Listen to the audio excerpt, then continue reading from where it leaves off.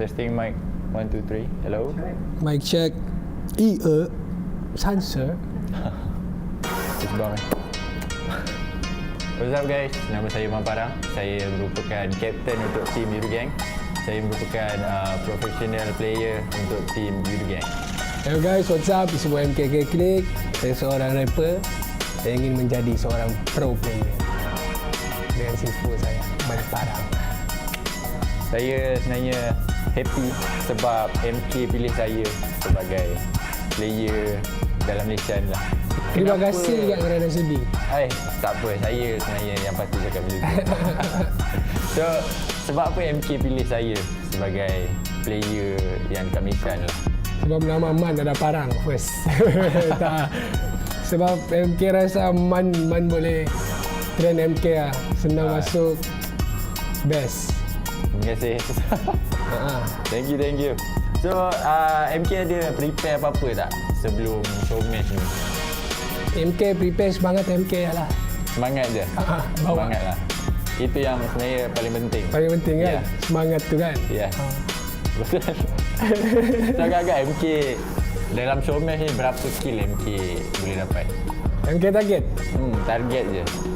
Kan tadi cakap confidence tinggi, semangat tinggi, bawa semangat. Boleh lah. Kalau mungkin dari 40 atau 10 kan? 10. Boleh? Kan? Boleh. Dia confidence penting. Confidence tu penting kan? Ya. Ganteng doang tapi tidak confidence. Barang confirm lah 20 atas. Saya tak tahu. Saya ambil je apa-apa yang ada. Oh. So, favorite gun MK? Favorite? Ya. M4 lah. M4. Ya. Sebelum boleh guna dekat jauh kan? Yes. Kan? M4 lah paling best. Paling best senang. Setakat sekarang lah. Sekarang, the best. Ya. Paling best sekarang M4. Itu memang favorite gun untuk semua orang. Semua orang main M4? Semua orang main M4. Jadi kita mempunyai minat yang sama lah ni? Ya. Faham? Sama-sama minat. Faham? Untuk long range dengan close combat. Close combat tu macam depan-depan. MK suka mana? Close combat. Close combat.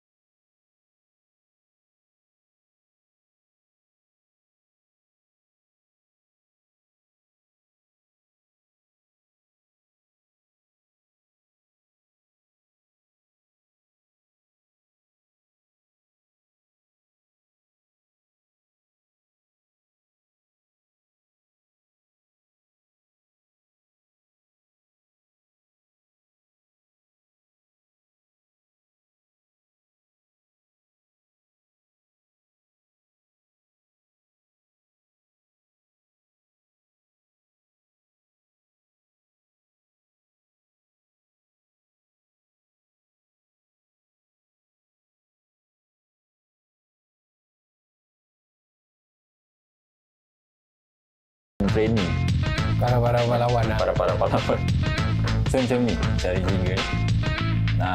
Masa tembak tu kiri kanan. Macam tu. Oh, sambil movement tembak. dia. Movement dia. Faham? Team match, let's go. Okay, nampak. Reflect. Aduh. Oi, mati. Tuh. The red team is Oh. up. Ui, ramai kak. Ui, tunggu udah relax ya. The red team is Allah. heading to a perfect win. Red team victory. So, game tadi malang 10 kali malang sebab saya tak sempat pun nak ajar MK apa-apa. Sebab keluar je dikeronyok, memang enemy tak relax. So, kita masuk training je lah.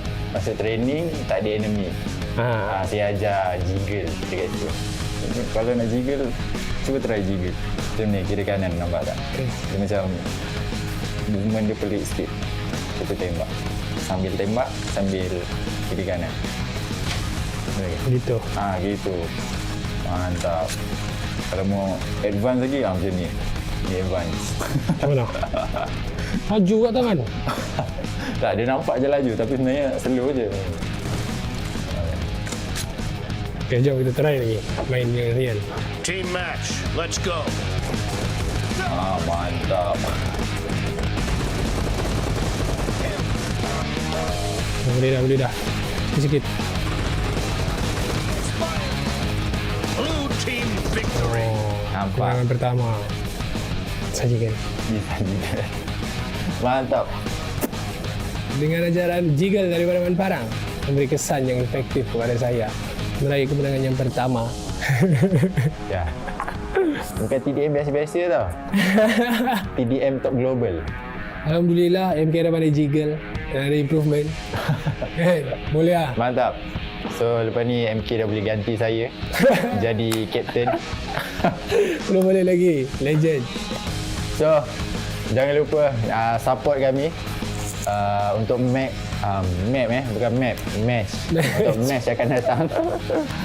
Tim apa? Ganteng. Tim Jiggle. Tim ganteng jiggle. Jangan lupa dapatkan voice pack Man Parang dalam PUBG Mobile. So dapatkan voice saya dalam game PUBG Mobile. So korang boleh spam voice saya dalam PUBG Mobile nanti. Kena dapatkan lah sebab supaya orang lagi semangat. Betul? Macam MK semangat dengar suara dia. Dengar live lagi. Jadi korang kena dapatkan voice pack Man Parang. Betul, dapatkan sekarang.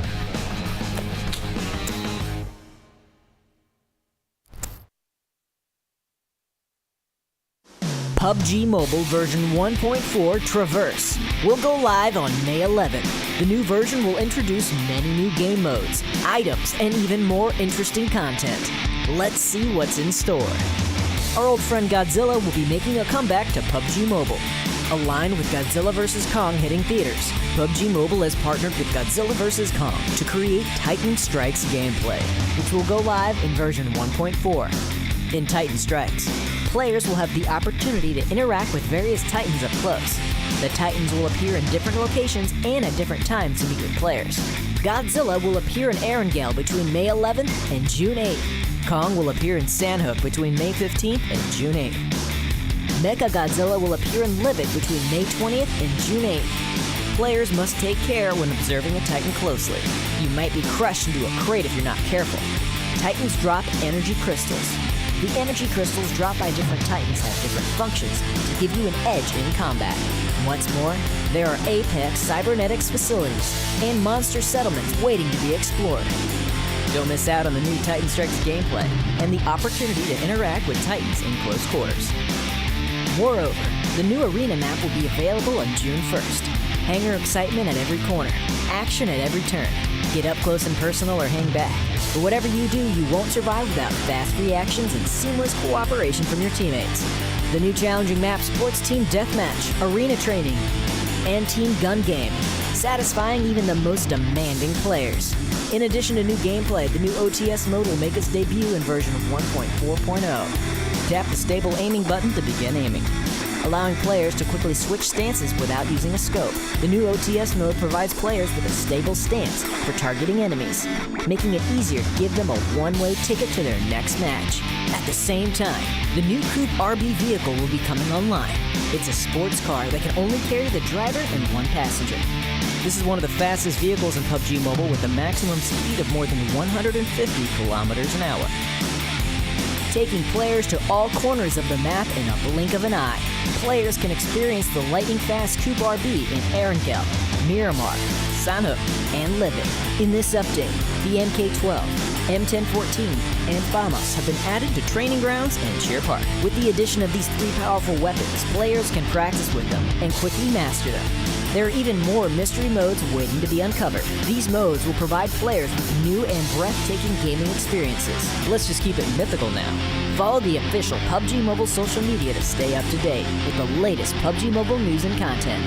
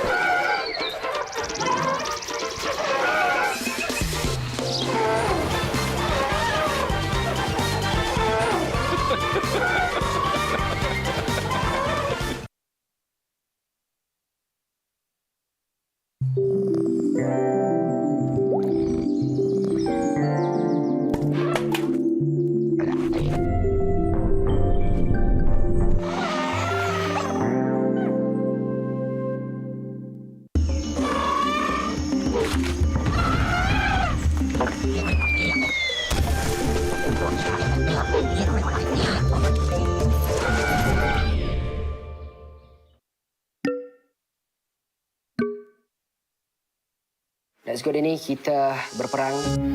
Kita nampak mana-mana. Kau bagi aku weapon satu. Okey, tak apa, Ali ikut je Denny. sabar. Sekejap. Tengah nak ambil weapon ni. Wow, headshot. Cik, wah. Okay. Kita nak menang lah. Sikit lagi, kita nak menang dah. Good game Denny. Jom lah, lagi satu game. Bye Denny. Good game today.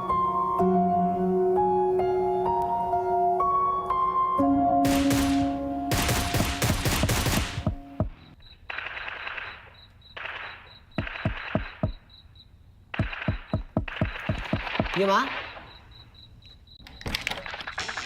Ali, dah nak buka puasa dah ni. Jom. Oh, ya.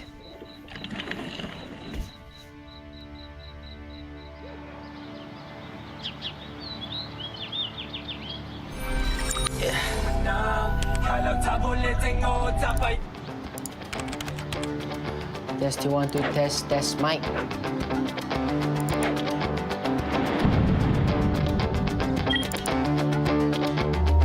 Let's go. Alah. Okay. Enemies ahead. Hey.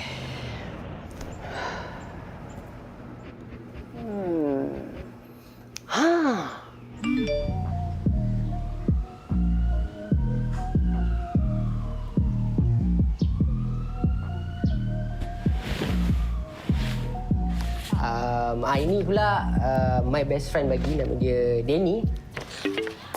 Oh, hi, welcome. Ya, sebenarnya dah 2 tahun dah collab.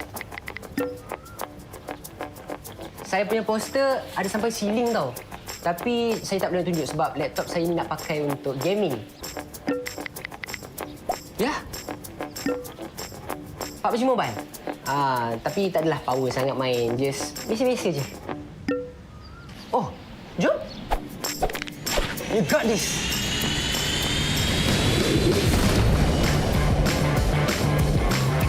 Yeah. Let's go!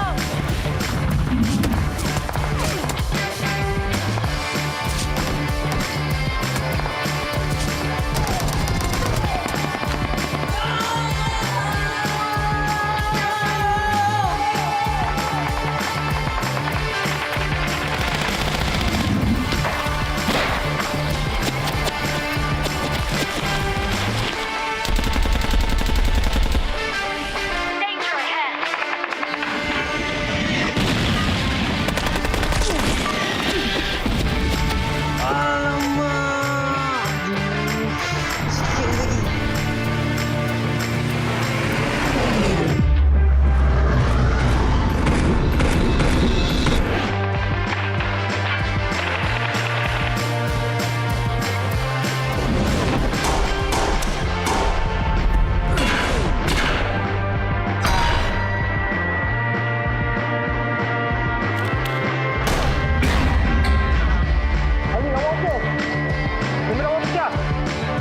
MK? MK tu? Ali, awak okey?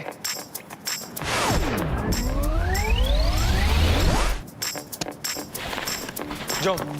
Follow.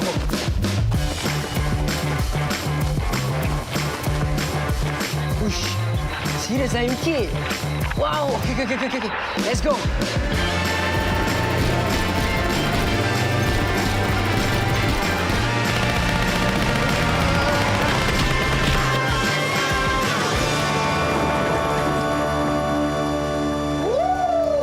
Nice, bro. Biasa main tadi, bang. Ali, power. Biasa main sendiri.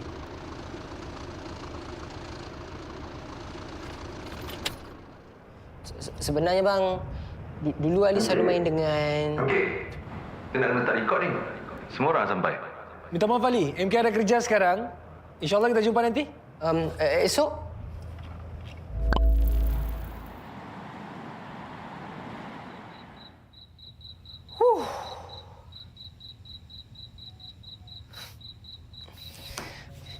Ma. Tadi Ali main PUBG Mobile dengan MK. Best gila.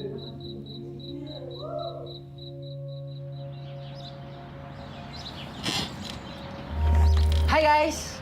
Okay, hari ni Ali ada exciting gila lah guys.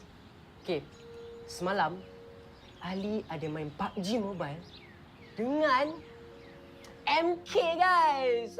Percaya tak? So sekarang kita tunggu MK masuk, okay? Stay tune.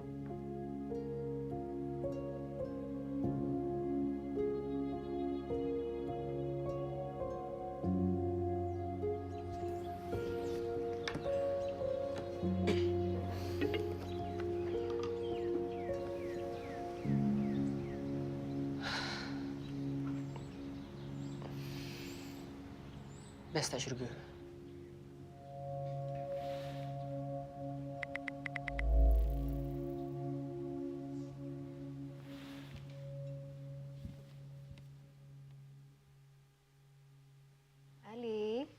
Ali, bangun sayang.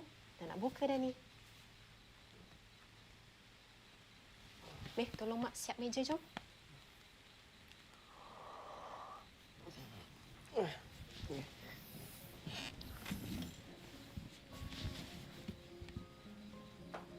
Ali, malam ni ada tetamu datang buka puasa. Siapa? Ali, apa khabar? Serius sama? Macam tak percayalah. MK ke ni?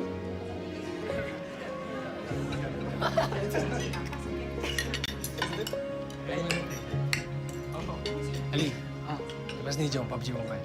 Jom. Ambil lah. Awak naik.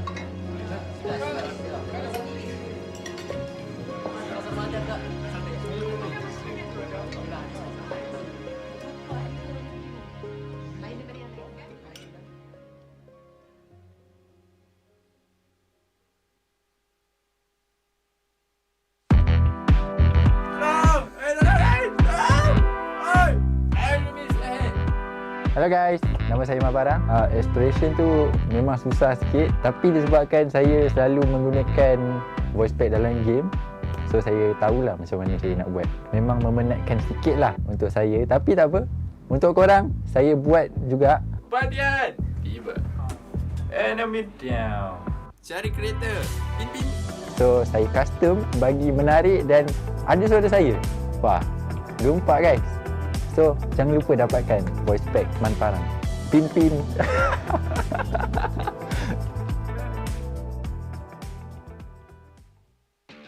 PUBG Mobile National Championship Malaysia kini kembali dan inilah peluang anda untuk mendapatkan slot ke PMPL MYSG musim keempat. PMNC kali ini akan dijalankan dengan dua mod yang berbeza, iaitu squad yang akan bermain secara 4 pemain dan juga solo di mana pemain akan bermain secara berseorangan. PMNC Qualifier akan berlangsung dalam 3 peringkat di mana perlawanan kelayakan akan dijalankan pada 1 Jun sehingga 12 Jun, Zone Final pada 11 Jun sehingga 11 Julai dan juga Grand Finals yang akan dijalankan pada 16 Julai sehingga 18 Julai. Perlawanan kelayakan untuk skuad dan juga solo akan dibahagikan kepada 4 zon mengikut negeri masing-masing. Zon Erangel akan merangkumi negeri Sabah, Sarawak dan Kelantan, Miramar, Perak, Pulau Pinang, Perlis dan juga Kedah. Karakin, Negeri Sembilan, Kuala Lumpur dan juga Selangor. Untuk Sanhok pula, ia akan merangkumi negeri Terengganu, Pahang, Johor dan Melaka. Dengan itu, PMMC akan mengadakan 13 pasukan jemputan ke Zone Finals, iaitu 8 pasukan daripada PMPL musim ketiga, 2 daripada perlawanan kelayakan MEC dan EGG Telur Mata Cup. Untuk Zone Final Squad, pasukan daripada perlawanan kelayakan dan juga pasukan jemput akan bertarung dan 3 pasukan tertinggi dari setiap zon akan maju ke Grand Finals. Untuk Zone Final Solo pula, 4 pemain yang tertinggi daripada setiap zon akan layak ke Grand Finals dan akan bergabung bersama pemain layak yang lain sebagai pasukan mereka tersendiri. Dengan itu, mereka akan maju ke PMNC Grand Finals sebagai sebuah pasukan yang terdiri daripada 4 pemain solo. Di Grand Finals pula, 4 pasukan daripada mod solo dan juga 12 pasukan daripada mod squad akan bertemu, menjadikan Grand Finals ini perlawanan antara 16 pasukan. 4 pasukan yang mencapai keputusan yang tertinggi akan terus layak ke PMPL MYSG season keempat, manakala pasukan tempat ke-5 sehingga ke-10 akan mendapat peluang sekali lagi sebagai pasukan wildcard di PMPL MYSG musim keempat qualifier playoffs. Sudahkah anda bersedia untuk mengharungi cabaran PMNC ini untuk perjalanan anda ke PMPL MYSG musim keempat? Daftar sekarang di PUBGMOBILE.PMNC2021.com sekarang. Kita jumpa di sana.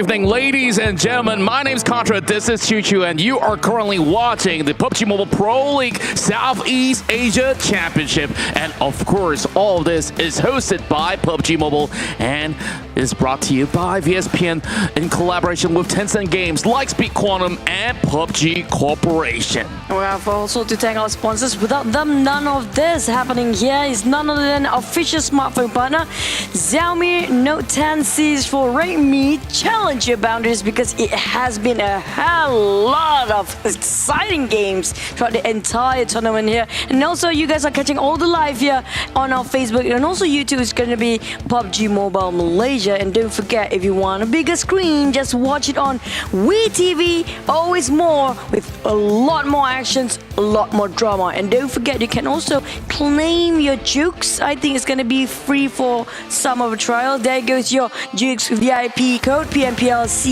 MY, so you can listen to good songs while playing some of the games. That's right. You know, we're going to be having some great tunes all over, as this will be the very final day with the last remaining 6 games to be played out by our top 16 teams across Southeast Asia. And, you know, before we even get there, there's going to be a special program to kickstart off our Sunday run for tonight. And, you know, we're going to be talking about the format first. And for those of you guys who have been watching here, the PMPL SEA Championship Season 3 will offer the top 1 and top 2 team to hit directly into PMPL SEA Championship Season 4. And also, those actually got themselves one of the best. Definitely we go to the PUBG Mobile Global Championship reserve slot for them, definitely. And also, those coming up from Season 4, if they beat out to be one of the best as well. And of course, they'll be joining in towards the #1 spot on the Season 3 towards their PUBG Mobile Global Championship. But here comes the point distribution. It's going to be the same old, same old. That's right. For those who are new to the placement points as well as the point distribution, 15 points is awarded to the winner chicken dinner team, 12 points on second place, and you can see these numbers slowly dwindle down to 1 for 8 all the way down to 12. 13 to 16 will not receive anything at all. That's where kill points will matter. So we're already done with day 1, day 2. Now in day 3, we got a special team match followed by 6 total matches overall. And you know, by the very end of all these matches, we'll be crowning our grand champions here for Season 3.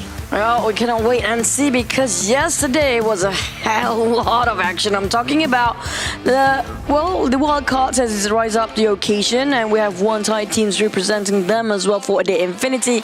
And so far, 1 chicken dinner for Malaysian team finally start to make their debut, but hopefully they get more, because like it or not, right now Malaysia is not really in the position to stay calm too much, because they have to push further. If not, they might get left behind. But here comes the Moolah, a lion's share of $150,000 of total prize pool, with the first place gets away $30,000. Now we have to ask later, the last few games, what are, you know, their plans with the $30,000 in case they got themselves at first place. But nobody gets away empty-handed, as down to 13 and 16 plates, they still get something to, you know, at least enjoy some good dinner and enjoy some good time with their family, with $2,500 in their hand. And not forgetting, the entire MVP for this tournament will also have additional $6,000 with the total chicken dinners prize pool, which can be 9,000. It's all 4 digits here on the board. Minimum.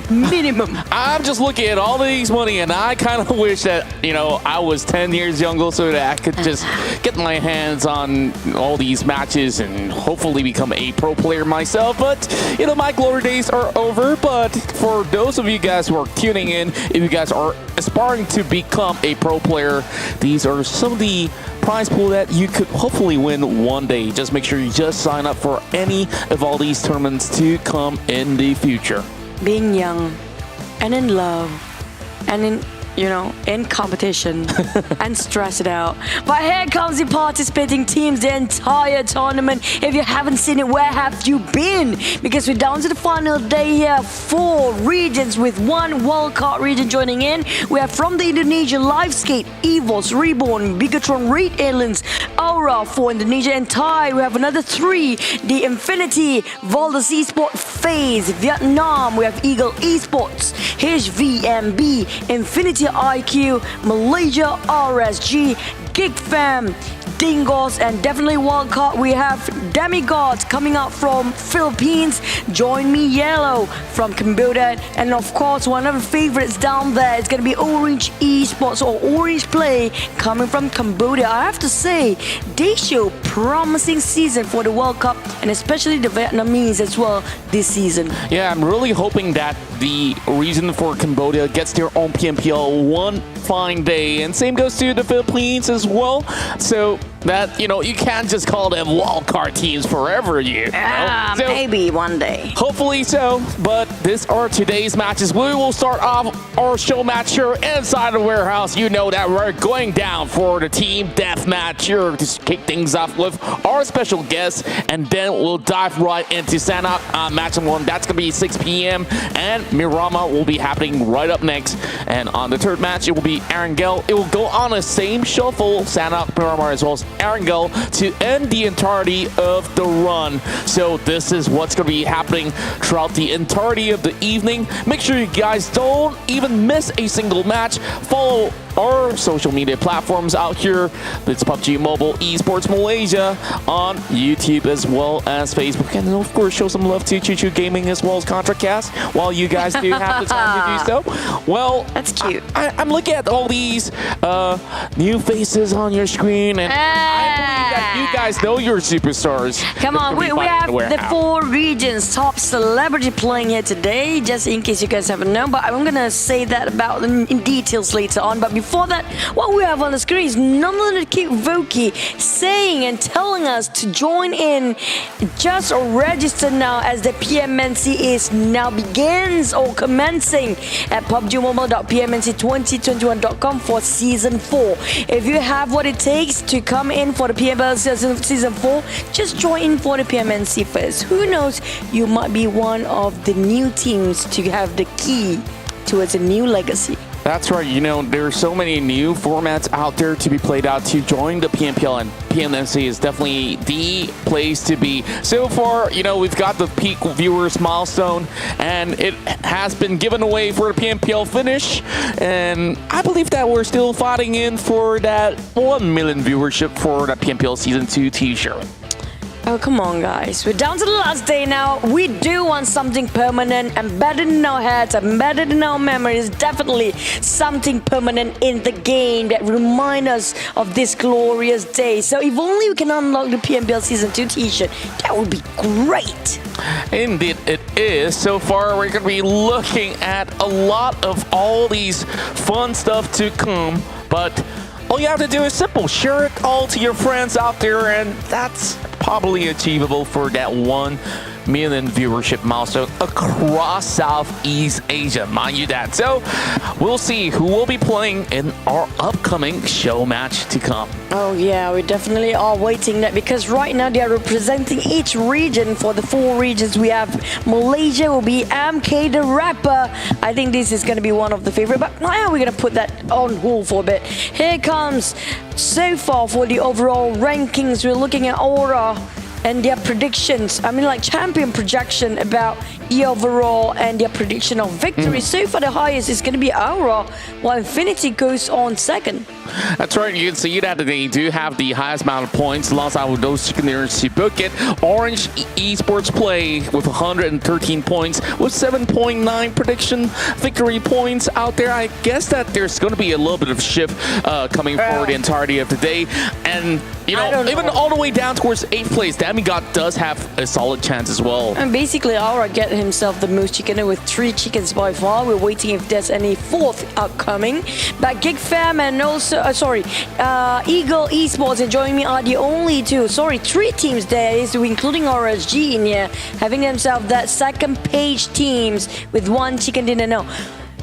Chicken dinner doesn't mean everything anymore. It does mean something, but it doesn't mean that you have to be top tier teams that only get chickens. So we're looking at you have to balance it out with this kind of point system and format. The teams have to know when to kill and when to go for the rank. Just like in day number 1, we saw that EVOS Reborn, they were still, you know, in the top 3 standings out there, and they haven't even received those chicken dinners back in day number 1. Day number 2, yeah, I may not be casting the games, but you've seen that, you know, it's all about that consistency that actually matters the most. Like now, even for teams that didn't perform in day 1, day 2, they've already amped it up a volume. I'm looking at, you know, Orange Play here, who has been doing exactly just that. And I'm hoping to really see that this might just be the very first crown for the wildcard side. Hopefully they can actually, you know, make a new statement for this season only. But what's fun and more new to us is gonna be this. Oh, it's gonna be the death match between Team A and Team B. So Team A will be the blue team, while the B team is gonna be the red team. We have Saksi Manporang, MK OK Click, and Pavita pairs coming out from the Team A, while Team B, Nanun Karik, I think they score Pin, sorry. Oh, they misspelled it for me. Pen and also G9 coming up for the blue team. So in case you guys have a clue about what's happening, Malaysian representative will be MK or K-Click, the rapper, with Yudu Mamparong on his side. And we have Indonesia side, Pavita Pierce, the actress, with Zaxi from Bigetron. Yeah, and I'm really hoping to see what goes down here. And you know, when you do have a little bit of beef with somebody, you just ask them to go 1 versus 1 on a TDM match. Now we're going 4 versus 4, and I want to see, you know, is it going to be Zaxi Mamparang side on the blue team here that can actually pull those numbers in, or can red team from Nanon, Karik, Pin, as well as G9 actually defeat them? You know, G9, we haven't seen him playing in the entirety of the SEA Championship, but hey, it doesn't really matter because he has been that legendary figure when he was playing in RRQ Athena and now in RRQ Esports. So hopefully we see something special that goes down by the corners of those containers. Yeah, I'm going to finish up about the pair first because, yeah, we were talking about the Malaysian representative and Indonesian representative. It's going to be, sorry, I'm going to repeat again. Malaysia, we have MK with Yudu Mamparang, Indonesia, Pavita Pierce, and also Bigetron Zaxi. It's going to be on blue team. While the Thais, we have Nanon and G9 to be on red team, as well as the Vietnamese Karik, also a rapper. So a lot of rappers playing PUBG Mobile, with also alongside Pin of HVNB. So the game commences. We had a couple of gunshots, and we're looking at this, guys. Look at Mamparang and also MK, and look at the cam on the side. But you know what? Never mind that. We're gonna have to wait a little bit more than that. There you go. And you can see that they are already lined up. We have 3 members going on towards the left-hand side, and Triple N is gonna be shredded down, and that's first blood coming in from Zaxi. Oh no, they have to wait for the respawn, I guess. The first to get 40 kills, if I'm not mistaken, will win by MK, taken down by Zaxi. Now G9 taking on Zaxi as well. This is interesting. We haven't seen G9 play for such a long time. Indeed. And this is really nostalgic to see these two guys go against each other with the help of the celebrities. Pen finish off straight away the moment he pops his head. Up on their rifles as Mamparang, he gets taken from behind. G9 with the flank. Oh, that's a cheeky one as we are looking at Triple N. He's going to be moving across and just making sure that nobody gets cutting in from behind. But it's going to be hitting in with an iron sight AWM. I'm not too sure if it's the best weapon out there, but Carrick, he's already pushing upwards and he's hunting down Zaxi. Zaxi does get G9 overall. And now the warehouse are very occupied. Everybody just takes covers. Nobody wants to have a pig at this point. Zaxi tried to take down on one. He got one. Tries to get 4-2. Playing around the corners in a zigzag man. He got 2. Wow, that's fast reaction coming up from this guy. MK tried to give a hand from the other side, giving a support. Shower bullets coming out. And now we're looking at the red team has been catch up by the blue. And now they are leading still for the red, and the blue trying to cope up. And and also adapt to whatever they have. G9 going around the warehouse and now take covers back in the containers. Oh, he knows every single nook and cranny he is. Well, a two-man push will be able to shut down Manparang. And you can see the scores are getting real close as it evens up on 13 for the moment. Zuxi needs to heal up. He just needs to buy a little bit more time. Manparang does get a flank on top of Pin there with the M4 now spring on top of Triple N.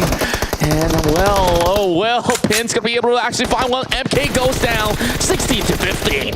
Oh no, we're not done yet. 17-15 now. 2 kills forward for the side of blue team. Now Zuxi tried to toss off some of the nades. It's gonna be flashbang or it's gonna be some sort of smoke. I'm not sure. But there you go.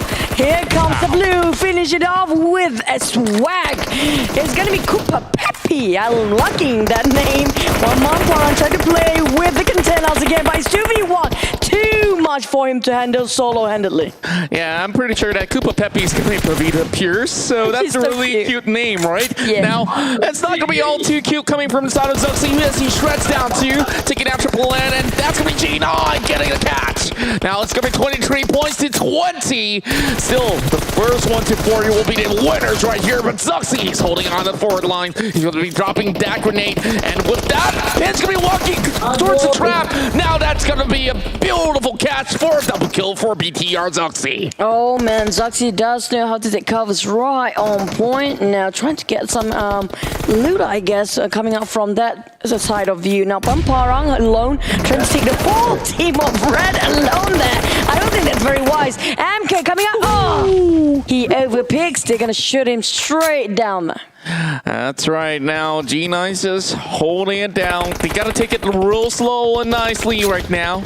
And Zuxi is going to be taking the containers once again. Now going up close and personal. And G9, with so little health, he will be able to take down Zuxi this time. Spots out Manparang. 2 pro players being down by G9. Oh, G9 advance forward, 29-26. Their blue is still taking the lead. That's Pavita. Finish off one member of red just now, but she got straightaway shot down. MK taking 2v1. Man, that's going to be tough. Oh, wow. Cup of Peppy. Oh, no. Got shot from behind. Carrick just backstabbing right now. Just trying to get some catches through the base. But MK now getting taken down. Now it's going to be a tie. 20-32 each. And, of course, an additional 1 pointer overall. We're going to be looking at who's going to be able to top it all off by the very end.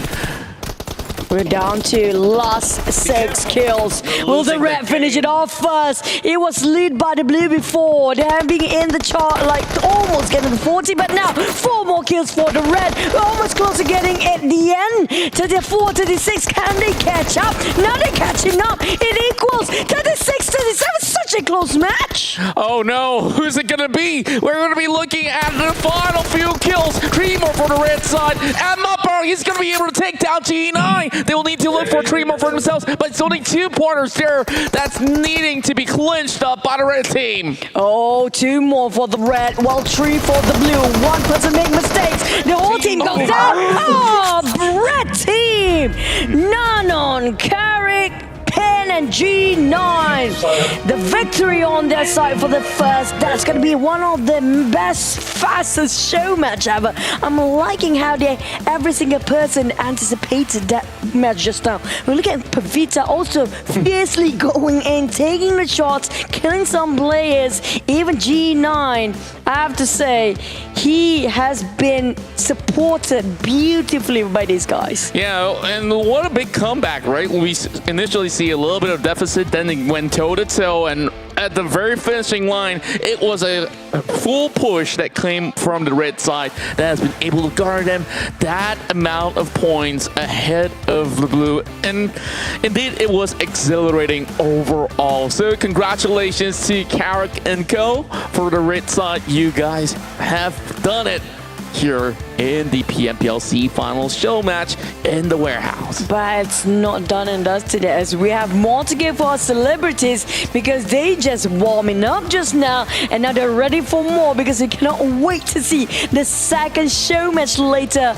And will it be the same team? I do want to know if they swap. I really do wonder, is there going to be a little bit of switcher, maybe on different parts of the map, perhaps? Maybe they're going to swap between the teammates. I mean, like, maybe just now we saw Zaxi Mampan with MK and Pavita. Is it the same? Yep, definitely be the same. So they are building the synergy and chemistry between them. 0-0 for now. Kupa Pepe is going to be Pavita. She's trying to find one. Found a couple of heads there. Oh, a bit fast reaction coming up from the red side. They got the first blood just now. 1-2, leading by the red, but it's a very close call. Oh man, what a shot! Just turning it around, and now it's down to 2 points each. And G9's gonna be dropping down to the hands of Mamparong for the difference in point of only one. Saxi now going for a flank. He's gonna be able to catch all three members. What on earth?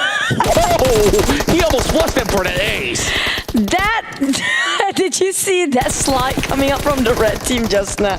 What was he thinking? I'm like, that's dying with a swag, literally. But right now, the blue team wants, but they have a revenge back. It's going to be 10-5. A huge lead coming up from this guys. Yudu, Manparang is leading the team here. It's going up front for the entry fragger. Cut around the corners, trying to caught sight of any members of red. But no!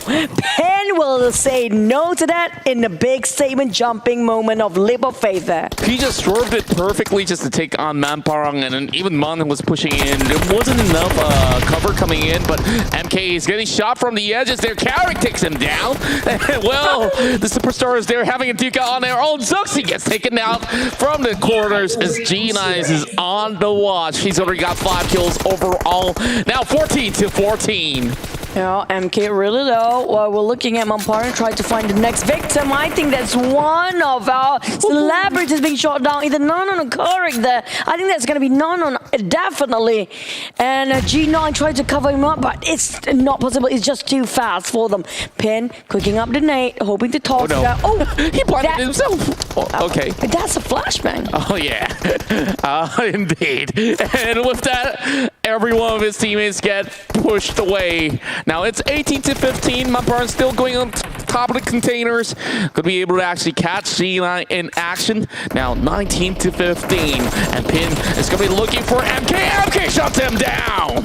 Oh, MK being shot down. Before he goes down, he brings one more with him. And Carrick finish off MK. Mamparang being finished off by G9 from the sidelines. And Zaxi from behind. Such a backstabber, G9. That's right, and G9. Oh, he gets bombarded by his own teammate. Wait, what? Come on, man. He's running around instead of nading him. Correct. It's all right. It's all right. We hope Why did you do that? Get things sorted out. This is a bit confusing for them sometimes because you have to know who are around the corners. Sometimes you know what, whatever move, just shoot it. You don't care anymore. Yeah, that's fair. And Zaxi finish off everybody who's hogging around the warehouse. Oh, that slide. 2 3 members. Well, you know, it gets a little bit rowdy sometimes. Pin's gonna be dropped off. Same goes to MK. G9's the next one to fall. Well, Nanan, he tries to unleash his Scarel bullets all across. He's only got 8 more. He's got to reload, though. It's gonna take a little while. That's right. Just go ahead and get those bullets in. Mamparang now dancing across the crates once more, and he will be flanked by Nanan for that 1 kill for red side.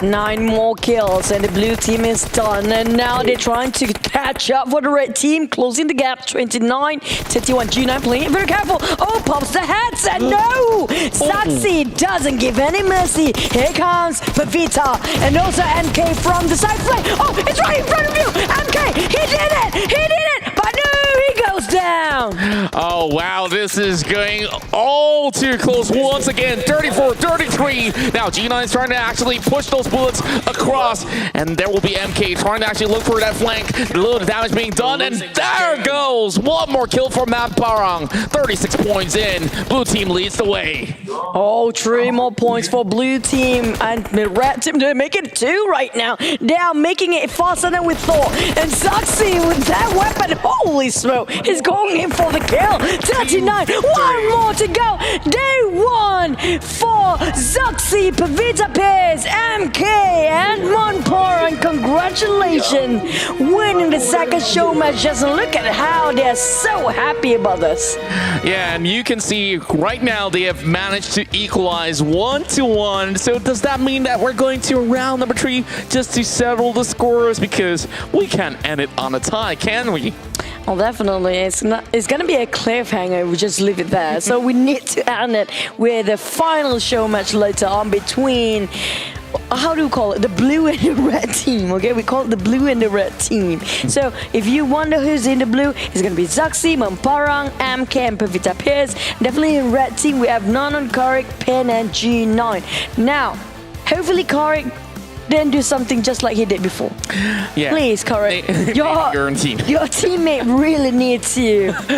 Don't worry, you know, sometimes you just crack the grenade and hopefully, you know, catch somebody. Yeah. And even if it's your teammate, can you blame yourself for it? It's either your teammate walks to it or unless if it's intentional, you know. So I guess that's, of course, game number 2 between our superstars that has been playing. So hopefully you guys have enjoyed thus far. So are we going to be getting a game 3? We'll wait for the queue to call. But I'm liking what I'm seeing because, you know, I haven't seen G9 for quite a while. Of course, when we have a little bit of reshuffle going to RRQ, and, you know, G9 has been doing a lot more streaming as of late. So I want to see him playing back in the Southeast Asia Championship one fine day. I think everybody does. But for me, I'm liking the fact I get to see MK. And also Pavita, I adore her so much. And also Nanan and Karik, it always inspire us to have such celebrities joining us as well. But here comes, drop your prediction. Who do you think will win? Is it going to be blue or red for the final round? Yeah, we're starting off with one taking the lead for the blue, catching up. It's going to be red. That's right, 1 kills apiece, and oh, beautiful cross corner shots coming in from the red side as they will be able to get the 2 to 3 point lead as MK gets one few bullets on towards the side of G9, but G9 has him covered up. Now Mamparang tries to actually flush him off from the woodhouse and instead gets headshotted by G9. Oh, you cannot overpay it. Oh, MK got stabbed from behind. Man, G9 such a sneaky guy, and MK, we can hear him laughing just now. He's like, oh, you cheeky guy. I'm waiting for you to respawn again. G9, I have to get my hands on you. That's Zuxi. G9 is actually on fire. Look at him. Being supported by none other than, I think that's going to be Nanon just now along his side. So they pair out quite nicely between those two. MK on the other hand, guarded by Mamparang. And back to Nanon. Pen trying to take 2. Oh, they did get 2. Indeed, and now 16-9. There is a little bit of point differential between the two of them, but I guess the blue side is just getting started.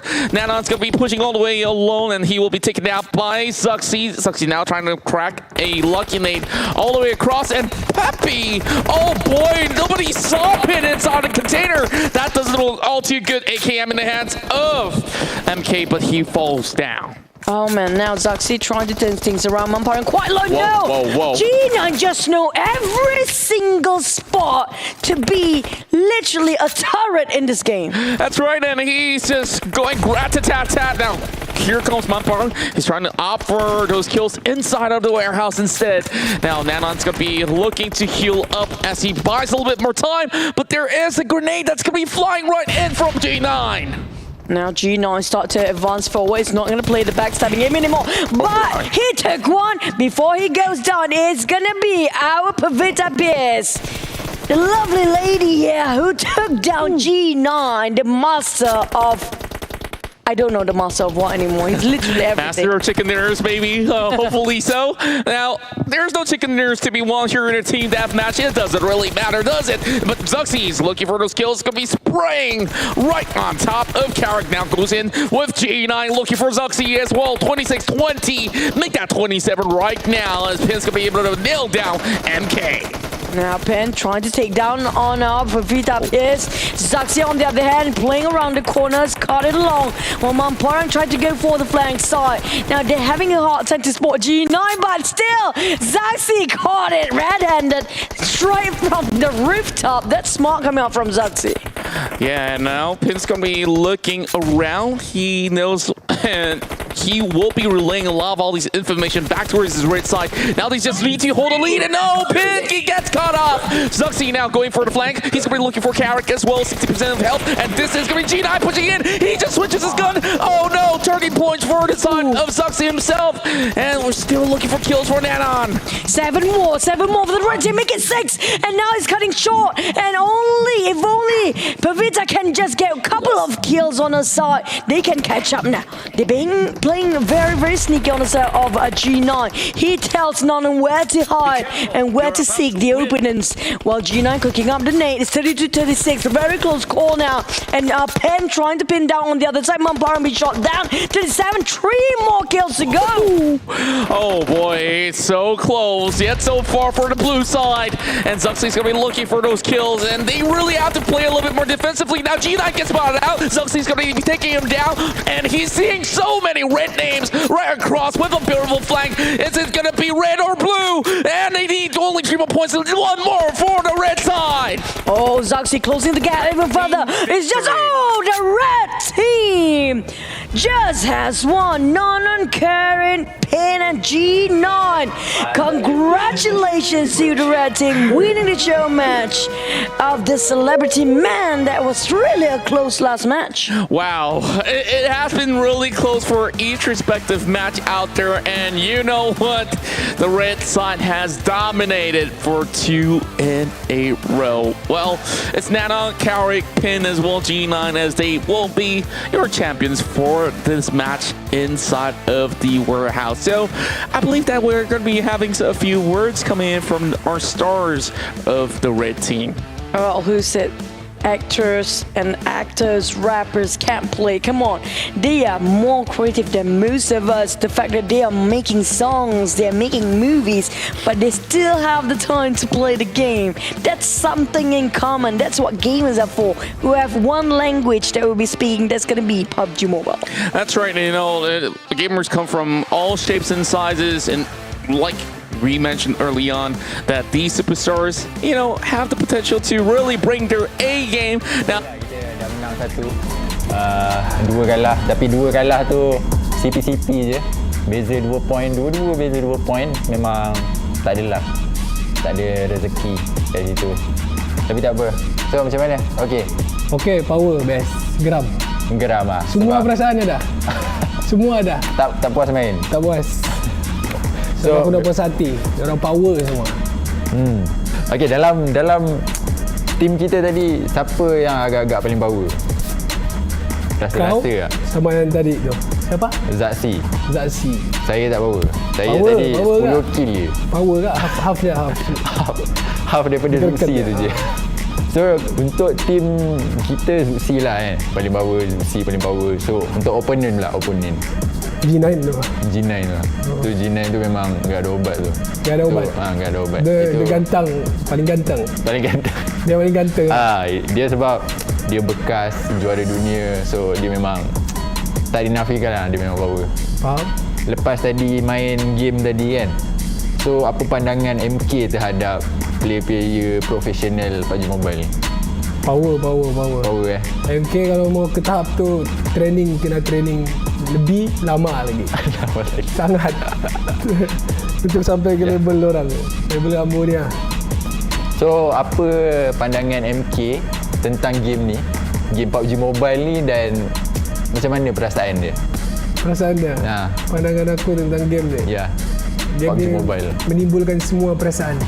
Seronok, happy, semua. Geram, sedih dia dapat tolong tim aku tadi. Semua ada. Tak apa, jangan sedih. Lepas ni install balik rumah, main lagi. Confirm. Ya. Jangan lupa follow MK Gaming, MKX Gaming, X apa lagi? Tak tahu lah X apa. MK stream lepas ni. Thanks to Mamparang lah. So ajar something dengan MK. So MK boleh improve sikit. Jiggle. Kalau ganteng doang tapi nak pandai jiggle, nasib pandai jiggle Man Parang ajar. Jadi aku pandai jiggle sikit. Improvement ada, tapi nanti aku kena training lebih sikit dengan Man. Ya. So ni MK ni bagi aku memang dia cepat belajar dan dia ingin belajar. Yes. Sekarang aku mau belajar. Sekarang aku mau belajar betul. Aku geram tadi.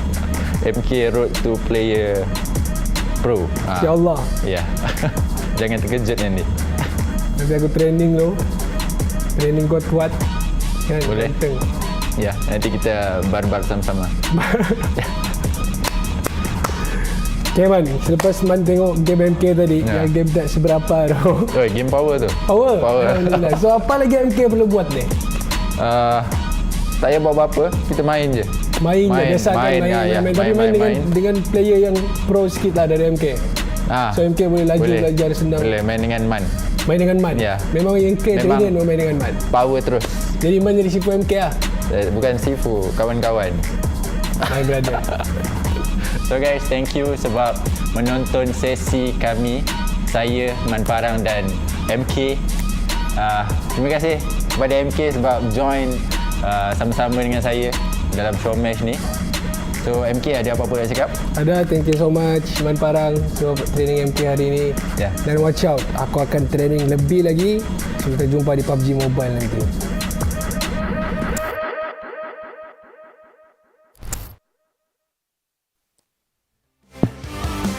Well, you heard it from MK and Mamparang. They were only 2 points shy for 2 of these games, and MK is so determined to just train harder to really get it back at them. We do have more of these CDM matches. You know, MK is Man Knife, MP is Man Parang. So that's going to be a new album coming up where Man Parang also become a rapper.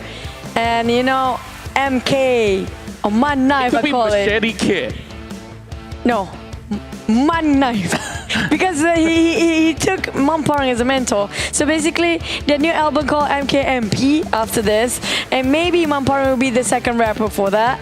Well, you know, maybe our MK going to be the pro player taking Man Parang's place. Who knows, right? Yeah, everything I can't happened. wait for that to actually drop hot on, you know, all our stores. And speaking of which, you know, you guys can claim that Juke's code from time to time if it does pop up. And maybe the album's going to be right there. And now that we've already got our show matches done and dusted, we'll be preparing for what's to come here in day number 3, because we are about to kickstart all of our matches that will be run officially, and it's only down to 6 more games left as we start things off in Sanhok. Man, it's gonna be really, really exhilarating. Especially, hey, at least Penn get himself a bit of a warm-up to do because of that show match.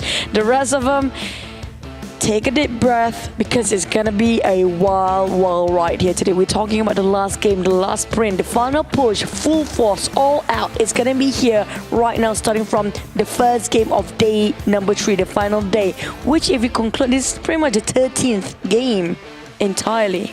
That's right. So game number 13 here, of course, will be very monumental for those teams who, you know, are not really in the best of position. You know, we haven't seen those Cinderella story runs where if you were on 13th. Why is it always Cinderella? Why is it not Beauty and the Beast, or you know, Frozen? You don't want to be Sleeping Beauty, right? You sleep through the entirety of the C finals, then hey, joke's on you. I mean, like maybe they're sleeping the whole entirety of the tournament. The last day, they start to wake up and do something about it, you know.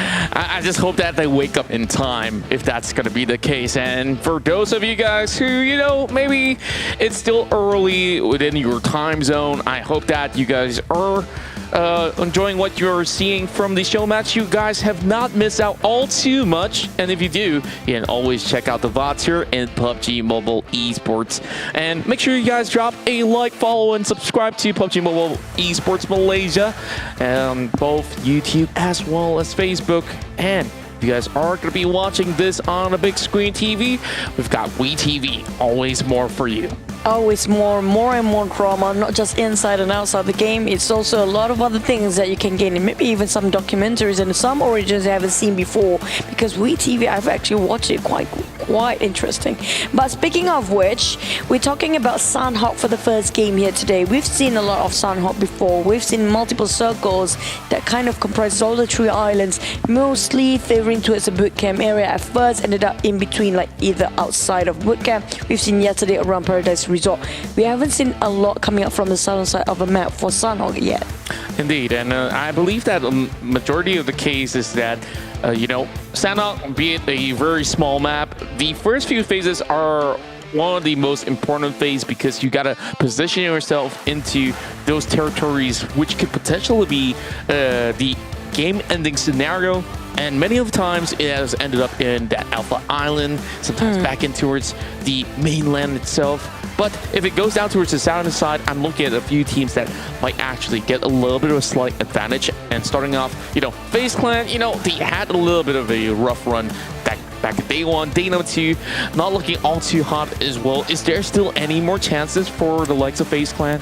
I mean, like, the last days, everything can happen, Maybe it's kind of hard for them to pin number 1 at this point. There's actually on the bottom 16, but there's still chances are they can get the top 5 still. So the chances still open up for them. There's still the light at the end of the tunnel. As long as they keep pushing, it's all about getting that momentum. And right now is the best time to gain it, because if they don't do it straight from first game of the final day, they might miss the entirety of the tournament. I'm talking about if they're trying to make it out for the last game, it won't happen. Same goes for RSG. They got 1 chicken dinner last night, and it's like the only Malaysian team got themselves that chicken dinner right now, but they're still at number 14 for the overall ranking, so they need something more to push into the first page. It takes one step at a time, but they need to finish off with a bang for every single game now. That's right, and on top of that, not only about the Malaysian side, like we see a great dominating run for many of these PMPL Indonesian side as well. We're looking at Aura Esports, EVOS Reborn, as well as Bigetron RA. Back in the days, everyone kept saying that, it's all about the PTR show, but this time it's not the case anymore, because Aura currently has been showing so much strength that they've maintained at that number 1 spot of the ladder. And the question is, how long can they retain it? Because there's Orange Esports closing in. Orange Play has been looking really good, and we saw some clutch plays coming out of Skynin as well as Sun. These 2 players are definitely gonna be you have to putting their Pop as well. Sun and Pop has been the best pair I've seen for the Cambodian team. But speaking of the ranking for Aura especially, as long as they maintain getting at top 5 all the way, it's still safe for them. But if they want to be at a very comfortable placement, I have to say at least 1 chicken with 15 kills, just 1 single game, and then maintain all the way to get themselves a top 5. Then they definitely get the championship. That's right. And that's it. I believe that, on paper, that's what is ideal for many of these teams out there. But when you are facing against one of the best few teams across Southeast Asia, it's not all too easy to do. So it's all about getting everything down onto the details when it comes down to the execution phase. So just look at how things have been going. A few key areas inside of Sanhok here will definitely be Paradise Resort, as well as on the island of Alpha, because it has been hotly contested from time to time, and we see many of these Malaysian teams actually go toe-to-toe against each other. It has been shown from time to time again. RSG always fighting with Dingoz or even Geek Fam, and vice versa. They gotta. I think even the Indonesian teams are like that. I think I mentioned this multiple times since day number 1. It's easier for them to fight a team that they familiarize themselves with. And why would you pick something unknown while you know that kind of style and how they rotate it for the other team that he used to play against the entire league, like for how many weeks? Over a month before. So definitely they would choose something more familiar than the unknown one. So it's easier to track, easier to tail them at this point, at that point, and easier to gain any kill points as well. Agreed. So one thing for sure, they're still having a hard time to adapt with their teams outside of their region to kind of predict their drop. There are some teams, like for example, I think it was JoinMe Yellow when it comes to Sanhok. Sometimes, usually they drop with HVNB and Painan, but there are times some of the teams just bail out Painan for a bit, and the other teams came in and they dropped a different place entirely. Yeah, and I really do like these sort of big wild strategies that have been brought very to play. Unpredictable. I just want to see a little bit more of these variations that will come into play. And if we actually bring in a few more extra facts out there, you know, the Infinity Thailand, they have been emerging as one of the best out here, and now inside the top 3,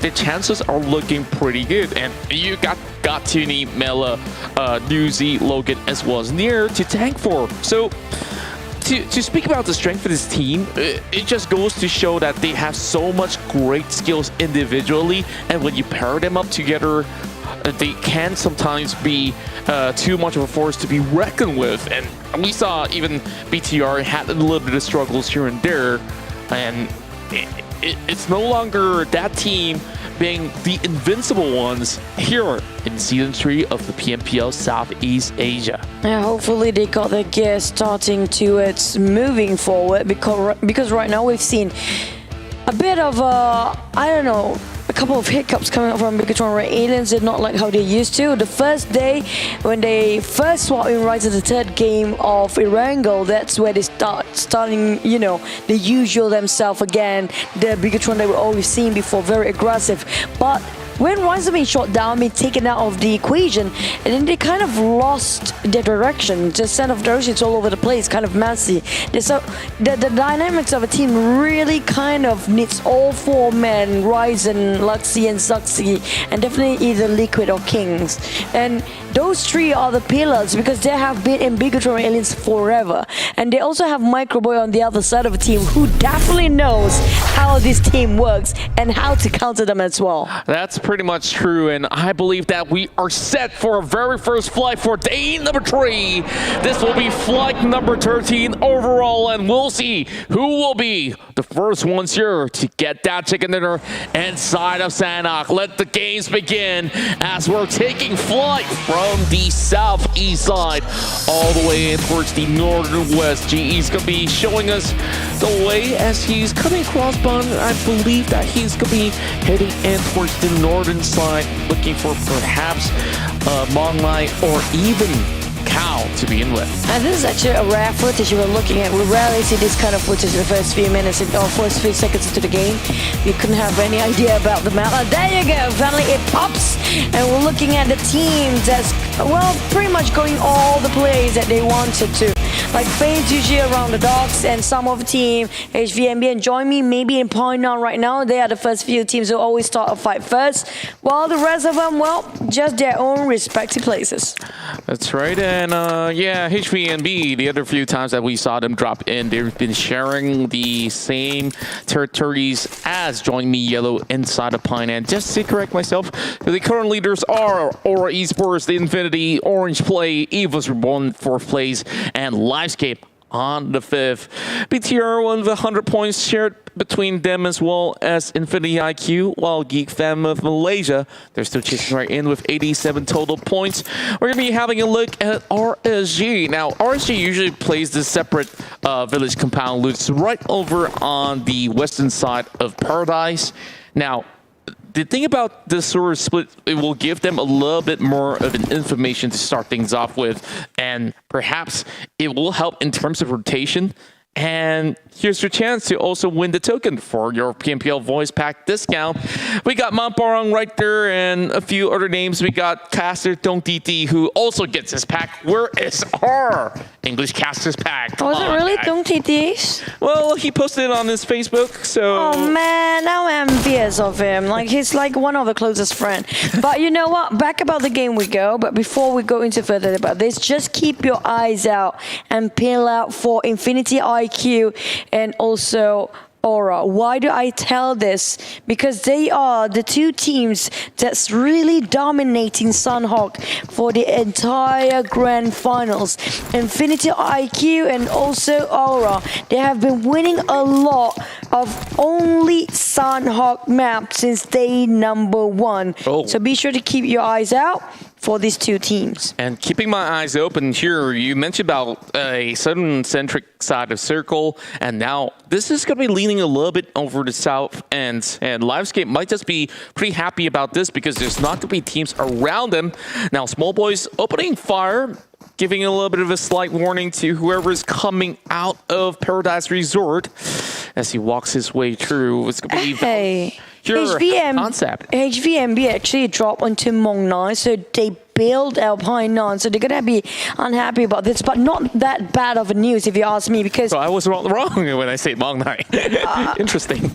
Sorry? Yeah, early on, like, I thought that they would go into Pine 9. Like, no, that's the thing. Yeah. That sometimes we kind of miss that because we didn't get to see their second drop spot. And they know the moment that JoinMe kind of dominates. I think they lost last time. They kind of a 50-50 fight between HVNB and JoinMe.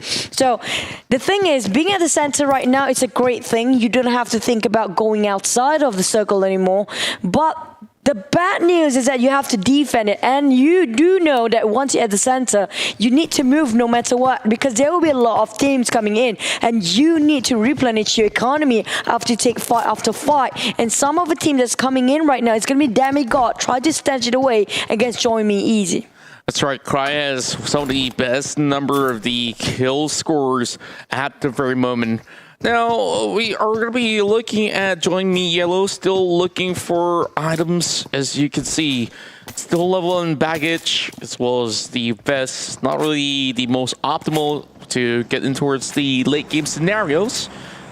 But JoinMe Yellow, they still have a lot of work here to be done, as they are still at the 11th spot. So RSG, they're already taking some of the hillside here, just making it into the crossroads right down below the grounds of boot camp for the moment. Now, they're not going to be spotted out, as Valdus Esports is taking a little bit slower of a turn to get out of Paradise. VokeLP looking to be heading in his way inside of the compounds, but with the bike joining in, it's going to be Kim, as they will all get into the same territory. RSG, loot and run, that's what they're going for. And we're looking at Malaysian teams having one objective. I mentioned this yesterday.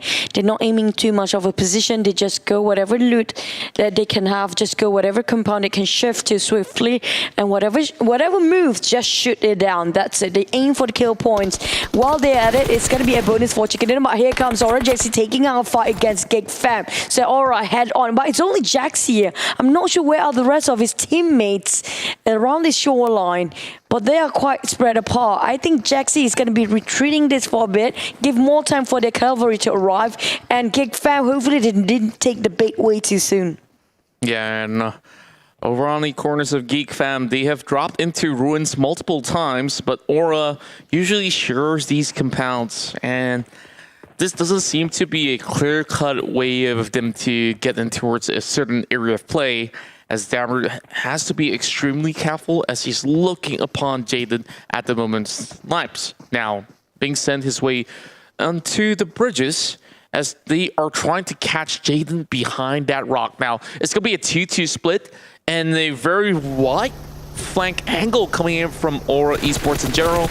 Well, Orange, they are on the motorboat, and Corpai, he's trying to actually shred these HBs off of these players. Oh, chasing them on that fishing face. Well, they live up to the name of the F word, so fishing face. There you go. First blood coming out for Valdus, so it's a good start for Valdus. Finally, they start to make something new. But you know what? The moment we mentioned it, RSG came, took him down for Goddard, but I'm not sure if that translates into kill yet. I think it's a very long distance fight because we've seen him knocked down. Nothing follows up after that.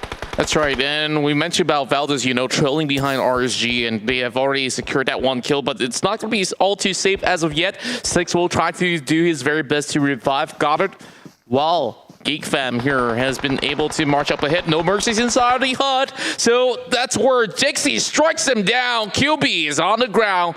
Geek Fam, they couldn't really revive their captain at the moment. Smoke's being popped out. And I guess this is where he's going to be cracking a grenade eventually just to secure the kill. But Sane is trying to lob one right back at Mercy. There you go, waiting for it to explode. Whoa, tapping from Jaxie. That's a blind spot. He just found himself there. And it's a perfect prime spot for him as well. Now, Aura, they are trying to conquer by spreading it into 2-2 at first. And they're slowly closing in furthermore. And Geek Fam didn't have a sniff about this at all. And this is some bad news for Geek Fam on the side of Valdus. They are actually being cornered by RSG. One of them member being knocked down before, but they got the pick back up. And the problem with RSG, they already lost Batman. I'm not sure what happened, but apparently they really need Batman right now. I don't think when it comes to fighting a team like Valdus, it's kind of hard to not having all full force on your side. Yeah, can't cry over spilled milk right now, as you can already see that members of RSG already being all too segregated, and Valdus, they are already pushing right in. They are going to be taking one fight at a time. If they can actually spot out Small Boy, that's going to be great. Now, FaZe Clan, they have managed to bring down members of the side of Orange Esports, and Orange Play currently has only one player left as they were traveling on those motorboat, not really having all the best of speed, but I guess it is a little bit of tactic that you can pull up from time to time, but when there's going to be all these players that's waiting along the shores, it's not always safe. But Geek Fam, Geek Fam's in a really precarious spot because there's going to be teams coming from the alpha side that can push in, and they are pretty much well exposed. Now, Oris is hoping to actually gatekeep them. Now, JC's going to be falling apart. Snipes pulls the trigger, and now he's falling right back. We're waiting for them to rush in.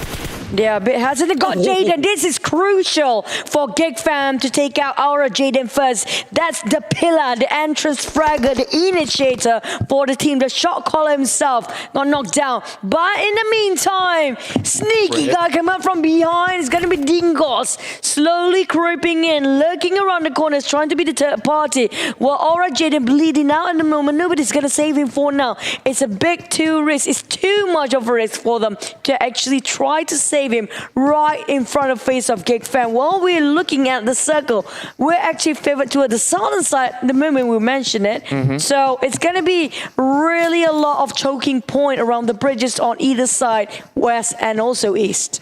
I'm looking at some of the teams that are currently outside, and the Infinity Thailand, they're taking the northern part of this section, and they are tanking the first zone in particular. Now, Valdus, they're going on a 2-2 split right now. And Kim, he's just hugging by the corners of the wall on the outskirts instead. VOKOP alongside of Small Boy, they have already given a little bit too many of these grounds. And Valdus now with a very huge advantage. No points as of yet for the likes of RSG. But they're holding by the doors, not letting them come in all too closely. Smokes have been popped up, but 6 as well as Concept, they're trying to trade right back. Saying Nope's going to be able to eliminate Jaden after a very long bout. Now, Dingo's coming in the lane. Appy on top of the bridge as well.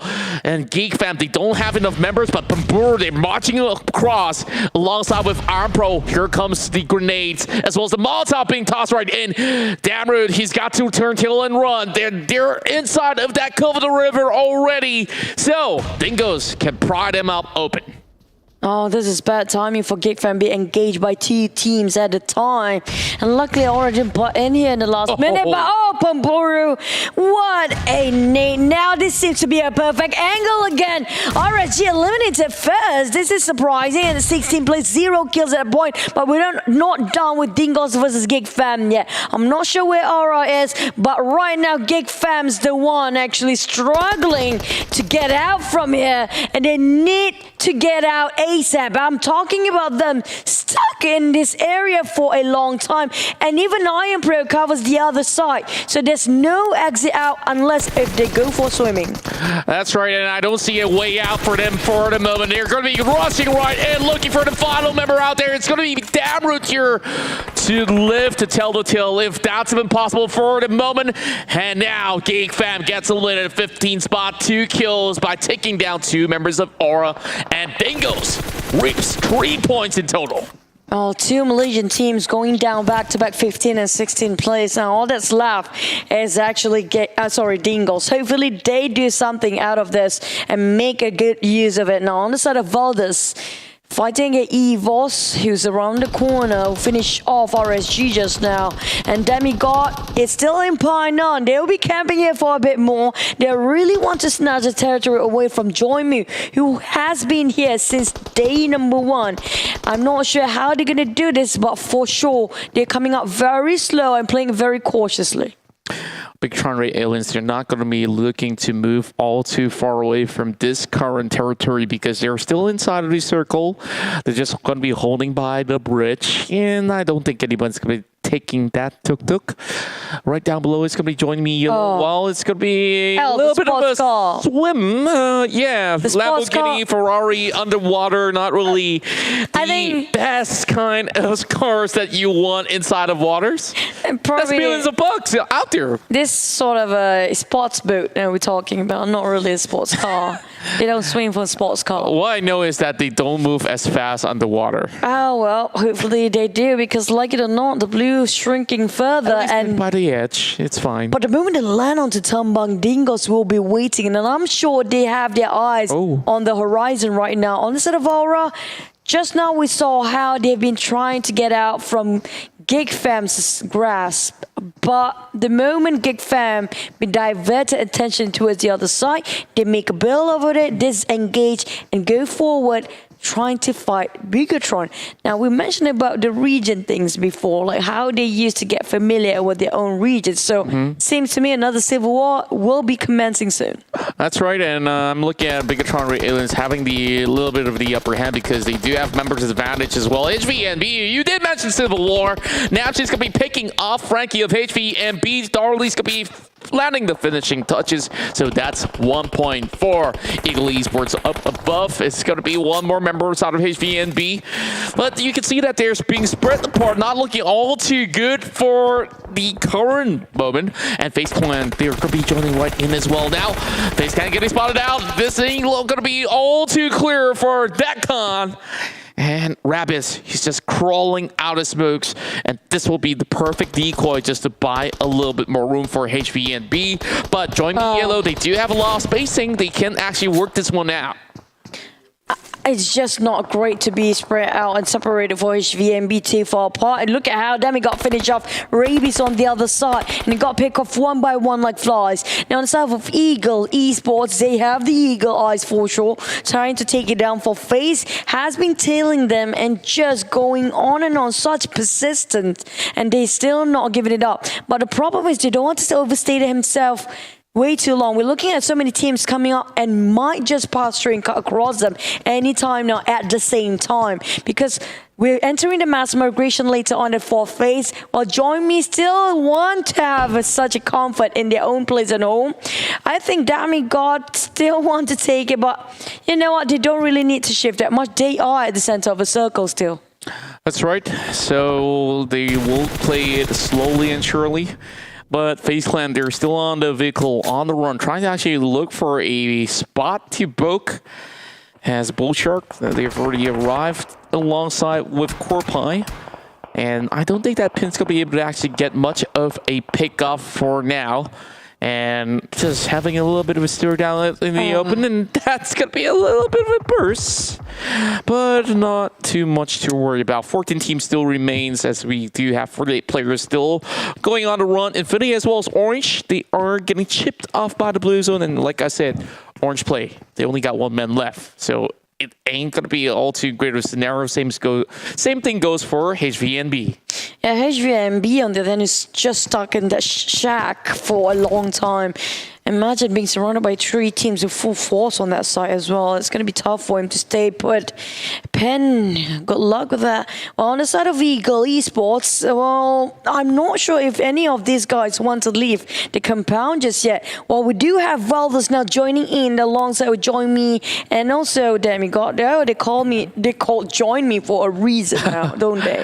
Oh boy, we're going to be having another party by Pieman once again. But I'm looking at the side of EVOS. They need to actually cut across the course, and this ain't looking all too good because it's going to go on the southern side of Ruins, where Livescapes, they do have the best position overall. So they will have to hold on towards this hill. And I mentioned from the early point in the game where if it's going to be on the southern end, Livescape's going to be having those beautiful advantages. And indeed, they are going to be taking good control if they can start off by picking off Infinity IQ.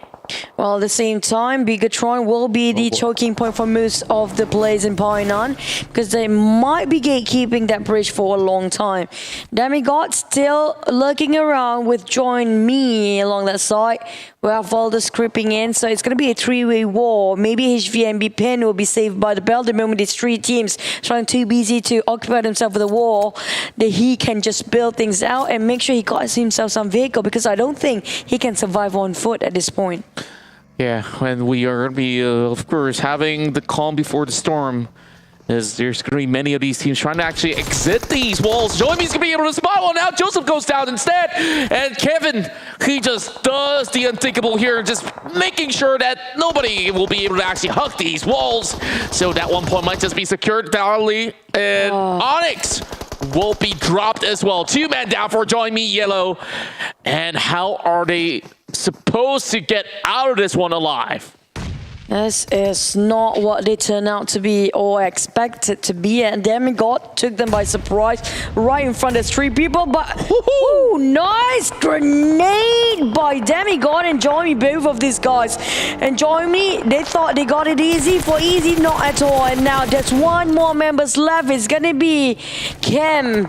Well, Demigod KRI tried to go for the higher ground, making sure he got himself some 4 walls to cover with. We're talking about Wham trying to find the rest of the members of JoinMe, who's trying to revive at the moment, but they're going to build this one. They don't want to overextend their stay. They know it's going to be a problem for them to rotate very late into the circle. They want to be gatekept, but Valdus start to shoot as well. And the smart thing about this is that JoinMe Yellow has flushed the members of Demigods towards the side of Bigetron Red Aliens, so they don't really have to deal with this situation while Valdus is taking a run up those hills. Easy now getting shot down. What a flick coming in from Martin to be able to actually pin him down on the ground. Now it's only down to Kimley, the only member being alive, and he probably will be the last member to leave Painan. Overall, here comes a couple of grenades being tossed right over his side of Goddard, and Easy, he's trying to hold on. That con now on top of the heel, he's trying to fall back for a little bit more.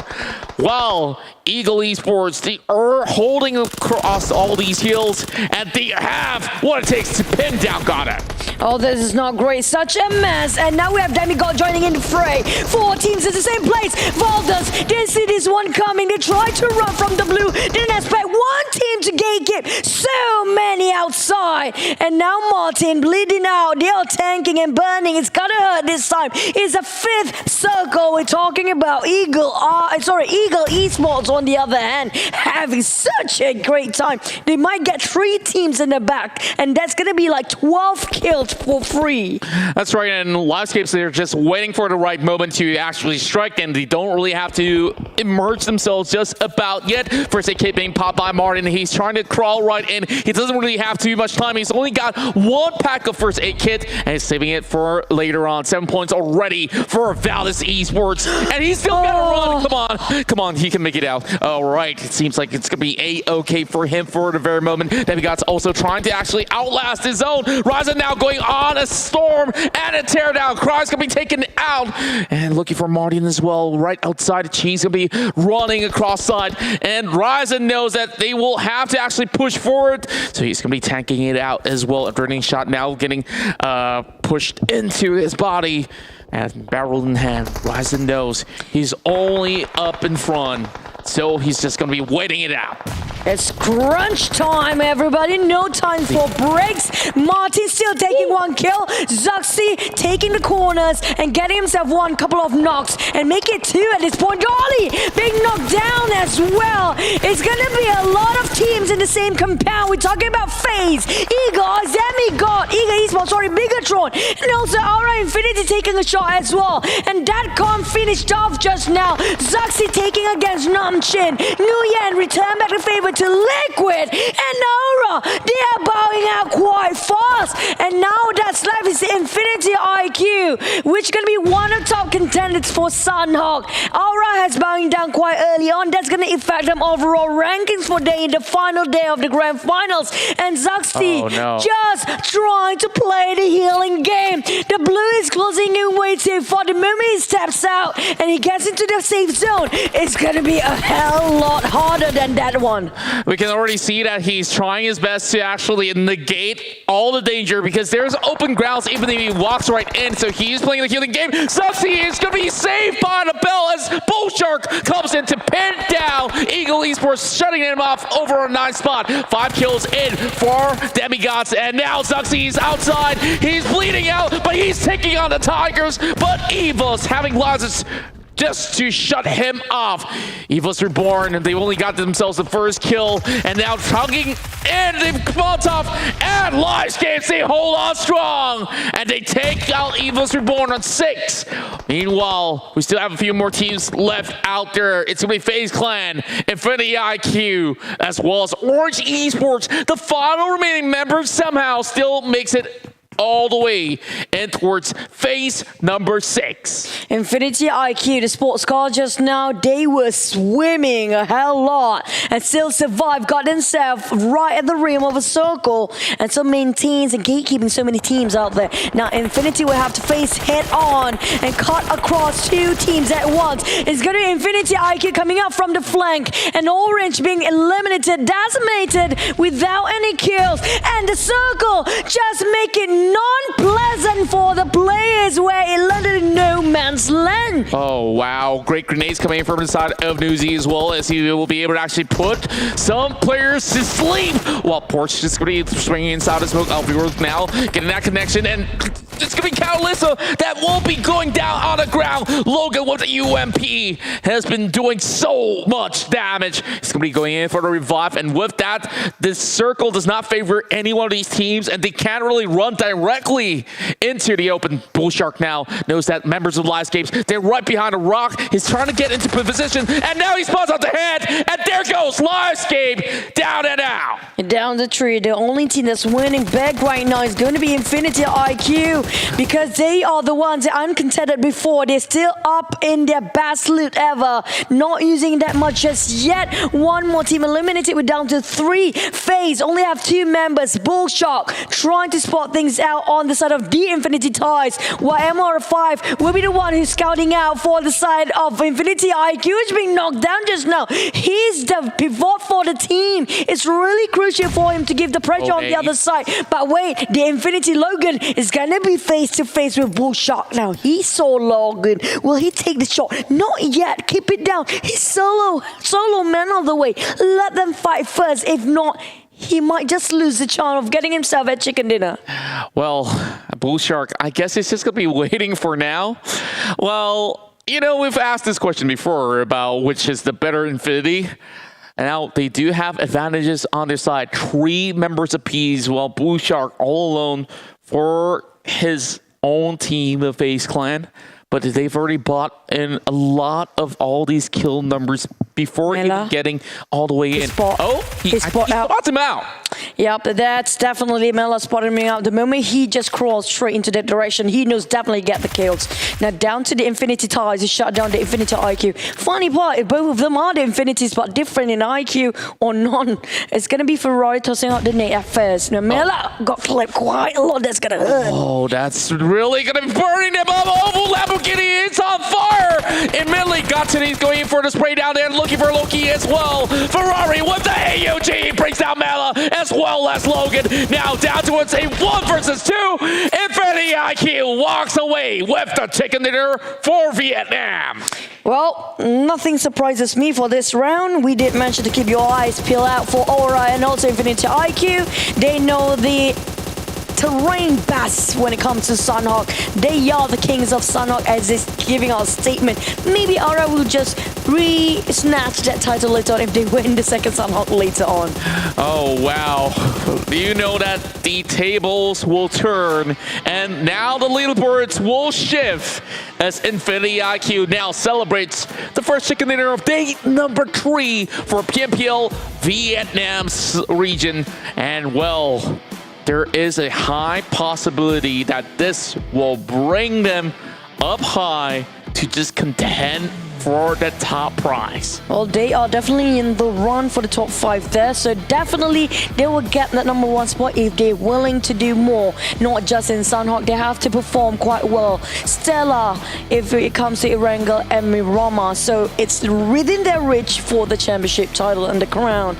But can they make it if it's not Sanhok? Because so far they got a lot of chicken, but most of it will be in only Sanhok. That's right. So now, let's check out some of these scores that has been obtained by our winners here in South Sanhok. They've only got a total of 4 kills as they were winning very steadily over on towards the far western side.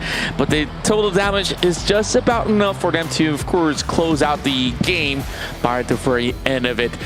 The thing that really helped them out here is that they managed to pick up a loot crate with the AUG inside, and that's where they went on a teardown on the very final few phases on phase 6 as well as phase 7.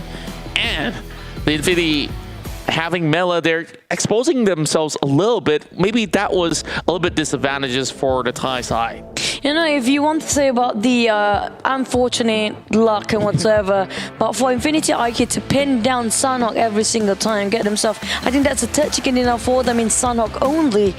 And that's just pretty much not luck at all. That's pretty much everything is about the skills, the map, the rotations, how they're so familiar with the teams by the dropping points and the flight path just now. Why did they swim even though they risked their life with the blue taking off their HP bit by bit, but still managed to land all 4 men in that one particular compound at the very last minute and making sure their entry point from that circle is where there's not much team contending at that spot.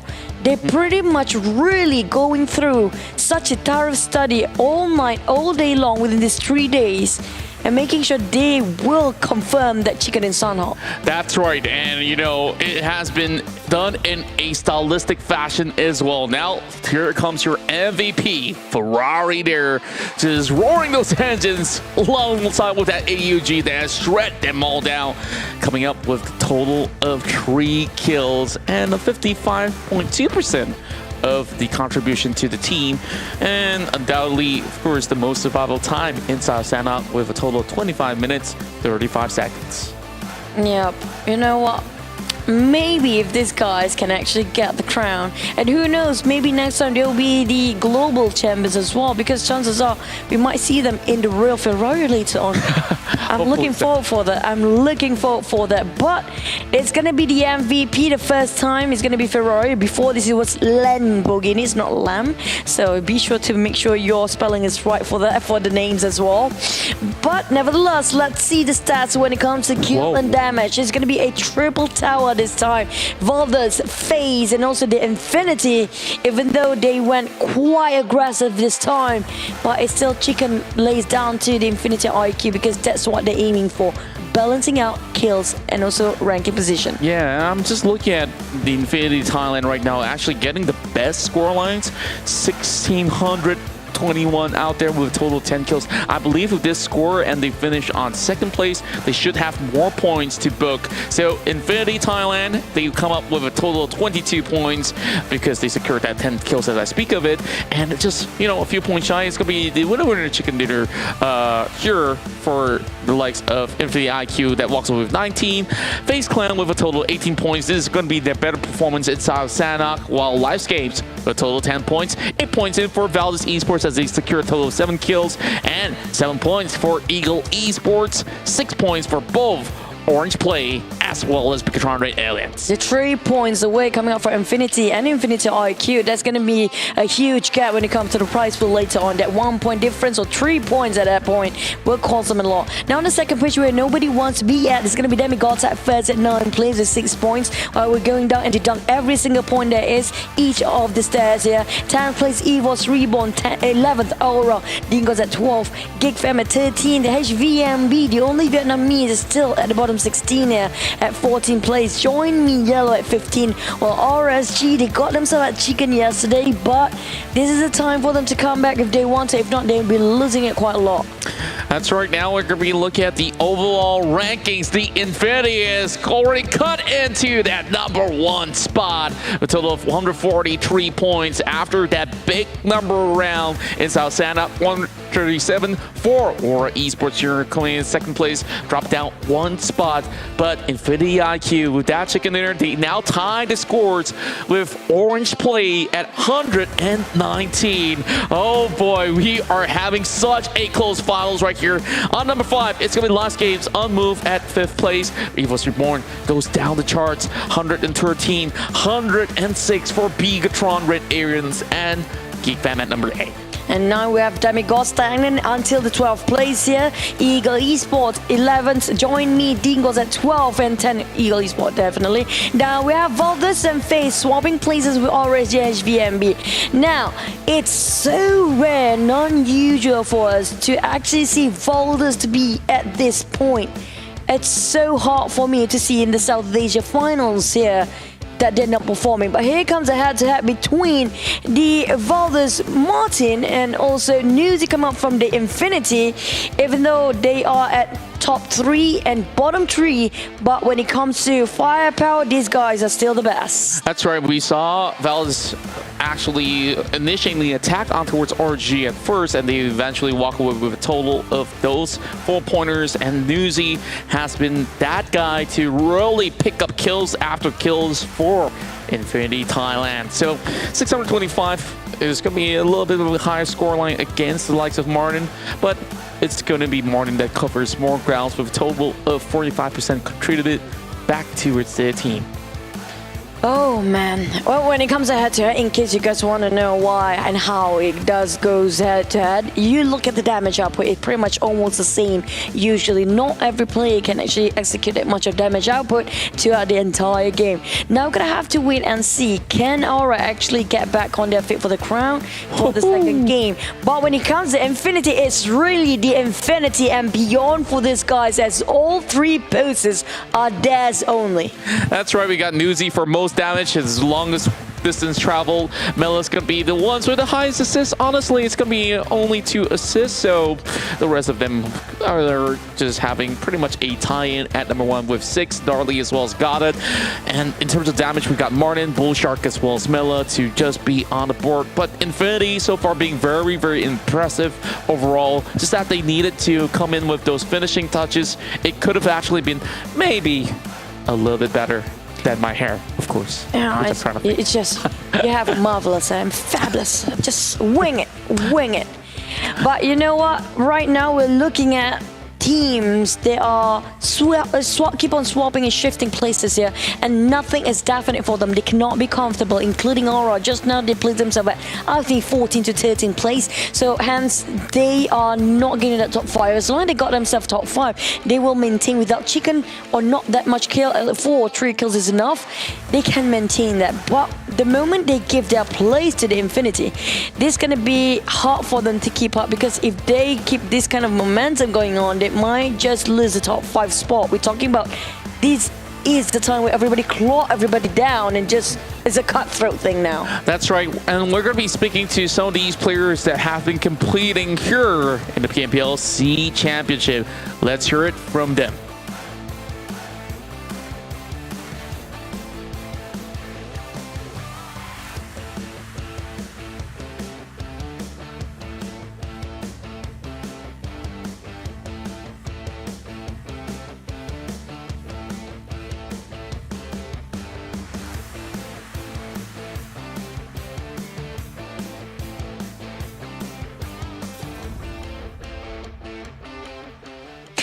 Oh, welcome back with me, Chuchu here. We're going to interview a bit when it comes to the players inside. We have here today from Dingoz, none other than, wait for it, because it's just a surprise. Sometimes you're not, is it Dingoz? Is it Resurgence? Sorry, RSG. Oops, sorry, that's like their previous name, their rebrand, by the way. But you know what, we'll wait and see if we get any interviews coming up from the players, or are they really the players? But here you go, we finally get it, the interviews coming up. And we have Pasha, the coach himself from Dingoz side. I'm not sure if you want to speak in Malay or English ni, Pasha. It's a bit lagging, yeah. It's a bit lagging. Also, I think he chooses English now because he commands it in English. So, Pasha, can you hear me quite right and quite okay? Just yet? Give me a thumbs up or no? Like the internet is a bit laggy. I barely hearing you. Okay, we try. Welcome, Pasha from Dingoz, the coach. How are you feeling today? Yeah, we're feeling okay. Cause it's been hard for us for this tournament. Okay, jadi Pasha cakap tadi dia rasa okey je. Saya rasa korang pun faham kan. Tapi what happened to Dingoz right now? Why did you lose the momentum? It seems like you guys are a bit lost at the moment. I'm sorry, can you repeat the question? It's okay, I go slow because we're kind of having a bit of a language barrier with the lag in between. We go slow, really slow. How is the performance of Dingoz? Why do you lose your momentum? What happened? What happened? Sorry, I cannot hear the question properly because it's really laggy. Okay, what happened to Dingoz? Oh, what happened to Dingoz? So basically, to be honest, we still need to learn a lot because this is our first time in SEA, and pretty much we really need to take a lot of experience here and need to improve more. That's all I can say. So biasanya basically Pasha cakap macam mungkin pengalaman lah yang masih lagi belum mencukupi untuk mereka mendapatkan satu momentum yang lebih baik untuk mereka perform lagi better. Tapi ini satu pengalaman yang baik lah untuk Dingoz, dan mereka juga pertama kali masukkan diri dan layakkan diri di dalam Southeast Asia Finals. The thing is, I do want to see your perspective. Can you hear me all right now? Oh, lagging balik. Okay, it's okay. I take it slow. Who do Dingoz think the strongest team? To be honest, in this particular tournament, right, I think all of us is on the same par. Is whether who's make the most mistake, who make the less mistake. For me, there is like no one is like outperforming. You know, there is like the difference between our points also is like 60 points. So we need to say the tournament is quite close, I would say. No one is like the best, for my opinion, at least for me to say. Okay, that's pretty true. Basically, Pasha cakap semua benda bergantung pada siapa buat silap dulu. Semua orang sama je sebenarnya. Tapi thank you so much, Pasha. Hope to see you in a better conversation. Hopefully we don't lag. But good luck, all the best, Dingoz. There's still a lot of games to go. Thank you. Thank you. Bye-bye. Oh man, we're talking the same language, but you know, it's a different world, different language, and you have some technical issues and a bit of cut off in between. But that's kind of funny. I feel like I'm trying to learn a new language at a point. But gladly, we managed to take the interview in a very good session. He still answered my question well and answered in a very nice conversation as well. But what's really important is, why did I say Infinity IQ and an aura to, you know, give them the highlight and spotlight just now? Why is it so special for them when it comes to Sanhok? Because they are the ones who are actually hogging Sanhok all the way and dominating them. And we break it down for Infinity IQ about the rotation, because this is the most important key for their winning and chicken dinner just now. So when it comes to Infinity IQ, I'm not sure if there's actually 2 and 2 actually. I don't think they are split into 2 just now, because we saw 4 of them swimming from Hartin down towards the southern side of the map. So they always drop in Hartin because they do know there's not many teams crossing like pretty much not a lot of teams are dropping around Harteen. But if this circle ended up just on the outskirts of bootcamp, they are ready to take the fight just on the making a choking point for the bridge of Harteen.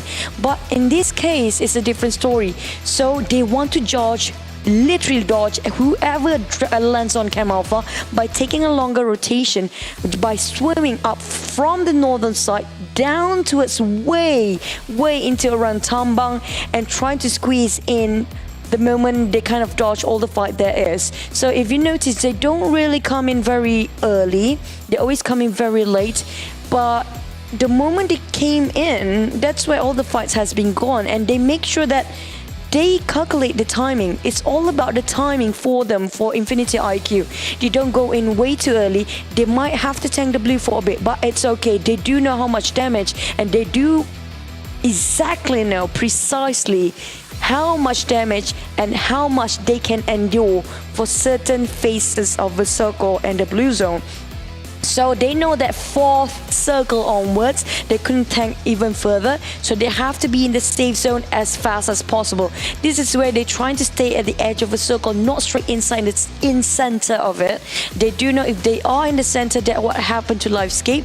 They're being bombarded left, right and center. And a lot of teams want to take that domination around where they are standing right now. So on the side of Infinity IQ, they play very quiet and very smart, ingenious from these guys when it comes to the rotation of Sanhok. You know who to dodge, even though they cut across orange just now, orange play, but they didn't want to force a fight yet.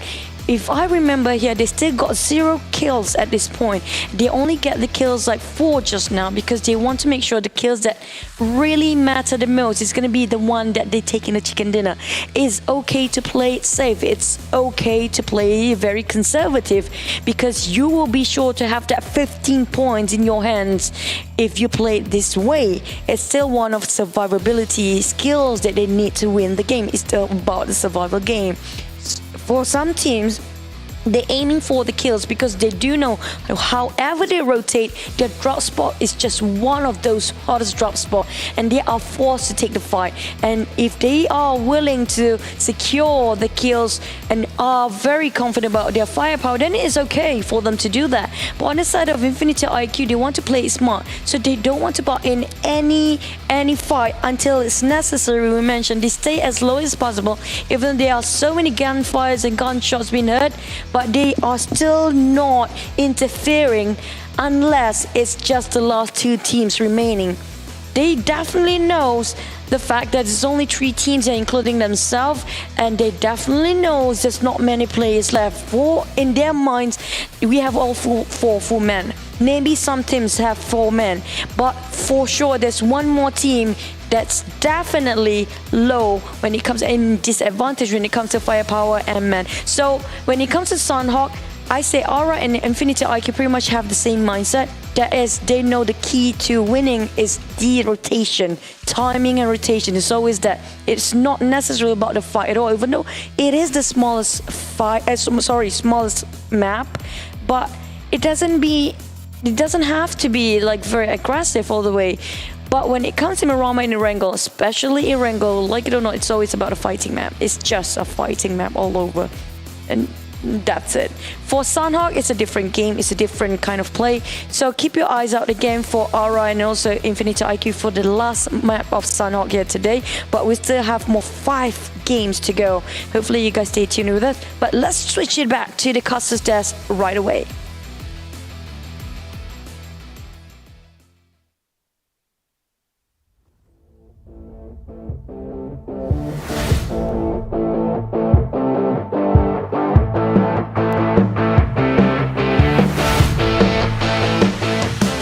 The tempo has been set in stone right now from the very first game here in South Sanhok. It was Infinity IQ that took the win, but it does not mean that they have got themselves to the top of the leaderboard, and it's Infinity IQ instead that currently holds the most points throughout the entirety of the battle. But we still have 5 more maps to go, and Choo Choo, I'm glad that you read the entirety of how they've moved around from the Harteen side, and you know, it was very, very much of an interesting bout for them when it was kind of like a low ground fight against the high ground, and they have made it out. Oh, that's what I mentioned. They pretty much know Sanhok right literally since they're in their mommy's tummies. They're not even born yet. They just already know Sanhok from that point. That's just how familiar they are with Sanhok. And I'm not surprised they're winning another one by end of today, or even Aura winning that, because these two teams are really good when it comes to every nook and cranny of Sanhok. They know who to judge, who to take a fight. They know who drops here and there. Every single team.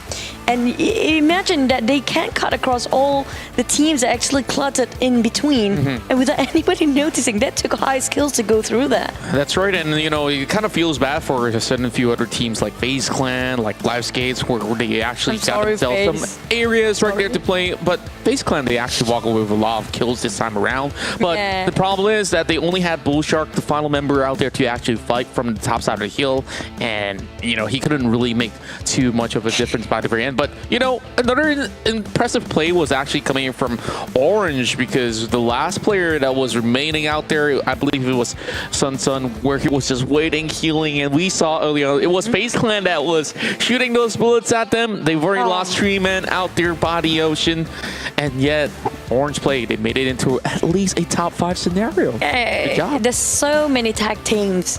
Like, it's literally a tag game in this round. This person was shooting, this A shooting B, and then B was so distracted to shoot A back. There's another C saving A and shoot B down, and C didn't see this one coming, and A shoot D and B up. It's just literally dominoes all over the place. It was really fun to watch. Yeah. It's just so unpredictable. Especially that very moment where Zuxi was actually healing all by himself outside of the zone, and he was the that was really unfortunate. Side of Bigetron Red Aliens. Yeah, he couldn't make the cut as well, but you know, the competition will carry on as we're getting ready to head in towards Miramar for round 2, day number 3. For those of you guys who are tuning in, make sure you guys hit that share button on your live stream right now. Tell us who you guys think will be the champions of the Southeast Asia Championship of PMPL. My name is Contra, this is Choo Choo, and also follow our Facebook pages. It's Choo Choo Gaming and it's ContraCast. Okay, speaking of the games later on, you know, usually back then, ancient times, you're usually gonna say that Sanhok is actually the wildcard map, because it's like anybody's game. Everybody can win that, but not in this case, not in this season. Right now, the wildcard map is gonna be Miramar. I say that Miramar, yeah. Because right now we're looking at Miramar has not been taken by the same team. So far, it always has been different teams taking it over day by day. So I'm looking forward today. EVOS won themselves a last chicken dinner, the first and last chicken dinner by far. Hopefully it's not the last. Hopefully there's more for Malaysian teams, because I'm looking for Malaysia's team to perform well as the Thais, because these two regions used to be the titans, to be the one of the most fierce, the most powerful firepower. But right now, when it comes to strategy, I have to give it credit to the Cambodians and Vietnams, and also even Demigods that's playing very stellarly. Like, the potential is still a lot to go. Yeah, and of course, it's undeniable that the Indonesian region have been, of course, the mainstays and powerhouse ever since, you know, Bigetron Red Aliens were introduced into the scene. And not only that, you're currently looking at what, Aura, EVOS Reborn, but Infinity IQ is still going to be flying the flags for the Thai side. Well, sorry, Infinity IQ is from Vietnam. Yes. Infinity Thailand. The Infinity is currently the ones taking the lead, and you know, there's still going to be some really good hopes out there. And of course, one of the casters actually predicted that, you know, they have what it takes to be the whole complete package, not only in terms of firepower, but also when it comes down to tactics, to be able to represent the region in international scenes. But, you know, it's all said and done, and now we're going in towards the most grueling of maps, and it will be inside Miramar for match number 2 in day 3 of the PMPL SEA Championship. We're starting this flight from Los Higos, taking us all the way into the Oasis, just by the side of La Cabrera, and then the first one to be dropping off the plane is going to be Infinity IQ alongside with Livescape. Now, who to watch for Miramar? Who will be one of the best teams? I have to say, the wildcard region, we have the Cambodians and also the Philippines, plus the Vietnamese are really good when it comes to rotation of Miramar. If they don't get the chicken, then they usually ended up at the top 3 or top 5. We're talking about JoinMe Yellow, Orange, Demigod is like the top 5 there. But definitely Eagle Esports, JoinMe Yellow and Orange will be the top contenders when it comes to Miramar. Yeah, and I do believe that there's going to be chances for some teams to, of course, overtake on the overall rankings in Miramar. So this is going to be the first out of the second of the day. So we are going to be seeing some of the other players going for some late drops. Campo Militar is going to be very much out of reach for the likes of many of the teams, but it's going to be well balanced. But the problem is that this is going to be very much of a southern-centric circle, which means that the ones up north, they're going to be having a tough time journeying their way all the way into the southern end. And we've seen sometimes the circle end up in the hills of the valleys or by the creeks and corners of Chumachera. We've seen this circle 3 times. I'm going to say it out loud and straightforward. This is a third circle in the same area. Definitely the same one. I'm a bit disappointed. Luckily, the cloud's not here today. If not, I will be showing myself out the door because I said that I'm so done with this circle. Just done. Oh, well, I guess, you know, there can always be new scenarios by the very end of it. But, yeah. I get you. I get you. A little bit of deja vu from time to time, but for the side of RSG, you know, they didn't really seem to have the best of runs, and I'm not going to be giving them too much of, you know, pressure because, after all, this is their debut here in the PMPL Southeast Asia Championship. But Batman's running out in the open. He tries to get himself some items or perhaps a vehicle. While he's getting something across, you guys can also win the token for your PMPL voice pack on discount. And boy is going to be picking up that bike and just going to be leaving Batman here to go in for the item loots. Now, it's going to be happy here inside Cruz Laval. And for now, Dingoz MPX, they are one of the furthest teams away from where they need to be. Oh, I think it's going to be a very quiet first few phases. Definitely. Unless those coming out in Chumachera, because we've seen 2 teams, or maybe 3 even, contending the same compound. We're talking about FaZe and also Aura. But high chances are they're having higher respect towards each other, so they will actually respect the territory and mark themselves not to cross that line. So nothing will be happening. The usual players drop from the chute and the plane, getting themselves drop into the compound they want, loot themselves, get their gears, get their weapons, and just rotate based on the circle. That's just it. It's a very simple game, PUBG Mobile. It sounds very simple, but when you try to execute it, so many surprises. It's always not that straightforward, isn't it, Choo-Choo? Never. Like, just like our lives. Yeah, like there are times where you just drive upon those valleys, you think that you're going to be having the smoothest of cruise, and that one little rock would just flip your flip your UAZs over, and in this case, even the Mirados, and we've seen it a couple of times already. Not only in the season, but previous other seasons to come. Appy, currently on number 13 in terms of healings that has been brought in the entirety of this C Finals run. Already got themselves some great goods, but he's looking for those level 2 helmets alongside with the vest, so he's still on the scavenging hunt. But can we have a look in more teams, please? Thank you very much, because I do want to see the circle. At least I do want to see the circle, so we'll kind of get the idea about what's going to happen to phase 2. What are the teams actually inside still or outside circle, but we didn't get that much information just yet. But here comes, congratulations everybody! We got a 750,000 live viewers achieved, and we all get ourselves a perk rate. Thank you guys, you guys the best. That's right, add another 250 and we'll be walking away with a permanent PMPL t-shirt. And well, For now, you guys can all celebrate. This will all be credited to the accounts of, players that are around the SEA. Thank you very much for your support. So make sure, go ahead, share it all out there to your friends. Now, Demigod's on their rotation. They're going to be moving up those hills.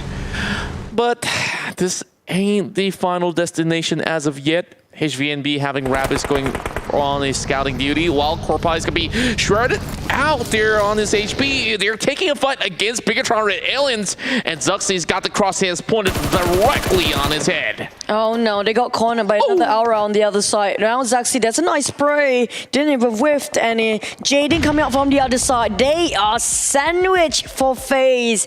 Now this is going to be hard for them to get out from here, as Rosie and also Jaden, if I'm not mistaken, on the side of Aura, also trying to give a lot of pressure on that side. Now Aura, will they stick their attention towards FaZe only, or will they start to pick a fight against Bigetron RA aliens as well? Because it seems to me they are a bit greedy here for Aura. Oh, well, I guess that they're just picking on anybody who tries to peek their heads out of the windows. Well, Bushak has already got his health depleted. Same goes to Corpai, so FaZe Clan is the one that is taking the short end of the stick in this battle. Aura, they honestly don't have to do all too much for the moment. They just have to wait and see. Even if they want one of the flights to be concluded later on, it's absolutely fine. Liquid still waiting to pin one down through the window panes. So here comes the sniper, hoping to read something out of it. FaZe. Oh, they need to, if they want to disengage, hopefully they just run straight out in that direction. If not, it's going to be a graveyard right on top of that. On the side of RSG, we're going against JoinMe here. And Voki climb uphill all the way, but the moment he pops his head on top of that hill, I'm not sure if they can catch up on JoinMe, because it's just build this around Los Leones and straight away into a different compound. So they're going around south. But I'm not sure about the next circle yet, because we haven't seen it pops out. That's right. We're going to be taking some time before we look into the phases. But Newsy so far has the highest amount of kills, with a total of 35. That's put Infinity on top of the table. So Aura needing to do a little bit of catch up. Same goes to oh, IQ. Here we go. And yeah, we're going further down south. So Infinity IQ, they're looking into that sweet spot. Same goes to Infinity of Thailand. It's over on towards the western side. Orange, they're already inside, just right below Los Leones. A little bit of taps coming out from the side of Liquid. No kills being secured just about yet. And Valdus alongside with Dingoz, they're on the march as they're on that convoy into the city across Picado. Oh, here we go. We're looking at a cluster around on the outskirts of Chumachura, just on the outskirts of Los Leones as well, in between. It's going to be an urban warfare, ended up in Los Leones. However, on the side of Aura, still pinning down on FaZe. I'm not sure if Bigetron is still around the corner or not, but definitely FaZe is not bailing this one out yet, because they have been pressured to stay in left and right here. Well, we have JoinMe now butting in here, coming up for Bigetron on the other side. Hey, look at Camley with that mini 14, tapping it out, but not going to pin and disconnect, and yet, oh, Ventura is so close. And Liquid, he has tried to control the entirety of the recall of the AKM. Of course, it's a little bit hard to do, but almost dropping Ventura's down as we saw. Now, Circle's going to be moving in towards the hill valleys right there, which means Infinity IQ as well as the Infinity, they are going to be having some great leverage. FaZe Clan, they're looking to book out of this place. Same goes to the likes of Bigetron RA aliens after, of course, getting a little revives on. Liquid now gets a pin down. And, well, there's still more trouble that lurks ahead, but FaZe Clan, they're looking to be securing a little bit more of a vantage point, as No Mercy is already on the move as well. We still have a total of every single player left alive inside of Miramar. After, a couple of minutes pass, it's only a couple of DBNOs that we are looking at. Well, JoinMe Yellow, they're not moving too far. This is the second phase, and there's going to be a huge mess, because the moment we enter the third circle, 64 players who will in the live squeezing in into a very small circle based on that kind of a ratio, based on how much population we still have. Now FaZe, they got pressured quite a lot by the side of Bigetron and also Aura in the early game, including JoinMe coming out in the last minute. But now they try to conquer one compound for themselves. Livescape here saying hello to the Eagles. While the Eagles are running around their tails, I'm not sure if they have enough vehicles. I think they do. They have a buggy to pickup truck. It's more than enough. Now Livescape will try to rotate as well. Can we just see where the circle pops just now? Because it's already in the second phase here. Yeah, I do believe it's still around these hills that we are looking at as well, because for the side of Eagle Esports, they are going to be sending that con right down below. Not going to be connecting any shots. Yes, punts. But, you know, Eagle Esports, they haven't been on a dismal run, but they haven't been on a phenomenal one either. So they really have to step up. Now, Livescapes wants this, or Livescapes really wants to challenge this. Look at how they move so fast forward. And they definitely will be in a war very, very soon. But you know what? This is where the circle ended up. Hey! That's right.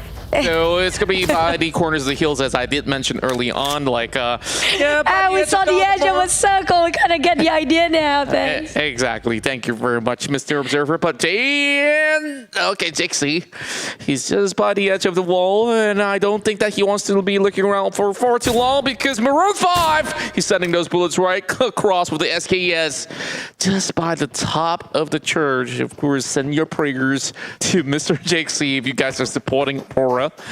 And of course, cheers for FaZe Clan as well. Now, majority of the teams are already inside, but the problem is, if it's going to be shifting any sides, it's going to be very, very tricky, whether if you have vehicles or even not. So, Venturis and the rest of FaZe Clan, they are still pretty much well and healthy. Yes, they had some health being chipped away by some members of Aura, as well as Bigetron RA aliens, as both of the teams were tapping on them, but, you know, they don't really want to expend all too much of your utilities for the very moment. Now, Eagle Esports having Darley going to be on top to kill. Loki still scavenging around. He doesn't really have too much meds to work with. I count. Further in towards. I was praying not to be this circle. This is a tricky terrain to play with. Not just we have multi-levels of terrain to work for the players. It's gonna be, well, it's really entertaining to watch, because there will be some of them on top of the mountain, some of them right inside of the river, and some of them will be down in the valleys. But problem is how to get up there. Those actually at the center and also on the highest point, at the vintage point precisely, like the Infinity, also HVNB might have the biggest advantage, but never mind. Livescape already start fire against them. It's gonna be Vilo giving up a bit of a warning shot, but not gonna connect. While they will migrate themselves to higher ground as well. Livescape will again meet up with Infinity or even HVNB. That's right. Now we do have first blood for Venturis as he goes in to take down JoinMe Yellow's vehicle. Onyx being popped, so that's going to be 2 members down in the blink of an eye. And so far, FaZe Clan looking to be starting on the best node for today, as JoinMe Yellow now will have crosshairs being marked from the likes of RSG as well. And thank goodness for them, they do have the buggy, so that means that they do have a little bit more speed as compared to the pickup truck that Voki is currently driving upon. Now, one member being not from the side of Eagle Esports is Nguyen. He's getting picked up by Darley, so coast is going to be clear, but Bigetron RA aliens, you can see that they're going to be taking the lower side as well. So, it's just a little bit of wear and tear of armory, but Orange play, they are arriving to the scene. Astro now getting shredded by the rest of Dingoz. Oh no, there are a couple of shots now. Exploit themselves for where their positions are. For Dingoz happy, they have to care for the flank side. Sun, he tried to go for the blind spot, but he got caught. Straight away, he bailed them out. Said, nope, never mind. I know you saw us. We won't take that fight anymore. It's okay. You take yours. We're going to leave that and respect the territory. Oh, boy. He tried to sneak in. That's cute. Yeah, and I gotta say, that's a little bit of a dangerous play as well. Now, is in play replay as well. This is how Venturas secured that double kill, easy peasy. Now, back to what we were saying, right? Dingoz, of course, they're having all the greens through their teeth, but on top of the hill is going to be Eagle Esports. That will be marking Dingoz MPX as well. Oh, yeah, they're going to gatekeep this round and this angle because they got the high grounds. Dingoz, smart enough, they're playing around the slopes of a hill, so they cannot land quite precisely for the side of the Eagle Esports. But they still got a glimpse about Iron Pro. Now, that minivan will bust them out. They are all 4 men. Oh, no! My goodness me, this is not a great news. Dingoz happy on the ground. And now they're like worms underneath the sun in such a dry land. Why did they hop into that vehicle? They can just run on foot for a bit and just make sure they got enough boost to live by. Oh, things gone from bad to worse. Earlier they do have vehicles inside of those territories, and now they're walking on foot. They have to tank the blue zone for a little tap bit. But the good news is that Eagle Esports, they won't be having too much of the vantage point right down below. They can still hide by the corners of the terrain. They did lose Appy, and I guess it's all smalls for the side of Orange play instead. Now it's gonna be Geek Fam here getting those bullets coming from Pit, HVNB, just unleashing those clips, and Venturas is going to be breaking down another vehicle. At this time, it's Bigetron in the crosshair. That's 4 kills already for FaZe Clan. Oh, well, on the side of Infinity, they can actually stay low for a bit and be the housekeeping team later on. If they come a bit late, it would be great. But now tapping out from New Year, Mini 14. Saxy in the shack, but the moment he got himself in, he's knocked down straight away. Now, the rest of Bigetron are widespread apart. They cannot have a hard time to actually reunite with the others. While we have FaZe moving in unison, full force coming in, but that nade! Perfect timing of Kirk and also perfect angle to toss. Nguyen playing such a big time and big role for his team. Now MR5 trying to return the favor. On top of that, it's gonna be also MR5 taking back the fight against Nguyen, and Pen and GE joins in for the RSG. HVNB start the fight, but Eagle Esport, that comeback was crazy coming up from these guys. They know how to stand. Now there's going to be another grenade coming from Nancy as well. Drop right down below the ridges here. MR5 tries to actually recuperate. Now it's a little bit of reset between both sides, and everyone's absolutely forgot about Bigetron RA aliens behind. So Luxy does have a little bit more of play to go in to save his teammates right there. Now Murphy going in for those shots, but Nguyen drops him to the ground. Now he has to face against the Taurus over on the side as well. Nguyen's going to be doing a little bit of damage, but not enough. That come down, runs into the rest of FaZe Clan, race them up, and it won't be FaZe Clan that does get the better of the trades. Now looking for Dolly as the clean sweep, and that will be the end for Eagle Esports. Now they have a total of 8 points for the Thai side. Finally, the FaZe make a comeback. Now they need to reset themselves quite fast and reassess the situation because the blue is closing in. They have 2 teams to fight against the gatekeeping on the other side. And it's first team to be out. They still got 15 to go. Valdus, on the other hand, struggles to stay alive. No Mercy will be finished off by 6 on top of that, and Concept as well.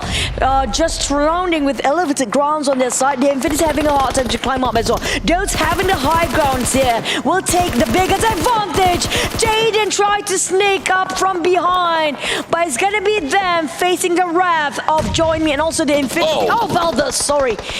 Jaxi and the rest of Rose stuck in between 2 teams. That's sandwich, literally just sandwich. 2 bad rounds in a row. Aura Esports will crash out this time with no points remaining, and that's a beautiful grenade coming in from Infinity as well as Valdus The Murder. Now Melon getting spotted out, looking for Goddard as well. Goddard now tries to trade right back. He will also fall to the ground as well. Logan tried to actually heal up. He doesn't really have all too much remaining, but they are still trying to actually save Miller in this sort of situation. Smoke's now being popped, and Valdus, they tried to recuperate while Geek Fam's going to be on the lower side of the ground. Valdus will lose 2 members outside of the play zone as well. Now with that Molotov, they are trying to spray in towards the smoke, looking for Concept as well. Newsy now going on a push, going back PP. Now he spots what he needs to. That will be another kill point added, and there goes Valdus Esports 13th spot. Not like this. I mean, Valdus The Murder fought valiantly, and they've been knocked down straight on, finished off by the blue instead of all the other teams that are around them. That's not the ending that you want to fall for your team. On the side of Geek Fam, they are trying to fight themselves, pincering and crawling into the safe zone, but it's not that within their reach yet. Infinity, on the other hand, has caught themselves a vehicle straight away, drive as fast as they can, but have to cut across. So many teams that got there first. We're talking about HVNB and Livescape, who has been here since the start. So this is their compound. This is theirs to win. If they can defend it, they are really incredible. Well, I gotta say, it's still very much early. There's still so many teams. Well, speaking of teams, RSG is the next one to follow alongside with Orange Esports, and of course, earlier we did miss Bigetron RA as well. They don't really have too many members to work with. Now, Gatini trying to actually push up the hill there. You spotted out Geek Fam already, looking for Dammer right behind a tree. He doesn't really have too much health, but right in front of them, like you said, Livescapes, they have to defend with their very own lives. And look what we have here. There's also going to be Infinity IQ waiting long lines. Now inside the smoke is going to be FaZe Clan now trying to survive. While Calissa tries to pin them down with a mini 14. And down come in. Iron Pro! No! He gets them down! He whiffed that! Oh, that's right. He could have got two. And Bullshot didn't got pinned down just now. If only he got knocked down on Bullshot, it's going to be the end for FaZe. And he can just literally paralyze them on the side. But that's done and dusted. It's nowhere to be found. There's no more if on that point. Livescape, on the other hand, who's still trying to climb up here, fighting the Infinity. Tanya pinning down so hard. This angle giving such pressure. But he's still in the blue. He needs to get out now. Get out. You don't want to overextend yourself there. But Geek Fam got caught in a shed. What a nice direction time coming up from Logan. Oh, Logan will secure the kill. Make that 7 kills and for an Infinity. Porsche's going to be getting a grenade kill as well. And there goes HVNB crashing out alongside with Geek Fam. Well, Livescapes now trying to push upwards. Toms, he is onto something right now, looking for Gatuni. And if he actually gets this open cross here, he might just be able to actually secure a kill onto Logan as well. Now, his health is dropping low. He's going to be cracking in that first aid kit. XF's going to be able to actually spot a member of the side of Demigods while Tooney tries to reposition, looking for that kill, and he will be able to spot him out. And Livescape, they will lose this member out there, but they still have a few more remaining. Oh man, I'm talking about 10 more seconds to go, and these guys have to run on their foot and their feet. If they are not paralyzed one other side, it's still going to be a tough fight for them. Infinity on the other hand, Logan, now it's the time to stand up. No more crawling, no more proning, bro. And now we have to go into the circle. They have the vehicles right in front of them. They have to cut across so many teams still who's gatekeeping. Now, put out a grab, take that ride with a friend, but they are parking that vehicle. They need to use that. Whoa, my goodness. Ray Face, where did one come from? And here comes Chi. He tries to actually pin them down. Infinity IQ, they are losing members left, right, and center. Ferrari won't be moving anywhere further ahead because Kevin is going to get picked up. Well, Chi, he's got a lot of smokes, but, you know, this ain't where the circle's going to be. They have to march up those hills. Look, he now trying to actually cover himself with that smoke as well. While Infinity, they do have so much of the leverage ground. Well, over on the other side, it's EVOS Reborn. Oh man, the Infinity kind of got this on the higher ground, but we're not sure about the last few seconds where it ended up. I'm so sad looking at Ferrari bleeding out, screaming across that road for Loki, but he just bailed him out there. There's no way he can save it in such an open plane. Back towards the Demigod, they're playing the slope of the hill, trying to scout things out around them. There's so many teams playing at the edge. This is what we talked about. It's going to be the terrain that's really tricky to play with. Well, they have to face the open plane right the moment they pop themselves onto the open street. While Ferrari still not being saved. We have EVOS pinning down from downtown, way up and beyond, and Demigod button from the flank side as well. So EVOS have to be careful about 2 directions at a time. That's right, and they are looking to actually stop Demigods first because there's still a little bit of an area of play. Kevin's going to be able to spot out, you know, a couple of members of Infinity IQ and eventually eliminate them because they've already got the knock.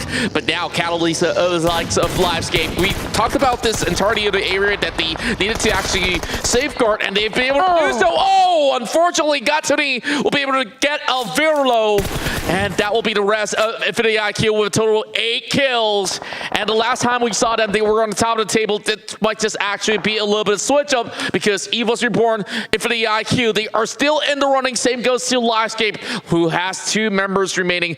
Aurelio needing a little bit of help from Catalisa, but Catalisa could not really run downhill because of EVOS Reborn. That's Mem marking them. Now Kevin's going to go on the charge, and a little bit of damage done towards the side of XF as well. Kevin now going on the flank, and it is a lot of damage being done. 30% still left for the side of XF, but the rest are marching right in. Whether that shot coming out from just now who knocked down on KF, that's the question, because we saw him knock down 2 members right across. Where are the shots coming out from? He's going to be on top of that hill, and they're still inside of a circle for EVOS Reborn. Demigod Wham trying to spot them out. There's still one more team right on top of that mountain. It's going to be Livescape who's still touching the rim. If they want to take this fight, they have to fight on the street. Now EVOS managed to take down on 1. Demigod Wham tried to just capitalize this area, but it's making it so hard for them. EVOS is such a hindrance. They literally neck to neck with each other, even though it's just Wham on that side.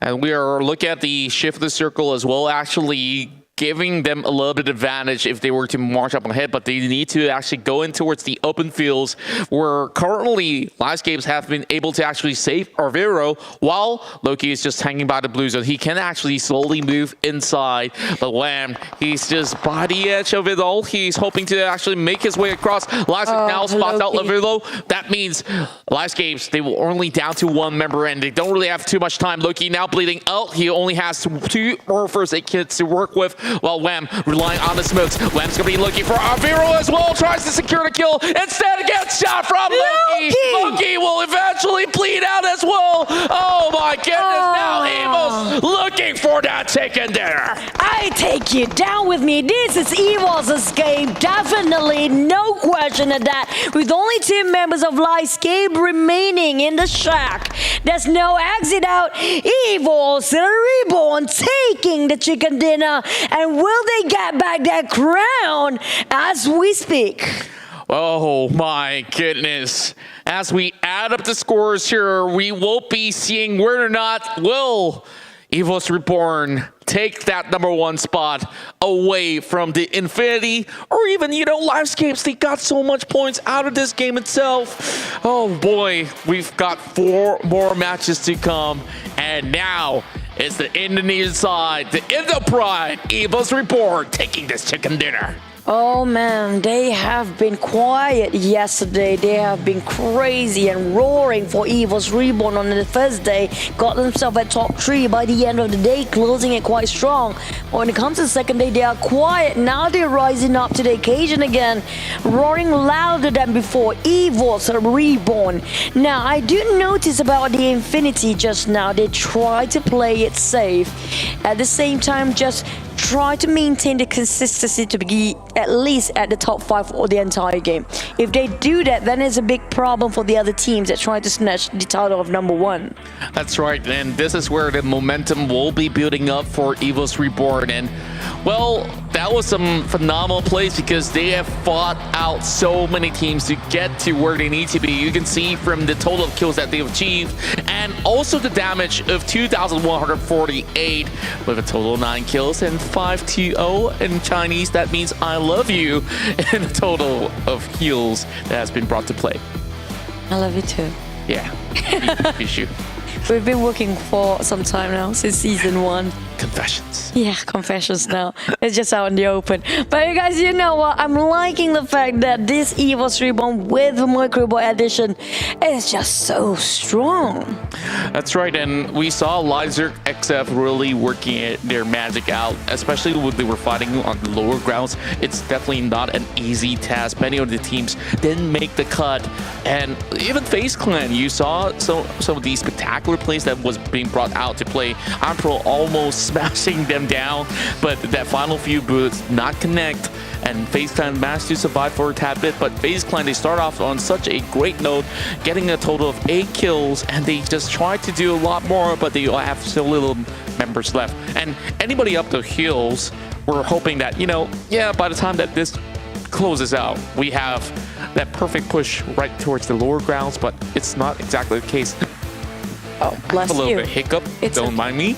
But if they were to climb down that hill, they have to face against 40s.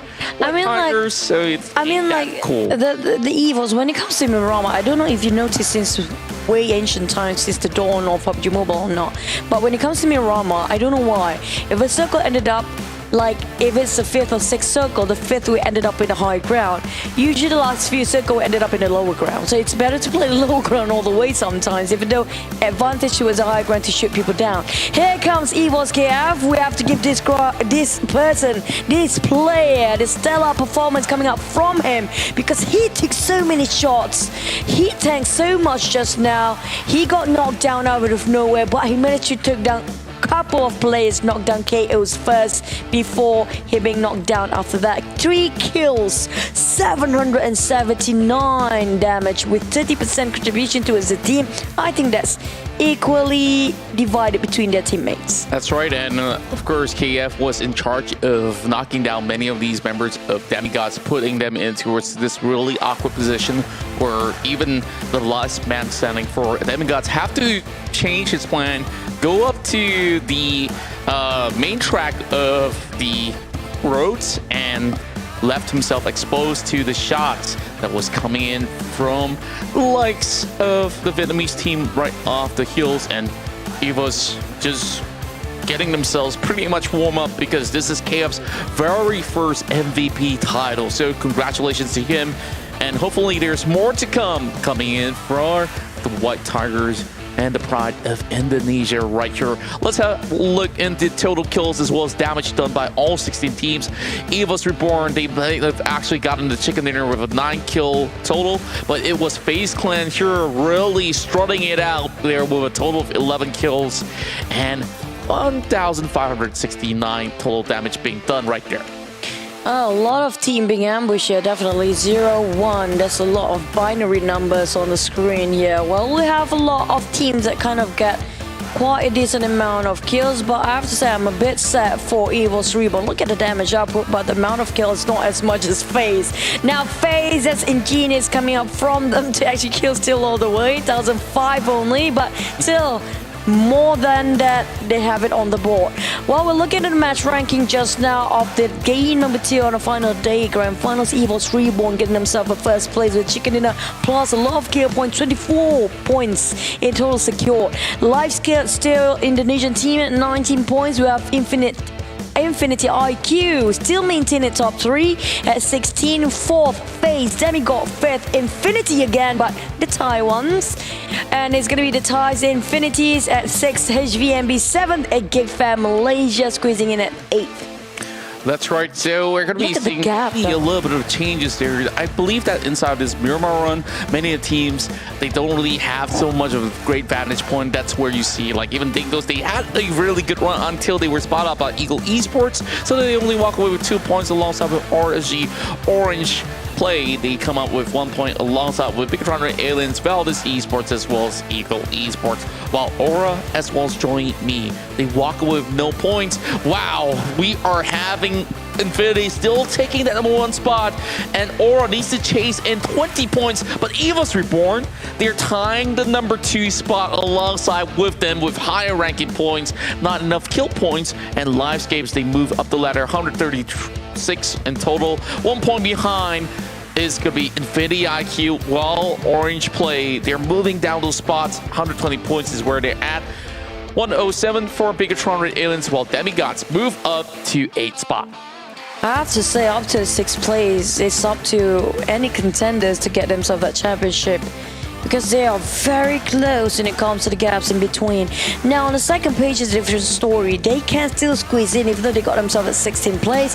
It's still some catching up to do to be the top 8, definitely, but it's still there. Geek Fam 9 with 92 points, and we have Esports at 10th, not budging at all at 88. Nice number there. FaZe Clan at 84 and 11th place, and we have down to the 16, like I mentioned, 60 points. There's small gaps in between all these guys on the second page. That's right. Now we're going head to head here as we got KF to be compared to Venturis, where Venturis, this isn't all too fair to compare because, you know, Venturis, he got those vehicle broke down too in the form of Bigetron RA Aliens as well as another team of the get-go. So he got 4 kills and then get to actually start off around and eventually add up those numbers. But you see the comparison is just about maybe 100 damage apart. But that's one of the longest kill distance that we have seen throughout the entirety of this tournament with 398 meters. Wow! And 48 contribution to the team. I think, if I'm not mistaken, there's a Mini 14 that has been holding quite for some time for Venturis. And we're almost breaking to the 400 marks here. This is, I have to agree and tend to agree, this is the longest distance of kill by far. I'm not sure if he's using sniper rifle at this point, possibly, but last time I saw him with the Mini 14. But the overall stats says it all. I do remember a lot of Valdus Esports player being taken down by the play zone. Maybe more than that, being taken down by the play zone entirely. You cannot fight the real MVP in the game. It's always the blue zone. 55 total kills. That's a small number. That's right, and I believe that this is one of the hardest terrains to actually play out in any parts of the map, and Miramar always giving them a heck of a challenge. We see a total of headshots, and undoubtedly Venturis has been perhaps the best player inside the field when it comes down to the number of kills and the longest distance covered in the overall scheme of things. Now, we do have another interview coming along the way. We'll be speaking to some of the players that are participating in the PMPL SEA finals here. And, you know, you guys can still share to your friends as well as family to get yourself some free rewards. And we've just unlocked one more great news for you guys. That's where, you know, we've got pretty much the crates for you guys to take. But the last thing you guys need is to hit that 1 million. And now we're going to be hopping over to our interview alongside with our teams.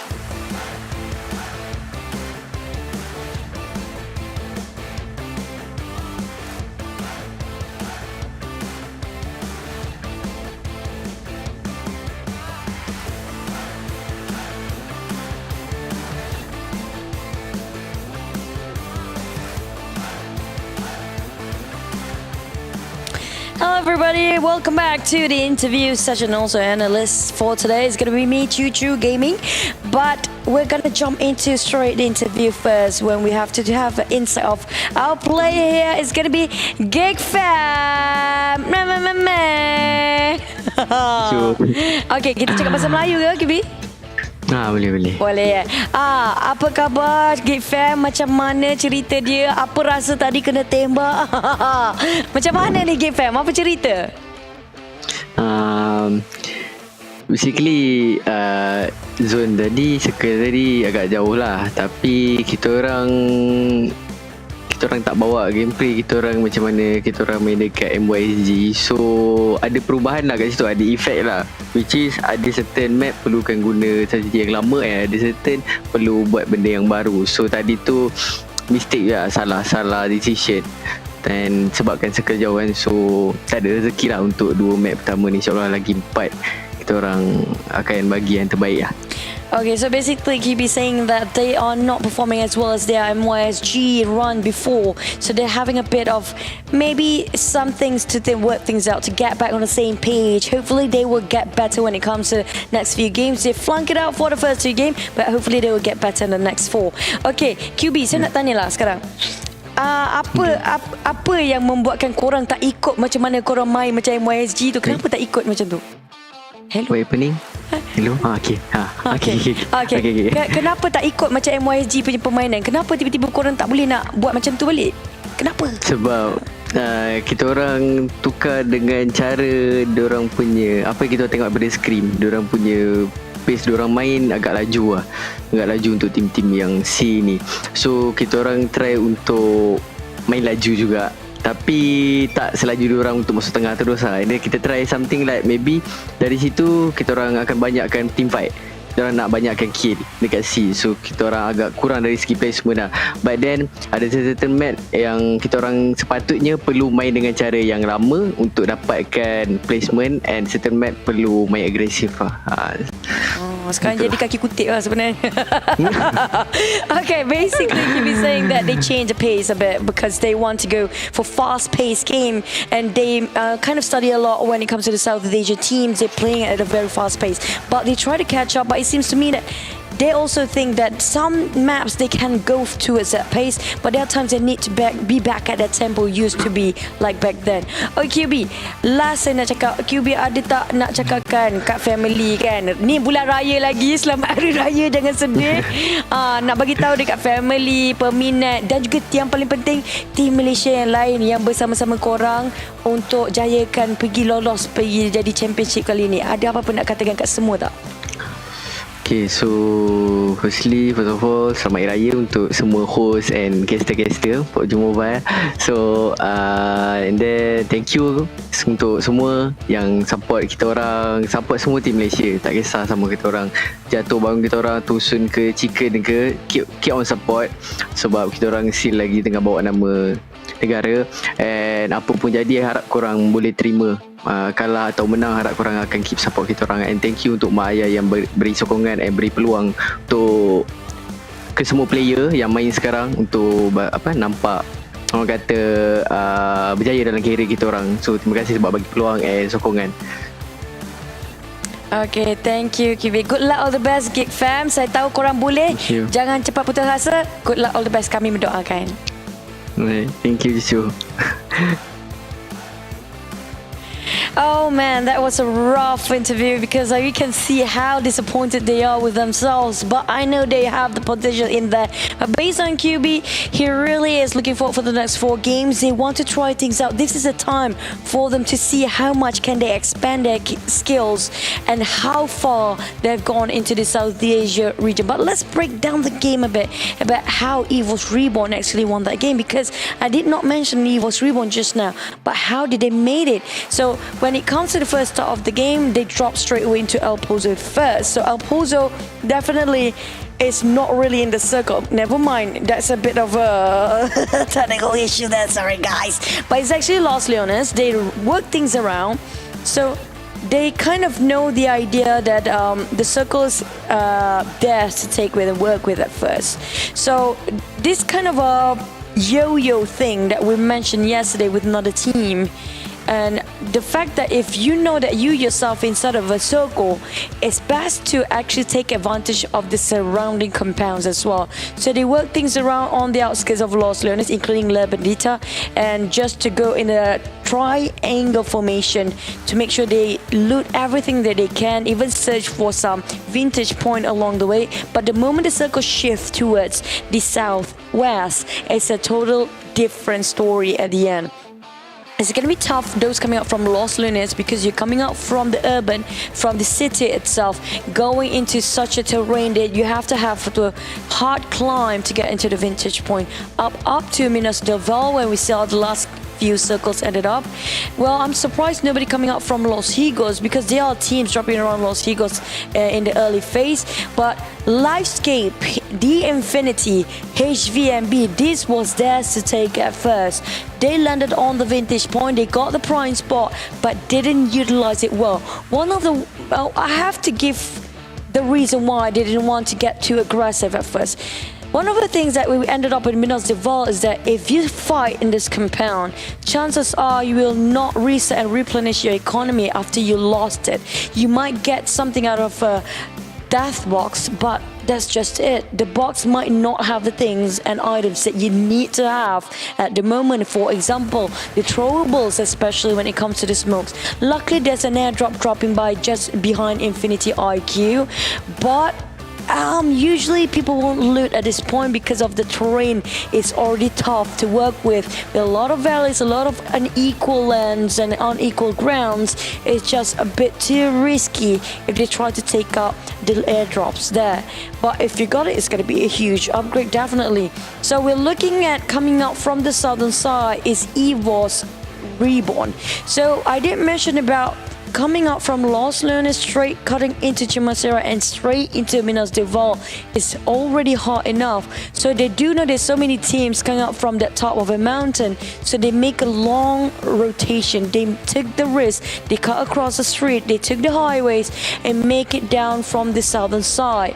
Same goes for Demigod. So these two teams, they do know that not many teams coming out from the south part, and it's always a team that coming up from the angle or direction of circle, but that not comprises a lot of team always survive the end, even though they might not get as much skills as the other teams, but they definitely secure that 15 points that really matter and they help a lot when it comes to the overall ranking. So I'm not sure if it's just me or not, but definitely after we've seen a lot of Miramar plays, at first it looks like it will have not 80%. If you look at the last map, seems to me that it might ended up in that kind of a high ground when it comes to last circle. But when it actually, in the end of the day, it's still going to be the low ground when it's actually the 20% left in that map. The whole entire circle is going to just the ones that nobody wants to be in. So EVOS spot that one out. Hopefully it's actually the same mindset as I do. But you know what? We have more exciting games left with 4. But let's jump straight into the Casters S first.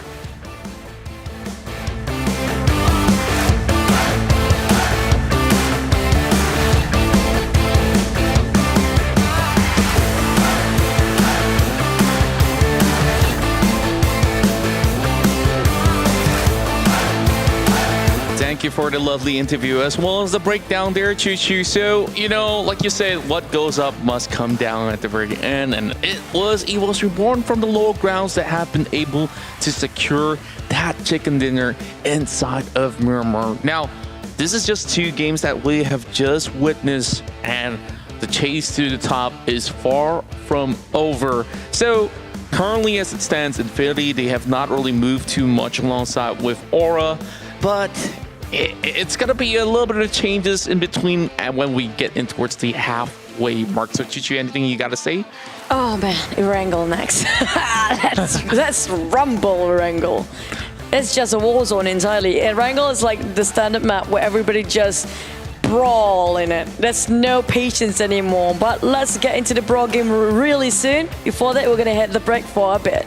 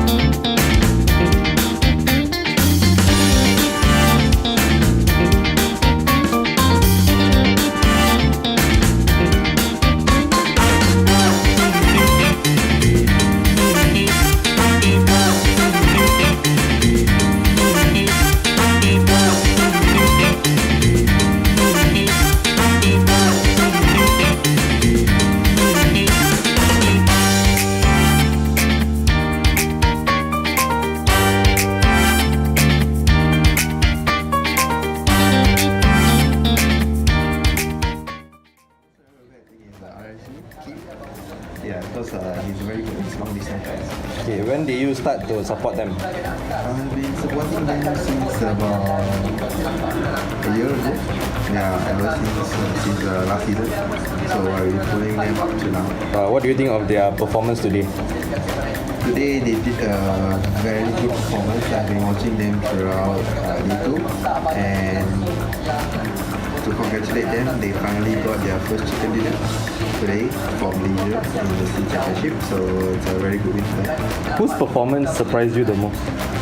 Whose performance? I think it's also my team because they were in the bottom bracket and they finally got a chicken dinner, so I hope that it's a good, good support and a boost for them and maybe they go up higher. As their fan, is there any words you want to say for them, either good or bad situation at their current stage? For me, I would just like to say to you guys that even though you guys have not been performing so well in the first day up to now, but I believe that now you guys have a stepping stone and you will continue to push further and further and do better. Hopefully for tomorrow you guys will. Hai, nama saya Khairul. Saya caster untuk PMPL Season 3, PMPL SEA Championship Season 3. So, saya rasa tahun ni ataupun Season 3 ni sangat best sebab saya cast.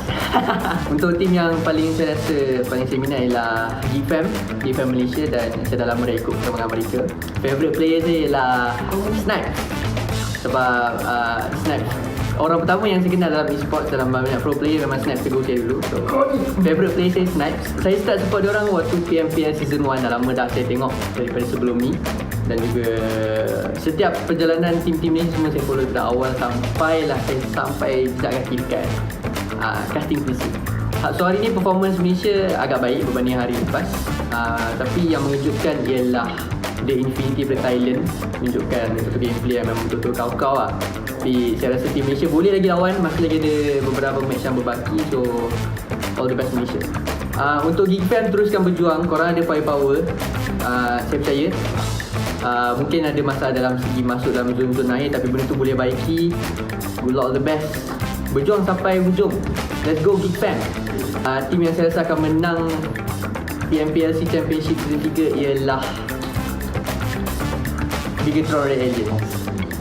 Choo-choo, you think I'm gone?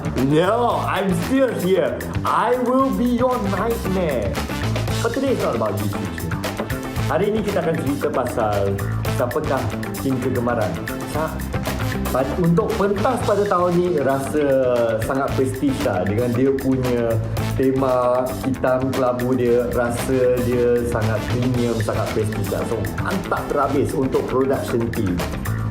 Pasukan yang saya paling sokong adalah pasukan Malaysia. Ya, Team Malaysia. Let's go! Pemain kegemaran saya. Sebenarnya saya tak ada betul-betul kata pemain tu kegemaran saya lah. Saya rasa semua pemain dia ada kehebatan dia dan juga ada kekurangan dia. Tapi pemain kegemaran saya adalah pemain Team Malaysia. Yeah! Let's go!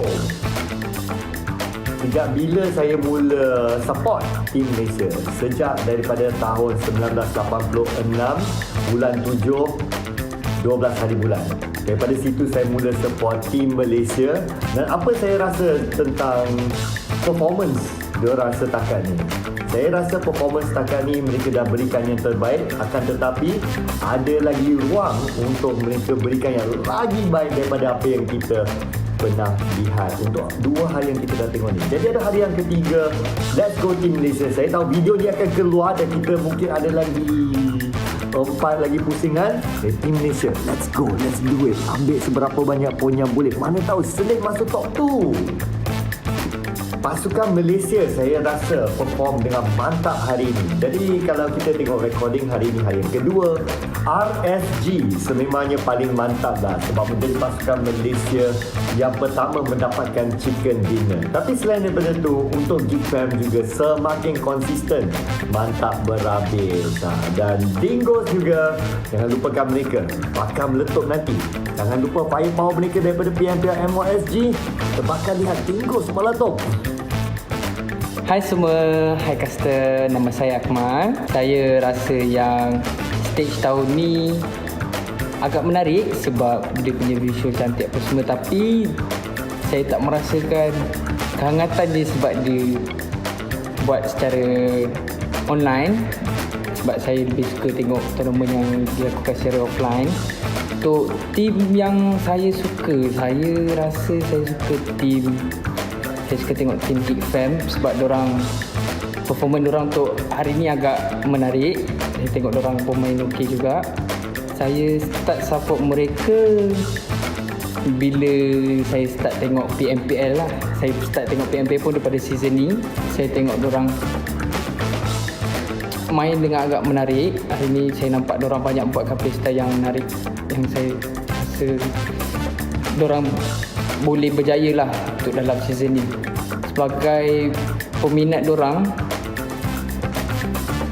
saya nak cakap yang korang nak buat apa pun, saya nak cakap yang korang nak buat apa pun, korang buat. Korang boleh, korang mesti boleh punya. Korang kena confident dengan diri sendiri korang. Itu je.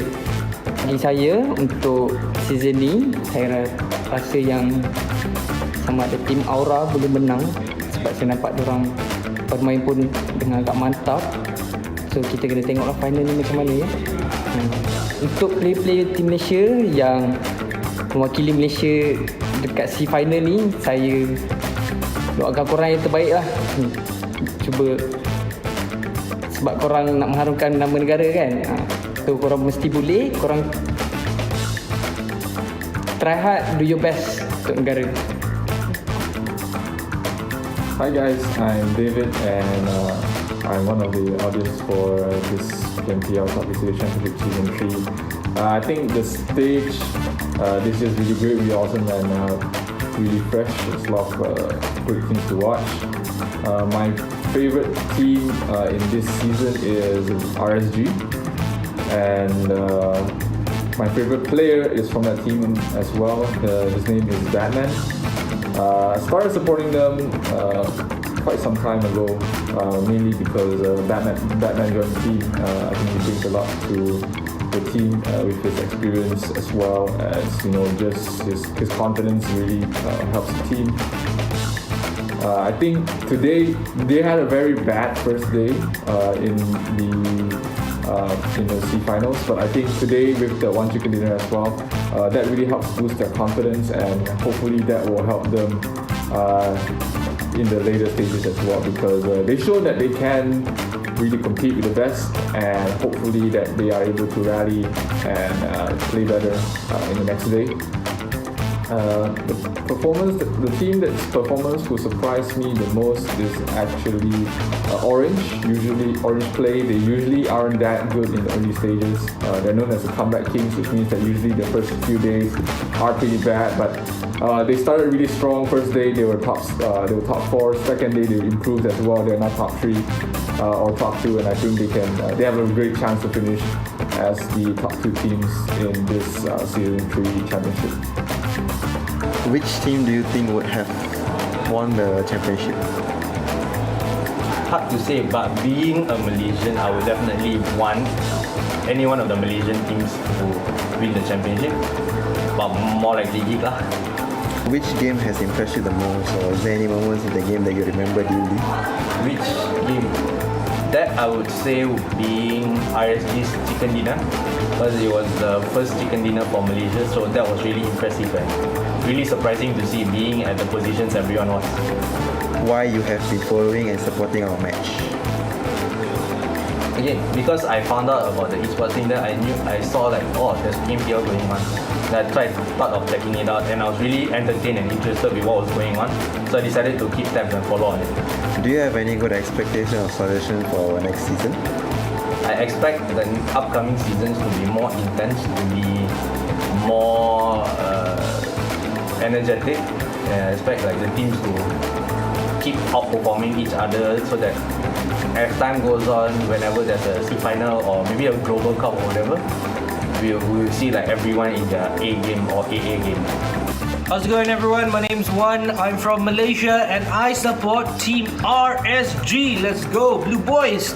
Alright, so one of my favorite players from the team is, of course, my man, Voki. You're the man. Keep strong and keep going on. Hi everyone, this is Bowie here from Malaysia. First of all, congratulations to all the team who made it to the championship. About this year, I think there's very high competition, and the lineup from each country teams are very, very different. So all of us are into something very different. On the team that I like best the most will definitely be Malaysia team. Hi everyone, my name is Muhammad Khalili, and today I will be answering some questions for fans interview. The first question is, how do you feel about the stage this year? I think this year's stage is the best stage compared to the other years. The second question is, which team do you like best? My favorite team is Geek Fam from Malaysia. The third question is, which is your favorite player? My favorite player is Snipes from Geek Fam. The next question is, when did you start supporting them? I started supporting them since previous season, which is PMPL MYSG Season 2 and PMPL Southeast Asia Final Season 2. The fifth question is, what do you think of their performance today? Whose performance surprised you the most? I think they did their best. Snip's performance shocked me today because he got 5 kills alone in first map of Sanhok. As their fan, is there any words that you want to say to them for the good or bad situation at that current stage? For Geek Fam Malaysia, you guys already give everything you guys have, and whatever the result is, I will always support you guys. Once a geek, always a fan. In addition to the team you support, which team do you think performed well today? I think Aura from Indonesia. Which team do you think would have won the championship? All right, let's go. Do I introduce myself? I don't know. You didn't brief me about this. Hey, what's going on, guys? It's Keith here, and how do I feel about the stage for this year's PMPL Season 3? I'd say it's amazing. It's amazing. It's all 3D. I mean, I hope there was an actual physical stage, but because it's COVID, I guess a 3D fabrication will do. Moving on. Which team do I like the best? Wearing the one and only orange Esports play. Got the official jersey with the play logo and the orange logo. So, yeah. Orange play, that's my boys. Which is your favorite player? Now, if I were to have to choose one player out of the bunch, I would probably say Skynin. Skynen's a new dude. He's making a lot of strides in the scene, and I think everyone's starting to notice him. So yeah, I'd say Skynen is the guy. When did you start supporting them? I started supporting them back when 2019. It was the PMCO fall split, C finals, back-to-back chicken dinner, which pulled them ahead in the game. And I knew from then on they've got something a lot of people don't see. Now, what do you think of their performance today? Today, day 2 of the PMPL SEA Championship. It's a bit iffy. It's the not so consistent. I guess overall they're still consistent. They got 3rd place in day 1 and they maintained 3rd in day 2. But they were killing it in day 1, so I'd say it went down a little bit, but not too far gone. That is all for the questionnaire. Thank you. My name is Keith, and I hope you use this footage, although it's probably not the answer you're looking for. Bye-bye. PUBG Mobile National Championship Malaysia kini kembali, dan inilah peluang anda untuk mendapatkan slot ke PMPL MYSG musim keempat. PMNC kali ini akan dijalankan dengan 2 mod yang berbeza, iaitu squad yang akan bermain secara 4 pemain dan juga solo di mana pemain akan bermain secara berseorangan. PMNC Qualifier akan berlangsung dalam 3 peringkat, di mana perlawanan kelayakan akan dijalankan pada 1 Jun sehingga 12 Jun, Zone Final pada 11 Jun sehingga 11 Julai, dan juga Grand Finals yang akan dijalankan pada 16 Julai sehingga 18 Julai. Perlawanan kelayakan untuk skuad dan juga solo akan dibahagikan kepada 4 zon mengikut negeri masing-masing. Zon Erangel akan merangkumi negeri Sabah, Sarawak dan Kelantan, Miramar, Perak, Pulau Pinang, Perlis dan juga Kedah, Karakin, Negeri Sembilan, Kuala Lumpur dan juga Selangor. Untuk Sanhok pula, ia akan merangkumi negeri Terengganu, Pahang, Johor dan Melaka. Dengan itu, PMMC akan mengadakan 13 pasukan jemputan ke Zone Finals, iaitu 8 pasukan daripada PMPL musim ketiga, 2 daripada perlawanan kelayakan dalam permainan dan juga juara pertandingan berikut PMCC, MEC dan EGG Telur Mata Cup. Untuk Zone Final Squad, pasukan daripada perlawanan kelayakan dan juga pasukan jemput akan bertarung dan 3 pasukan tertinggi dari setiap zon akan maju ke Grand Finals. Untuk zon final solo pula, 4 pemain yang tertinggi daripada setiap zon akan layak ke peringkat Grand Finals dan akan bergabung bersama pemain layak yang lain sebagai pasukan mereka tersendiri. Dengan itu, mereka akan maju ke PMNC Grand Finals sebagai sebuah pasukan yang terdiri daripada 4 pemain solo. Di Grand Finals pula, 4 pasukan daripada mod solo dan juga 12 pasukan daripada mod squad akan bertemu, menjadikan Grand Finals ini perlawanan antara 16 pasukan. 4 pasukan yang mencapai keputusan yang tertinggi akan terus layak ke PMPL MYSG season keempat, manakala pasukan tempat ke-5 sehingga ke-10 akan playoffs. Sudahkah anda bersedia untuk mengharungi cabaran PMNC ini untuk perjalanan anda ke PMPL MYSG musim keempat? Daftar sekarang di PUBGMOBILE.PMNC2021.com sekarang. Kita jumpa di sana.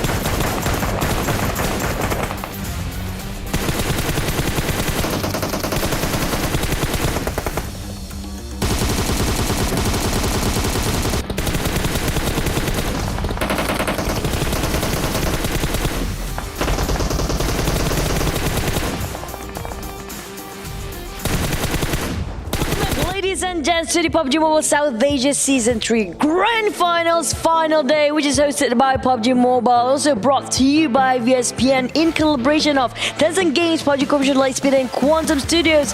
And this is Chucho, and that is Contra. Everything is not gonna happen without sponsors as well. That's right, of course. All this is hosted by PUBG Mobile in collaboration with VSPN as well as Tencent Games. Once again, and with our sponsors coming in, it is Xiaomi, where you can challenge your boundaries with their Redmi Note 10 series with Xiaomi. And not only that, you can also follow us on our social media platform. That's going to be Facebook as well as YouTube at PUBG Mobile Malaysia. And you can catch a lot of all these dramas and excitement with our official media partners, WeTV. Always more, and you can stream premium Asian selections there when it comes down to originals and all kinds of docu-series out there. And you can claim this Jukes VIP code with PMPL SEA MY. Okay, tune in your songs, watch your dramas, while we're gonna hop into Erangel next. So the Classico will be the hardest. I call it the brawl map. Literally everybody will be start fighting since the first phase, and even some of them still parachuting down. Somebody already got shot in the air above them. So there will be, I hope there will be a lot of splat moments as well as people driving through. They're just gonna run down some other teams. It'll be fun to watch. We haven't got that quite a lot, that much in South Asia, but maybe 1 or 2 times. I guess so, and so far it's all about the standings right now that we are focusing on, because we see a little bit of a change of scenery from game to game, where Infinity IQ, they are trying to climb upwards, but it's the Infinity of Thailand that's holding that #1 spot, while EVOS Reborn, we saw them get that chicken dinner inside Miramar. That changes a little bit of the scene, where they are going to be looking to topple down some of the heavy favorites out there.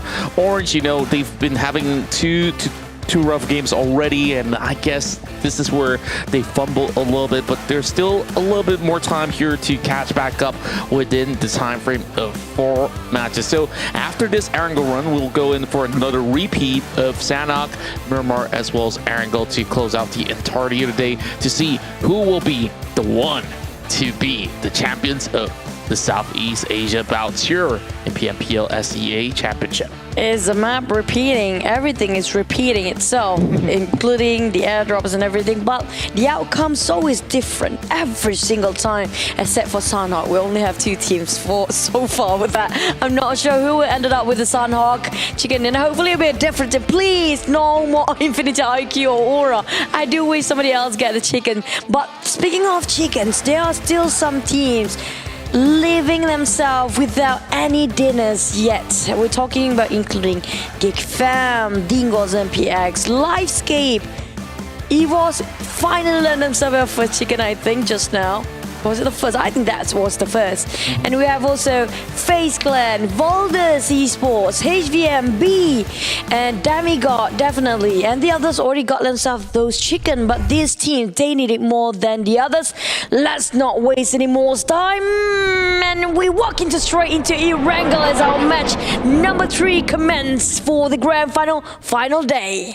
That's right. Now let's see this flight starting off from Sanhok military base, heading in towards the top hills of Stalber, while Infinity IQ so far has been the overall winners of points with a total of 66 inside of Erangel alone for the past 2 days. Aura coming in second spot with 51 points, and Live Games for a total of 46. Orange Esports not too far behind with a total of 44. While 36 is going to be Demigods and EVOS Reborn on 6th place with 34. Now, as we take flight, and for the IQ, they've already hopped off the plane already as they look to book it very much early from the southern end. Same goes to the side of JoinMe Esports as they're looking to take shape in Norway. Now, EVOS Reborn, they usually start off by the Corners of Fair Pure. This is where they will be hopping off the plane alongside Eagle Esports, looking for Milta, while Bigetron RA, as per usual, will be headed to farm. Now, interesting enough, like many of the teams, they're looking to drop a little bit tad later. So I'm looking at many of these teams heading in towards the east side instead of the west, because, you know, there's ample more opportunities for those loots, especially inside Lipovka. Is now Pollyanna right now will be occupied by some members of RSG, and this will be one of the most interesting circles as we will get it in between the mainland as well as the island. So the guys at Sanhok military base will be having some big wide smiles on their face, and Dingoz once again going to challenge Valdus The Murder, but oh, it's gonna be 6 here that will get dropped, and that's first blood for 6 of Valdus Esports. I'm still here. And Valdus The Murder straight away fighting against Dingoz around Roadhog. This is no surprise anymore as one of them get one knockdown edge. But while they revive, they don't have that much medications to work with, and that's going to be a big problem. And straight off the bat, they're already low in terms of economy. I think Iron Pro will be leave here and left behind as the rest of Dingoz moving forward out of Roadhog. They're trying to find themselves a different place to work with. Well, here comes the Peak Viewers milestone again. We're almost hitting the permanent for all of us if we hit the 1 million views. Come on, guys, keep on sharing. Call every single person you know living in on Earth to watch the stream. That's right. And as much as you guys could for the very moment, we still got many of these roadkills, and Bullshark alongside with Corpie, unfortunately, will be taking a little bit of hits here coming from Jixie or Esports. Will be able to secure not only a buggy, but 2 points to start off their run inside of Erangel. Now, I want to talk about the situation that's inside of Rozok for many times, and you can see both Dingoz MPX as well as Valdus The Murder. They haven't been doing all too well, and they're sharing the same spot. They're having, you know, a little bit of 50-50 of loots, and 50-50 of chances to survive in the early game. Now, JoinMe, they try to actually set up this bridge camp here by breaking down those vehicles, blocking anybody that's coming right in. You know, back in the early few seasons of PMCO SEA, this has been done by a couple of all these Indonesian teams, and Bigetron RA, they're no strangers to that. I'm looking at Bigetron. They're trying to bridge camp and just going to bridge camp against one team. They're actually on the other end, so nobody else will pass by there. So Bigetron figured things out. They will not waste any more time. Just like JoinMe do the job for them. And a special crate also will be exclusive during the PMPL South Asia Finals. Here comes a special suit for you guys. RSG, very quiet. Bigetron tried to go for the boat. So that's very wise decision making, because they do know that they cannot pass through the eastern side of the bridge. So you know what, let's not waste any more time. Definitely there's a boat somewhere, and just hop onto it. Once they hop on, they're gonna go straight on the southern side, or even just cut across straight. Like, why not waste any more time and just park themselves a very good compound vintage point to work with. And now Pampuru is going to be going on a manhunt right here on a mission to look for snipes. I guess they won't be able to shoot each other down, but the problem is that Pampuru is driving towards the enemy lines with Geek Fam already on the prowl as well. And Dingoz, they've already lost 2 members, and there's a big question that's been popping on your screen. Who will be the champion of PMPL Southeast Asia Championship right here? So Pamburu's just taking a little bit of a pit stop here, scouting up ahead, and the problem for Geek Fam is that, you know, the bridge has already been blocked off by some of these players. So if they were to cut in towards this eastern side of the bridge, I guess there's going to be more problems with looking ahead, because Esports, they're already setting up by the edges. 3 teams move in parallel motion here, and none of them want to bow down just yet. This is way too early. We talked about Geek Fam before. We interviewed them against QB, and he definitely wants more for the team. They're not playing their best yet. They know their full potential, but it's just not their game. It's just the chemistry is not there this time.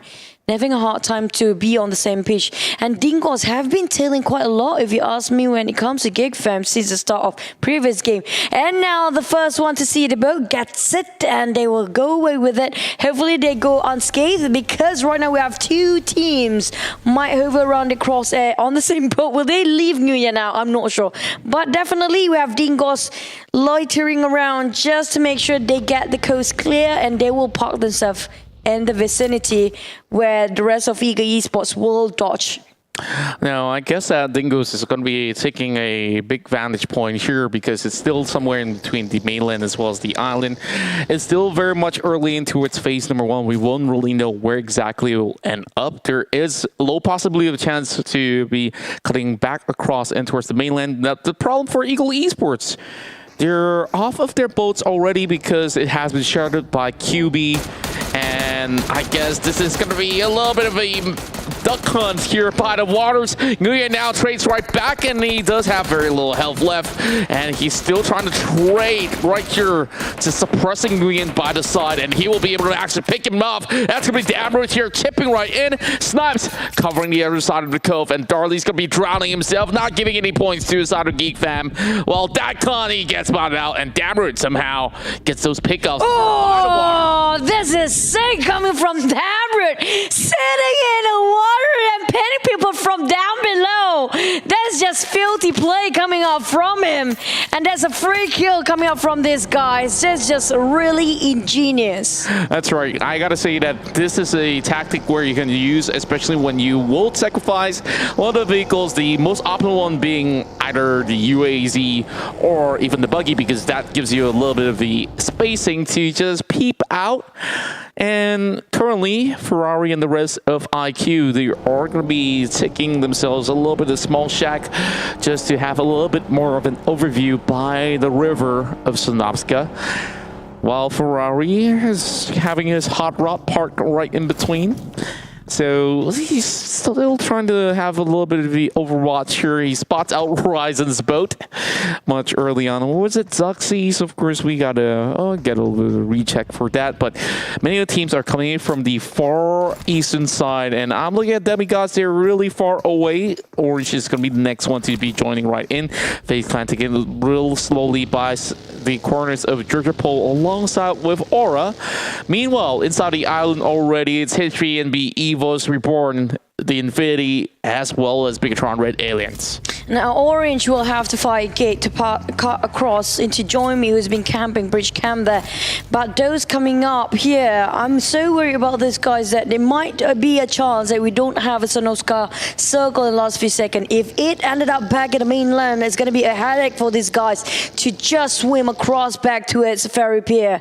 While FaZe Clan and Aura might have to fight through this, and hopefully they don't actually collide that soon, because if they both collide quite soon enough, none of this team will come out alive. I'm talking about them way too much into the blue. That's right, and you can see that they only have so little amount of items to work with, each having 3 first aid kits, and I guess it can be confirmed that it's going in towards the islands already. So Aura is trying to book it. FaZe Clan is already on the move as well.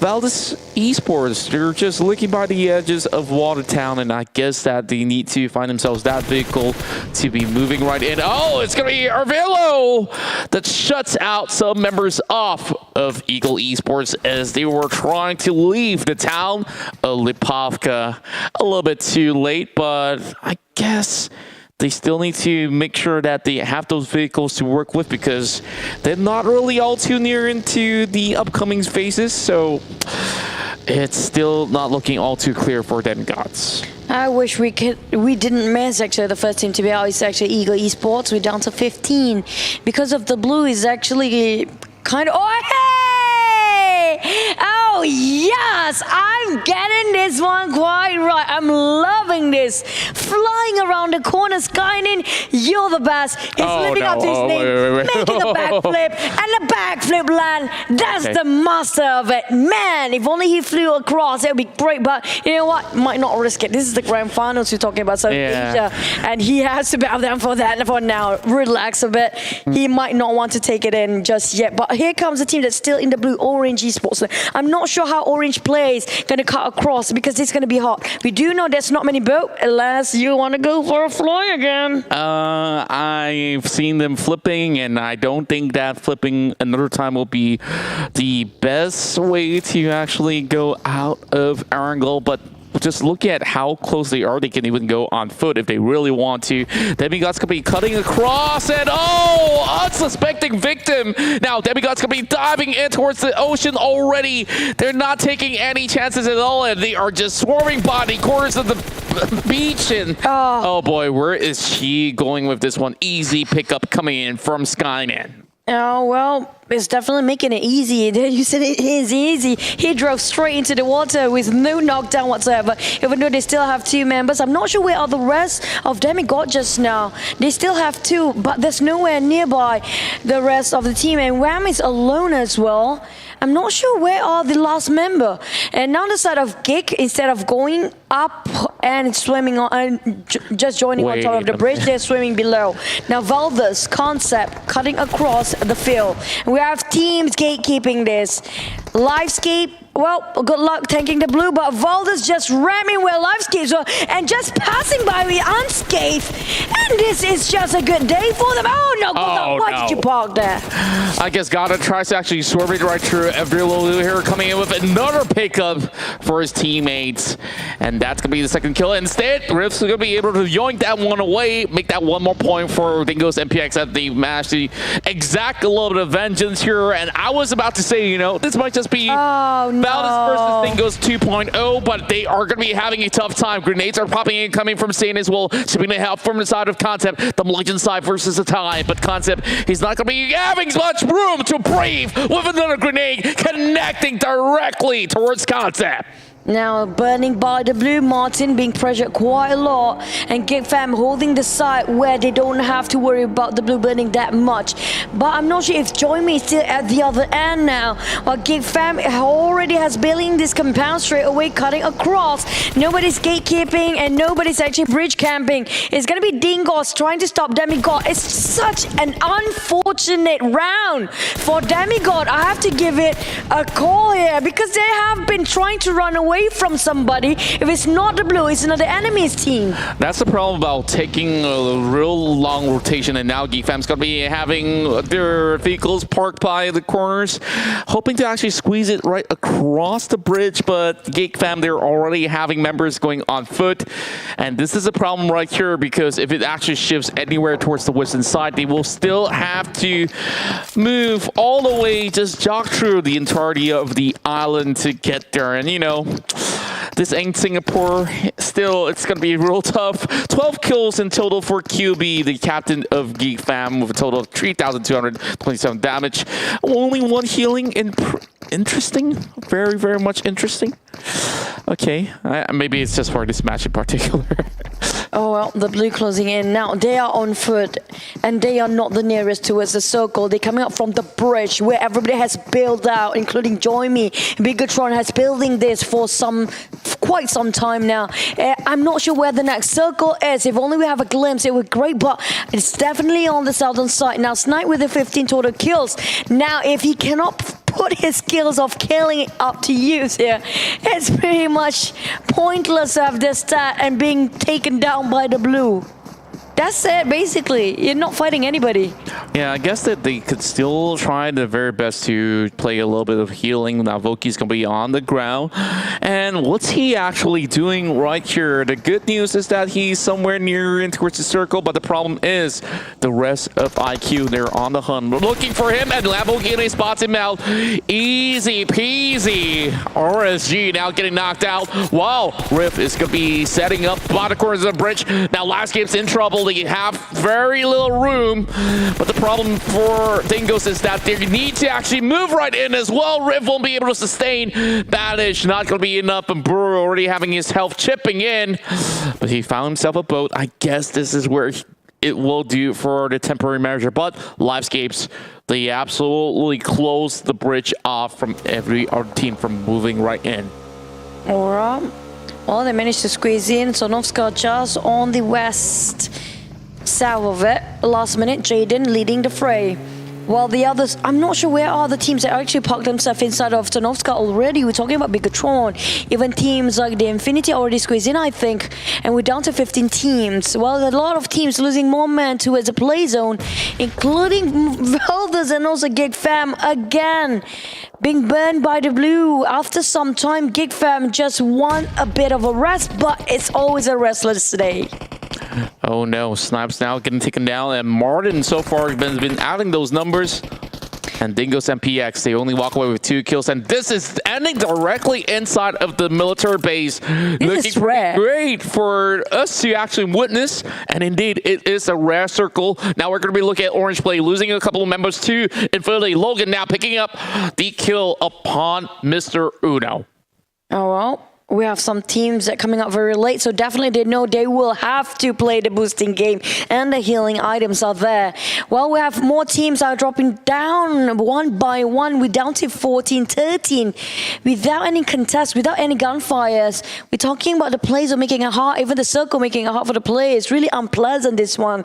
Well, we're looking at JoinMe, if I'm not mistaken, coming up from the further south. Velra coming up just across. Well, the moment we mentioned, they start the fight. That's right, and now a lot of all these bullets are flying upon the likes of Aura. They don't really have too much open room for them to actually get some covered. But JoinMe Yellow, they're going to be pushing right in, and they know that they do not have the numbers to actually fight. And here comes Joseph. He is trying to look for those kills inside of the smoke, but they have managed to go in for the pickup, and Aura, they've already got themselves into the corners of the hangar already. They just need a little bit more cover. Red FaZe taking that golden opportunity to secure a couple of knocks and those kills for EVOS Reborn. What a day for Aura. The moment they dodge and bail it out from JoinMe, there's one more person right across them already waiting. It's going to be EVOS walking out of the Lions Den straight into the Tiger's mouth, literally. And now Arvilo trying to pin down with the DP20. It's such a very long distance here. 13 plates for Aura. That's going to affect the entire overall ranking for sure. Impacted quite right. And now Livescape, on the other hand, they have been doing quite great on the final day here. 3 games in a row got themselves quite a good position. That's right, but the problem for Aura is that all 3 games that they've been playing has not looked all too good if they really want to secure the championship title. But for EVOS, things are looking very good. But for JoinMe Yellow, they are trying to climb as much as they can. They only secured 1 kill. For Yellow now trying to actually trade right back with the P28 through the smokes, trying to actually clip the heads, but there's not much healing. He needs to get right in, and he is just trying to take a big gamble right now before bowing out. Oh, now they have to move. Like it or not, they have to build those that just stay in the blue. While we're looking at Livescape, still wondering when can they smell a bit of that chicken dinner while they're running low on man. JoinMe only is coming out with a DP to do it, so we're over with M416 now. Straight into the car, they're going to advance forward. They don't have a choice because right now is the 4th, down to the 5th phase, which could burn quite a lot, and the blues aren't gonna hurt quite as much. While Geek Fam has been running since the start. And the moment they get the breather, the circle just want to favor the other teams. Indeed, and I speak about it going in towards the corners of the hangar. Yes, it will be. EVOS now does have a little bit of advantage alongside with some of the players of Infinity that's inside of the military base. Now, Rise is going to be looking for those pickups there. He does get a knock secured as they're looking for those kills upon the likes of IQ. While FaZe Clan try to actually move in from the northern side, the rest of Bigetron, they can actually pin them down. Well, there's going to be 9 more teams that are remaining here. Infinity is going to be moving across, while HVNB, they're going to be having a situation, but looks he gets picked off by Venturis. Oh, right across and right in front of his face. He's trying to go for the scout first. Didn't expect somebody already waiting there, camping for the longest time for FaZe. And now Bigetron on alert mode. Now HVNB on the other side. We have Infinity Argue coming up from behind. They are stuck for Bigetron Aliens. As long as they made it out for exit, it's going to be okay. JoinMe literally going as aggressive as they can, but they have one more team on their side, which is going to be Geek Fam now. Can they get back their revenge, or will they be taken down first for Geek Fam? Oh boy, Bigetron Red Aliens now they're getting hunted down by Porsche as he's trying to unleash some of these bullets coming out from his M4, but now trying to actually reposition while Liquid's trying to heal himself up. There's going to be grenades being lobbed right, and Zuxi still on his belly on the ground, but Liquid though, he's got to look out for this one. Thank goodness it does not clip. Rise is going to be able to provide a little bit of cover while the rest of IQ, they still have 4 members strong. They're going to be lobbing a couple of all these smoke grenades to cut across and towards the middle of the field, but the problem is that Bigetron Ray Aliens, they're still around, and if they were to be spotting them out, it will be a problem, but Luxy gets taken out by one of the members of FaZe Clan for the moment, and there will be a little bit of turmoil coming in through the open plains of the hangar. Oh, look at that. Infinity IQ moving in such a fast pace, by the way. But here comes Loki bleeding out, but I'm not sure if he can be saved by the bear or not. Got Tony, Infinity. Again, both Infinities are still there. They want for more. Bigetron Ray Alien slowly creeping in. Advanced forward, even though they've been pinned down before. HVNB is their next contender. And this water tank gonna be the in-between for them. While they have a lot of covers, HVNB, if they still there for some time, gonna be they might just be the first one to be out. Yeah, and I'm just looking at this current scenario. It's looking a little bit too hectic for the likes of me. But for Porsche and the rest of them, they're looking through some of these smokes. They're not going to be looking for any targets on the process. But got Tony. He found Snakey on the grass. Same goes to Joseph. Now getting pinned down. JoinMe Yellow. They're losing members all across, but Onyx will be trading right back, finding God Tootie instead. So that's going to be one kill secure for the likes of JoinMe Yellow. And oh boy, look at that hard shift all the way in towards the south side. We're going to be having war erupting up north, while the rest of EVOS, they do have a lot of room over on the west. But Onyx, he's down to so little health left, and he's all alone. It's funny how life turns out. Sometimes the least member in the game is going to be Livescape, the first to be not favored by the circle. Now finally be the first one to be touching at the rim on the southern side with no contenders whatsoever. Now between these three, we have JoinMe and Infinity have been tossing a lot of nade, trying to pressure each other out, making sure they keep it at bay for Infinity, making sure JoinMe cannot even advance forward. We have Fintor's already start to fight against HVNB. Don't say I didn't warn them about this. HVNB is in the middle of everybody else, while EVOS start to fight against FaZe and Bigetron. Still stuck in the blue, only Zuxi left. Oh no, grenades are popping right in. Molotov now burning the health of Zuxi as well. Here comes the rest that are charging right in. Porsche tanking the blue already. They need to actually find those kills. Ooh. And nothing with the AUG. He will be managing it out. Meanwhile, we've already got 12 kills for Infinity. Val, it won't be Porsche trying to heal himself up. He needs to crawl right in. I don't think he can survive all too long. JoinMe Yellow now crashes out on 8 plays with only 3 kills. Now GE coming in to chip some damage upon the likes of Zuxi, the final member remaining for the side of Bigetron RA Aliens. Oh, GE almost got that one out for Bigetron RA Aliens, but Porsche still gonna play the healing game. We have HVNB in the middle, and they are touching the rim of the circle still. And HVNB, and now Zuxi finally finished off. It was down to 5 team, but HVNB still holding on the ground, and they got quiet covers for now. They were in the open before and straight away getting covers from the airplanes. EVOS marching it from behind. Livescapes on the other hand, on the other edge, which has no contenders, but they need to cross the street. Infinity now having such a big kill streak, but IQ, however, will finish off at 5th place. They've got a number of kills, but just look at Newsy as well as Mela. They're playing such a phenomenal run right now. HVNB, they do have the numbers advantage, but they will have to pick on the likes of EVOS Reborn, who have just secured that chicken dinner back in Miramar. They're looking to secure a back-to-back win for the Indonesian side, but Infinity, they are still here, and that's going to be grenades being lobbed right in. Lizer tries to find a little bit of opening in this crash side, but they won't be seeing anything at all coming from HVNB. Oh man, I'm looking at Livescape might just take this game away. Look at how close they are at the circle. While this is a brawl, we're looking at Liza versus HVNB, and also Infinity Miller on the outskirts. Oh, such a nasty guy, being the third party, just standing there, pinning everybody down from such distance. My God, the Infinity, this is the game that they want to play. That's right, and Infinity can just do what they need to, playing from the outskirts. Now, KF, he's already spotted all these lurkers all across, so Newsy don't really seem to have much room. Lizac already being taken out by the likes of HBNB. Meanwhile, 2 more members remain over on the side of Infinity. Here comes Newsy! Oh, Newsy! He gets the 5th kill of this match inside Erangel. And still, chances are looking good, but he gets popped out by Microboy. Microboy alongside Newsy. There'll be a little bit of trade here, and HVNB, they're getting sandwiched right in between. Now Infinity, they still can't win the game, even though just now we have a lot of people. Now not anymore. It's going to be 2v2, v3, v3. Infinity Mela coming up. Oh! Perfect! Hey!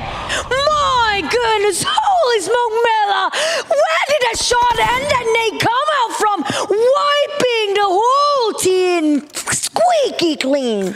Look at the Infinity. I am just lost for words. That was that $1 million grenade that just came out of the air, and Mela is just playing by the edge. He knows for a fact that the rest of EVOS Reborn is right there. It doesn't matter if the Infinity gets the chicken dinner or not. They've already secured more than 15 kills. And speaking of which, Catalyst is dropping the grenades on top of Redface. Mela's trying to actually chip right in as well. This is the perfect opportunity. Livescapes trying to actually get more out of this situation as well. KF doing what he can, just trying to survive. Mela with the nade! Mela with the nade again! Holy smoke! insane? What? Oh, 19! we're hitting the 20 mark. That's a history being made by the Infinity tie. This, guys, has just gone crazy good. Miller with insane Grenades again! Newsy! Oh no, the Infinity, they're gonna be closing this one out. Dinosaurs, the last guy out there. And Livescapes, they had the chance, but the chance has been dimmed down to almost none. Dinosaurs now proning, and now he cannot go up on the ground. And Infinity, they're testing in. They will get the ticket dinner with 20 kills. Goodness me, my God. 21. The most flawless Nate game by the duo, Newsy and Mela. Are you even human to start with at this point? What's got into you? These guys are being possessed. Possessed by the god of Nates. Possessed by the eyes of the eagles. And they didn't even miss one Nate. Every single Nate. Wipe out entire team. Oh boy, that has got to be the moment where the Infinity will be having that cutting edge opportunity to just skyrocket to be unchaseable by the rest of the teams. This is a chicken dinner on top of that 21 kills, and that means this is a huge whopping 36 points only for the Infinity. The last time I've seen this much of kill volume was back then in the era of RRQ, where G9 did one of the best frag in the world. That has been for such a long time, years to take, to have a legacy being born again here today. This is crazy coming up from the Infinity. They are just, my God, so good. They are miles ahead of everybody right now with such a big win. Definitely this, like, do you think anybody still can contest them and contend them in #1 spot? I thought that EVOS Reborn, you saw they have 4 members out there, and we thought, okay, this is looking to be very much clear cut. And the moment that Infinity, they only have 2 members. They drop those nades upon HVNB, takes out the entirety of the team, and you thought, okay, that's just one team. There's still EVOS right there. And they even dropped those nades perfectly on top. Like, that is ridiculous. They're 2 members. Ridiculous. They're 2 members, literally as much as 10 people pulling a spot. And 21 kills. That's 1/3 of the entire population of PUBG Mobile being wiped off by these guys. That was 10 points secured just by Mela as well as his partner right there. Are you sure it's just 10? Because they were double 8 on that. I think each of them. There was HVNB, there was EVOS, and 2 members of Livescape. So I'm pretty sure that's at least 10. And the other 2 members that have contributed another 10. You know, like, God, that is insane. They're just like, wow, we're at the crash site. Just crash the party, guys. Throw whatever you have. You might get lucky. That's like golden nades. That's just jackpot. The Infinity Stone. Now, this is literally them beyond. Yeah, I'm just looking at this very moment here, and let's just break it down because Newsy, yes, he was working it out with Mela, and he himself has gotten 8 kills, and that's only like what, 34% of contribution? I think. Are you kidding me? 8 kills? He and Mela have the same kills, if I'm not mistaken. It's 8, and there's another 3. There's another 2, if I'm not mistaken. Yeah, that was what last I saw. We're gonna check that out later on. We're gonna see head to head later. Yeah, just look at the damage. Longest distance. Yeah, you got 300 meters covered. Okay. This is beyond Mr. Beast. Like 1,152. I'm screaming it right now. I'm looking at them having the highest chance here to beat the champions of PMPL SEA. You don't say that, bro, Captain Obvious. But you know what? This just breaking on the history. Are they going to be one of the new teams taking the championship in global? Of course, that they have to find out. Yeah, that's the fun part because they are having such insane, mind-blowing plays. I think they have a spot there, but Are they willing to venture it out and make themselves uncomfortable to go to that spot? Well, of course, there's still 3 more games to go to. Of course, tell what the story is going to be like. my God! 21! Oh my goodness, no one else have gotten double digits? This is creepy. Like, look at this. We're looking at the highest being 4 kills for Valdus The Murder as well as Infinity IQ. And the rest of them got the scrapes of like 3 kills, 2 kills in 1. I don't care about the damage, guys, because you look at Infinity Thailand here, 2,793. The highest. Has got to be the highest, and that is the number to beat. Well, that's going to be the Snow White and the 15 dwarfs down there. Definitely. Who else got... Literally, look at that kill. Nowhere to match that 21 or even the... Okay, the damage-wise, you know what? If you can get 21 kills with only 100 damage, that's a miracle. Oh, boy. But this is just... I don't even want to read the overall match ranking because it's just insane. You look at EVOS Reborn as well as Livescape here getting 15 points as well as 12 points. That's great, yes, but look at the kill points. Like, it doesn't add up. I can't even fathom what this is all about, but the Infinity has done it right here to pull off the biggest statement that we can get out of PMPL Southeast Asia. And this is on the very final day here in match number 3. Like I said, it's 3 more games to go, and they are already showing that they won this more than anybody else. Infinity has gone beyond. Way beyond the human world, because that's not human. The way they play is They're joining the aliens right now. Literally, definitely the aliens with them right now, because that's nowhere human. The way they toss Nate, how much more perfect it can be. It's like every single toss. Wipe the whole team, not just 1, make it 3. Oh, wow. No, not like this.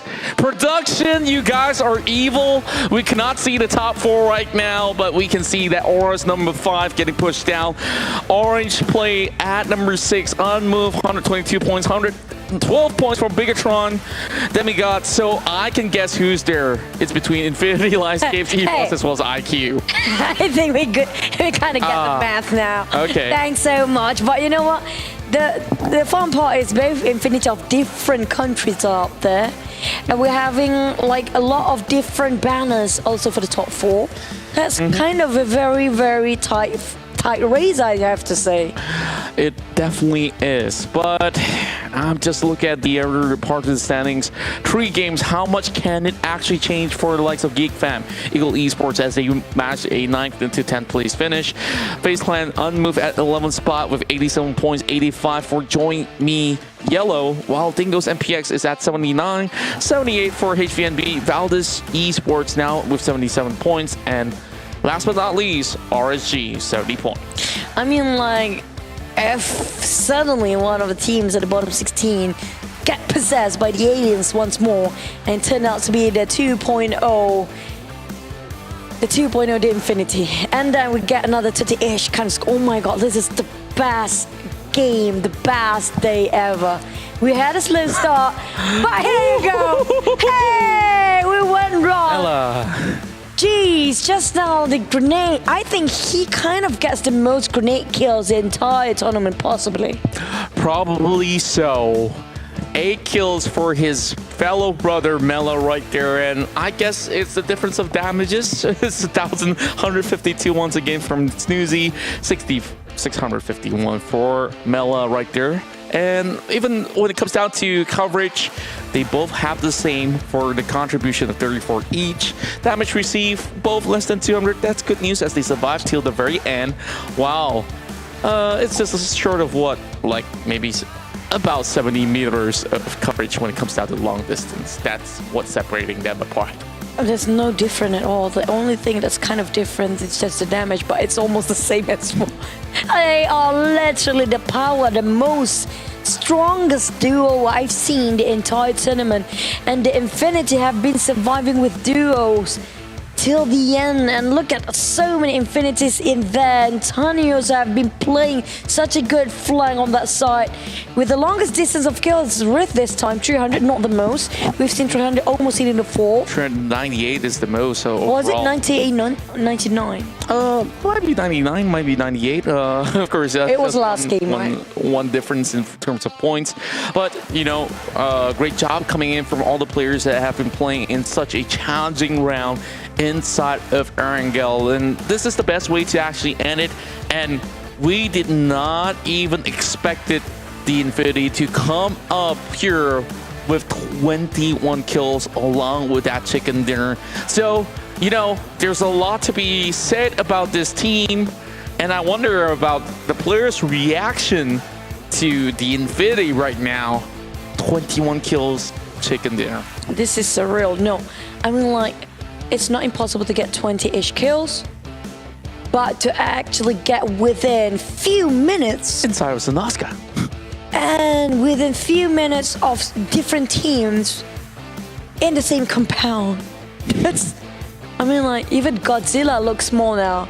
Let's jump straight into the interview about the teams and their insight. We have to ask about how they're feeling as well. Straight into the interview we go.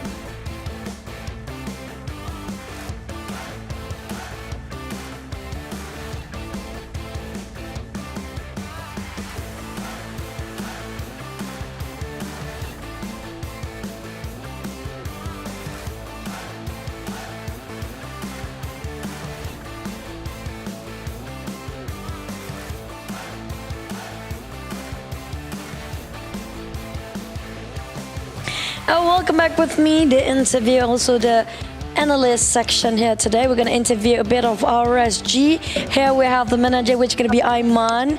I'm going to commence this in English and translate it to BM, just to make it harder for Aiman and make it fun a bit. So Aiman, how are you guys feeling? It seems like RSG kind of lost the momentum since yesterday's chicken. Do you have any plans for today? Yeah, alright. So for today, actually, we kind of like try to change quite a bit approach to our Sanhok, because it's usually our problem, but it didn't go well. But then again, we tried, but same goes for Miramar and Erangel just now. It's not according to what we planned, and it was not executed properly. So yeah, I think for the next 3 maps, we're just gonna play back our game lah. Okay, hopefully they do, because the same goes for Geek Fam. We also they have the same problem. Most of the teams are. But what do you think about the Infinity just now? Are they the most fearsome team, or you think that's just lucky? No, definitely not lucky, because during scrims they are quite consistent. It's just that maybe it's hard to kind of like predict what they're going to do. But definitely their firepower is very strong. So yeah, props to them. And I think that's one of the reasons why they are at the top there. So basically Aiman cakap tadi memang performance diorang tak dijagakan jadi macam ni, macam semua benda plan terjadi. Lepas tu Infinity, saya dengar OTG pun cakap benda yang sama kan, yang Infinity memang persistent dalam screen memang kuat, tapi sempena raya ni lah kan, sempena raya. RSG, do you have anything else to say for the other Malaysian teams, for your own teammates, for the players and coaches, even the fans supporting you out there? Alright, pertama sekali kami sangat-sangatlah minta maaf kalau performance tak mencapai expectation. Menjadi yang pertama kali bertanding DC sebenarnya bukan alasan, sebab we had like times to prepare and study other teams as well. But yeah, we're gonna take this and bring to next season and belajar balik lah. But still, there's 3 maps to go. We try to aim as high as possible. So yeah, we're just gonna give our best, and hopefully other teams in for Malaysia, for Geek Fam and Dingoz also will give the same energy and ni lah, buat yang terbaik lah. Okay, I think you still have 3 more. It's too soon to still give up. There's still a lot of push, but all the best to you guys, and I trust and believe in Malaysian team. All the best. Good luck. Alright, thank you, Chu. Bye bye. Oh, that was the interview coming out from Aiman, which is the manager of the RSG right now. And apparently a lot of Malaysian team having a hard time to trying to make something new out of the South Asia, but they are trying to get back into their old momentum to make it better. They're just still adjusting, but the problem is they don't have that much time anymore. Let's jump into the breakdown of the game. Back into Sanhok Erangel we go. The first Erangel of today, where the circle, I think this mainly is because of a circle. Well, the Infinity, definitely they have been Sanhok's owner of the base, the island itself for the whole time, the infinity, endless time. So they know every nook and cranny. They know exactly everything that goes around Sanhok. So this is a huge advantage from the start for the Infinity to get their homeland, to get their own place, home sweet home, to work until the end of the game itself, of the match. So they know, when you saw how they stand themselves in between the plane crash, in between the angles, exactly all the shots come out towards them, and how for them to actually defend themselves from the outskirts instead of going into the plane crash site immediately. They are playing at the fences outside first. They know which direction to see all the wide field of angles inside. That's just how familiar they are when it comes to their home sweet home here in Sanhok military base. That's one of the biggest reasons why Infinity got themselves that chicken dinner, because of every nook and cranny is just for the take. While the other teams, on the other hand, having a hard time to cross both bridges, eastern and western side, because there's so many bridge camping going on. Some of them have been resorting to try to swim, and some even spotting out the boat. So coming up from the northern will have to go a very long way. But a lot of them actually swim through, and some of them, even Geek Fam, swim under the bridge. EVOS coming out from the western side, well, that's basically it, because Livescape here, I have to spot things out that Livescape kind of fortunate enough that nobody spots them out. They did lose a couple of men in the first few minutes and the first few phases, but finally ended up with two member left. And lucky enough, they didn't get spotted out by EVOS, who's trying to pass by, and straight away crammed themselves into the plane crash site. So what I mentioned about the plane crash site, if you notice that Infinity, even though they know there's a lot of play inside of the plane crash site, but they definitely know if they straight away go there since the start or since the warfare has begun, they might have lost it, because they are so familiar with the fences and the roadside that they know that even though they're not inside the plane crash, it's enough for them to deal that damage from the outside. So on the side of Livescape, they are a bit late. Like Contra mentioned before, they had the opportunity to ram in the moment Infinity was too distracted towards the ones that are actually fighting in the crash site, but they didn't take that golden time, that golden window of opportunity, that small window. They didn't use it too well. But that's it for this side of the breakdown of Erangel. Unusual, I have to say, very unorthodox circle, but we expect more for the grand finals. Then we got it right.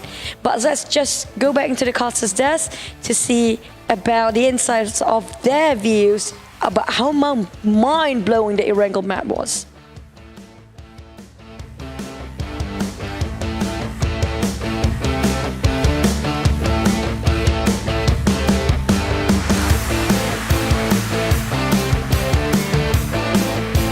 An unforgettable performance coming from the Infinity, and of course they swept in. You want to say and beyond? I almost said IQ, but that's a different. Okay, you know, like they actually came from the outskirts. When we would look at the further parts of the hangar, and they survived with two members. They slowly pushed right in, and down to the very final play against the Livescapes. They have done it to actually achieve that chicken dinner against all odds, against the teams that have more numbers, more firepower, but you know what they have?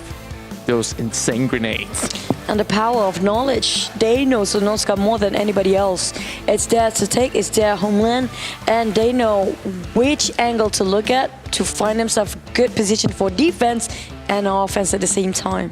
Because if you notice, they didn't go straight into the plane crash, even though they know they can. Yeah, and then you saw they were just hugging by the corners with those broken UAZs with a few smokes left in hand, and they have managed to bring in those big outplays by just lobbing one of the grenades of the lifetime. How many grenades they lobbed? Just it was more than 4 for sure, because we saw some. I think it's more than that. I'm pretty sure that was a whole lot of it. Like, at the very least, 5 frags each side. So I guess that there's a lot more show-stopping action to come later on as we are preparing ourselves ready for game number 4. You know, we're going to be moving back into Sanhok. And I would say that it has been a little bit of a different tempo. Yes, Infinity IQ, and of course not the ones that leading the charts right now, but they are still in the top 4. That's the great news. So IQ or Infinity Thailand here is going to be racing for this one inside of Sanhok. But let's not count out some facts where even the likes of teams such as EVOS Reborn still can actually pull something off, because we talk about 3 potential matches here. As long as the Infinity didn't go out way too soon. I'm talking about, they did such a... They're walloping all the other teams down there with the last game. But when it comes to the next 3 games, they still have to maintain the consistency. We're talking about at least top 5 all the way. Then they're going to be okay. That's right. And I guess that if that sort of consistency, it can actually confirm them a spot. We don't even need to have a look at the points, guys. Yeah, production, I know you guys trying to cause a little bit of suspense, but I'm pretty sure like a lot of all these fans are also calculating by themselves. Some people like to drop by Liquipedia, and of course thanks to the admins out there that's been updating the scores. I'm not going to be spoilers right here, but you know, I'm just going to be keeping tabs from time to time if that's possible. But we still have 3 more games to go. So we're going to be going on this cycle once again. Sanhok, Miramar, and then Erangel. Now, I'm looking forward to that very final round already, because if this Erangel round is giving us the craziest stuff, I don't know what comes next. I did warn you guys. Be aware about Erangel. It's the brawl field where everything special comes out, everything surprising just appear out of nowhere. And the thing is, when it comes to dropping back into Sanhok, the momentum is going to change here. Especially, I did mention about Aura. Aura's still in the top 5. We saw them at number 5 literally. So if they actually can get back their title for the Kings of Sanhok, then they might be in the run for the number 1 spot as well. That's right, and I do believe that there is still opportunity out there. It's for them to be making it possible for the count here, especially now going in towards Sanhok. It has been a little bit tough to actually predict some of all these areas of play, but the trend right now is that it's been swerving in towards that Ruins Island, where, you know, 2 games have already ended up somewhere around the same corners of the southeast side of Ruins. So is it going to be something that's a little bit more different? Is it going to go back into the alpha side of things? It's going to be hard to tell, but we're just going to be bringing you throughout the entirety of the journey. Thank you guys for still joining the entirety of this run here with PMPL Southeast Asia Championship. This is Contra alongside with Choo Choo, and of course, all of this is made possible by PUBG Mobile, and of course, the ones that have been hosting the entirety of the event, and this is all in collaboration with VSPN, as well as Tencent Games, Lightspeed Quantum, and also PUBG Corporation. Definitely thank our sponsors. A lot of players here challenge their boundary. Did you challenge yours with Redmi Note 10 series from Xiaomi? Challenge your boundaries with them. Who knows, you might be one of the best players and lopping out nades, insane kills like just now. Infinity did it.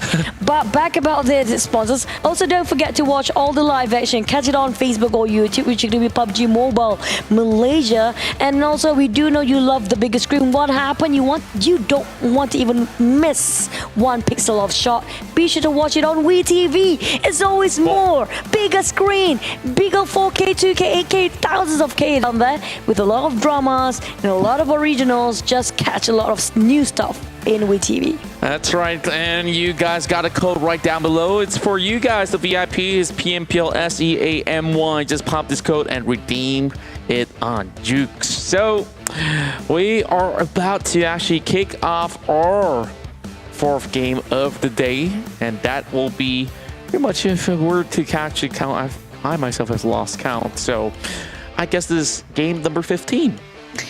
Or how about 12 plus 3? That's it. 12 plus 3. I don't know how many. 12 plus 3, that's 15. This is going to be game number 16 because we only have 18 rounds of it. So game number 16, here we go. We're going to go back to Sanhok. Drop your predictions. I hope it's a different team except from well, it's kind of... I want to see somebody else sell Infinity IQ and Aura just getting Sanhok. Please, somebody else. All right, so you heard it from Choo Choo. And if you guys are not agreeing with her, don't worry. I know you guys have your own favorite teams to support, but here we go. The flight's going to be starting off from the Alpha Island as it take off from Camp Alpha, heading in towards Mong Nai. It will be a little bit of a stretch to get in towards docks, but you know, it's a 4x4 map.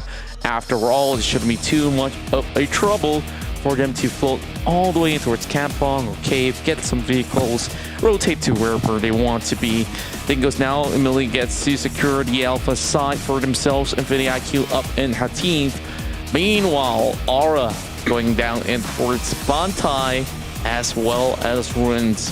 While it's going to be pretty much of an equal dropping for most of the teams, let's check out Geek Fam. They're looting, definitely. I don't know what else to say. We just saw he picked up the pan and he put the pan into his stash, and that's it. That's the most what Geek Fam has been doing. But all the teams are... Oh, wait. Bigetron taking on Demigod. What happened is Demigod is actually in boot camp. Oh, I guess so. And right now, JoinMe Easy, not having an easy time at all. Getting flushed upon as well as HVNB now tries to push it. And he gets caught out. Oh boy, Pin only having so little HP. And JoinMe Yellow bringing in those shotguns, bringing in everything you got because Frankie's coming in. And Frankie's getting taken down. Frankie is going to be absolutely disappointed on that opportunity miss, while Rabbit's now the only member left alive outside of HVNB, still bringing some of the pain out there. Well, JoinMe Yellow now gets all the challenges in. Oh boy, he's still alive, Rabbit! That's not done and dusted yet. A lot of them being knocked down. Ah, so many people knocked down here on their knees while Reb is still looting. Hoping he got enough to save his mates. We're down to the last Sanhok, by the way, in the grand final. This is the last Sanhok, and everybody has mindlessly just go in to take the fight. We have known for ages HVNB and JoinMe in the same compound of Pine Non, but not this early. They're not done yet. Oh yeah, and they know exactly where they are. They're going to be marching up these staircases as well. Easy's going to be looking at the walls, and that will be it.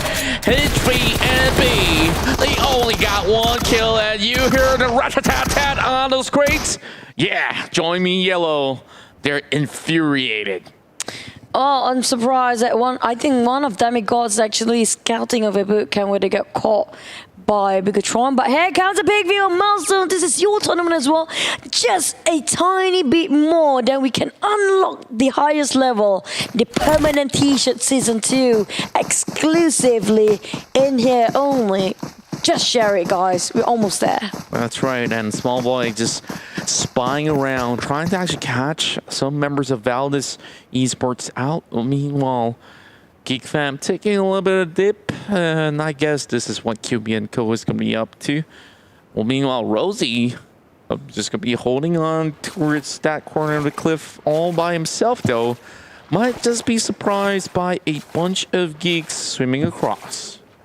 Well, they love death swims, Geek Fam, for the last few games. I can't deny that. That's too apparent for us to not agree to that. Every single time the camera hops onto them, they'll be swimming across. Now, the problem is You haven't seen, did we see the circle yet? We haven't really seen much of a glimpse of the circle for Not now. even the first one, right? And I guess we're just going to leave it for some special moments out there. And speaking of special... I do want to know where the circle is. I want to know. Because then we get the idea about which team might fight each other. You're looking at the corners right here, so probably the mainland. I think it's still going to be boot camp, seems like it. It's still a little bit of a 50-50. It's in between Alpha, Bravo, as well as Charlie at the moment. I ended up there because if it's the same pattern just like how the past 2 days, well, I'm not surprised. We've seen a lot of deja vu circle before. That's right. April now going full speed, and you know, now April's gonna be taking over. One of the players that will be resting right now, coming in from Dingoz MPX. It's really loud just now, the pickup truck. Oh yeah, that's the problem about riding Ronnies across the field. Like, you just absolutely give away your position now. Speaking of positioning, now Geek Fam 2-2 split amongst themselves across the huts, while Aura is going to be looking for a little bit of... Hey! We've already hit the 1 million viewership. Thank you guys. You guys are all the best. And you have done it once again on the very final day. 1 million viewership milestone reached across Southeast Asia concurrently. Congratulations! That's celebrations! You know, guys, you are the best. But what's best right now is Aura taking down Bigetron RA. Aliens are back about the game. There goes the tap coming out across downtown. Jaden from downhill up below. It's gonna be Kings trying to return the favor. Now they need to pop the smoke because it's gonna be a long distance coming up from bootcamp. Luxy coming out from the high ground as well. So everybody seems to be moving this way, so this might be the center of it.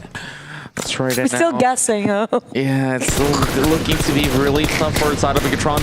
And this time, Ryzen is not playing at the moment. Will be subbing right in. I guess he's going to be taking a little bit of a breathing room inside of Sanhok. And sometimes it's a little bit of a tactical switch as well on, you know, maybe certain players are a lot more... relaxed, effective when it comes down to certain maps. So it's not really about, you know, oh, this player is not efficient enough or so. You gotta give chances to even new faces out there. Hopefully, you know, whether if you're from Indonesia or not, you guys give a little bit more love and support to Kings, who's currently playing for Bigetron RA Aliens, but Lamborghini is parked right under a tree. So he's got to find some of these members of Dingoz MPX across the hills as well as in the shacks. All gonna have a bit of a bridge camp here. Yep. Well, we see that one coming. Definitely the boot camp again. Maybe ended up on Painan or even the outskirts of boot camp. Usually ended up there. Maybe shift to Paradise Resort. Who knows? It's a very generous circle, so nobody has to actually rotate quite fast. So they don't have to move that swift anymore. Take their own sweet time to just do whatever they want. But Cam Alpha will be vacant very soon. We're talking about Dingoz. And also, who else was there behind there? Well, is that IQ? Yes, I think that's IQ. Exactly. IQ was right across the bridge. Meanwhile, Infinity is going to be taking it very, very slowly off of Cal. I'm wondering that if that's going to be efficient for them. But the good news is that Paradise Resort absolutely empty, while RSG is taking a slower pace this time around. They're not going to be looking to march up ahead, and they are having some snipers from Aura to point right at the side of Bigetron RA Aliens. Now, taking over the hills, meaning to say inside boot camp is going to be absolutely empty. Well, these bullets are just going to be chipping only a few HP off of Luxy coming from that distance with the M416. Are you sure boot camp is empty? Somewhat. Well, we can see that there are signs of some members of Bigetron RA Aliens, which they are not exactly inside of boot camp. I think RSG might just take over eventually. Yeah, they not really take that place. They're possibly gonna just run across it. They're just gonna, you know, pass by and then see whatever they can scrape about the things that they can salvage from that drop pot, and just move on, possibly. Well, some teams like Valdus, okay, we haven't seen Valdus not performing at all the entire South Asia finals way back then. I mean, like, is it really the rules to change, or it's not their era anymore? It's going to be really hard. I guess every team is trying to adapt to this very brand new face of the PMPL because there's so many new names that have emerged. Yes, there are old names like Orange Esports, Bigetron, and you can argue Geek Fam as well as a few other names out there. But it's all about adjusting to the brand new style play as well as the pacing overall. Now Dingo's moving back in towards a boot camp. That's where they are trying to spot out if anyone's inside of this town. Meanwhile, Batman has already seen a little bit of movement coming from Iron Pro, so they know what exactly to expect. You know, it's the same pattern all over again. Whatever Sanhok, Miramar, Erangel, you name it. It's always a civil war start first. After the civil war, like 2 or 3 rounds, then only they start the international fights between all the players and all the teams. I guess so. Every single time. Like Bigetron just now with our EVOS, and then it's always Dingoz with Geek Fam or Geek Fam with RSG. And then we have, you know, except for the Wildcards, definitely, they're fighting all against the world. Oh, okay. I guess that IQ, they're running right back to fight against another Infinity. This ain't Civil War, but I guess there are brothers who share the same name from nations. It's totally different Civil War, a different level of Civil War. Like, there's a lot, it's hundreds of kilometers away from Thailand to Vietnam. Like, speaking from a person who used to travel, I kind of wish we can travel. You know, back in the days, it was all great. We get to meet the fans. We get to meet the players personally. We may not speak the same language, but hey, we had a whole lot of fun. And, you know, I'm hoping that everyone here stay really safe. And of course, there's no point going out there unless if it's going to be some urgent matter. So make sure to put those masks on if you guys need to. And hopefully things will be good for 2022. Not just when you need to, you must put your mask on all the time it's possible. But speaking of the Civil War game, Aura and Bigetron at the throats for the second round. Well, we see this one coming definitely. But I'm just waiting if the circle actually shift on our really hot shift. We're talking about left or even on the southern side, then it's going to be fun to watch. Indeed. Now, Infinity, they're taking a little bit of swim here. Newsy opting to actually move all the way to Hatin. But just, okay, he's swimming outskirts. As we do have Gatini right now. Just looking right by, they understand that they can't exactly go all too far. The question is, do they actually have any vehicles to work with? Yes, it will be. As I do see that there is one being parked right behind the villages. And now Ferrari is going to be unleashing some bullets right across. And he's getting treated immediately the moment that he steps outside. So Porsche is looking to back away as well. This ain't going to be looking too good, but... Oh, he got stuck. I think his backpack is too big just now. He got stuck. Okay, you're not going to... That looks hilarious, right? Like, couldn't really squeeze under the bridge. Oh, is it something with my belly? Is it growing too much? Is it too much chicken dinner that we're getting here? Apparently not so, but for the Infinity IQ, more trouble lurks ahead because Loki, I guess he gets bought out by Iron Pro for a moment, but a little bit too far away. Let's not. Such a fun day.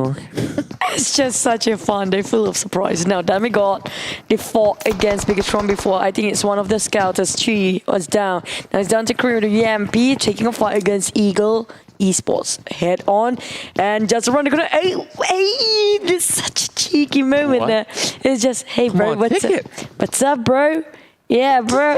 You coming in, bro? Nah, I'm a shy guy now, she said.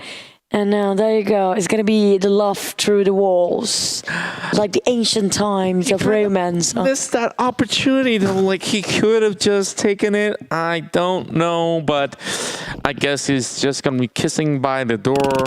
And being a little bit of peeping Tom now. His teammate chooses to shoot instead. Mr. Christ is going to be waiting while grenades are not even lobbed right in. I guess Darley's going to be pushing one now and through the windows. Hey! Walls, and we're looking at DatCon.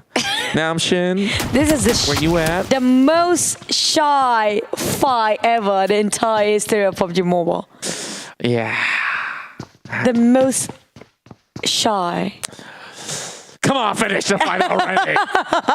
It's like, I pick you, you pick me, we're a happy family. And so here happy. comes...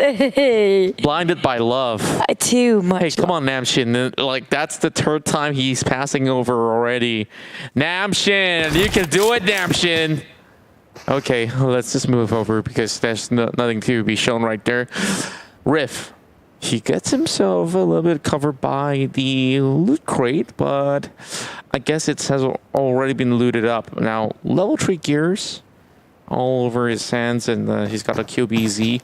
Staring right back at his 6, looking for a Ferrari.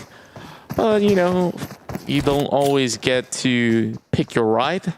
Now, DatCon's moving closely with a grenade right here. This better be good because Cry has been waiting by the edge. And Namshin, is he disconnected or what? They are such a patient people playing this game. I don't have that same patience. I mean, like, they have the perseverance, they have the patience.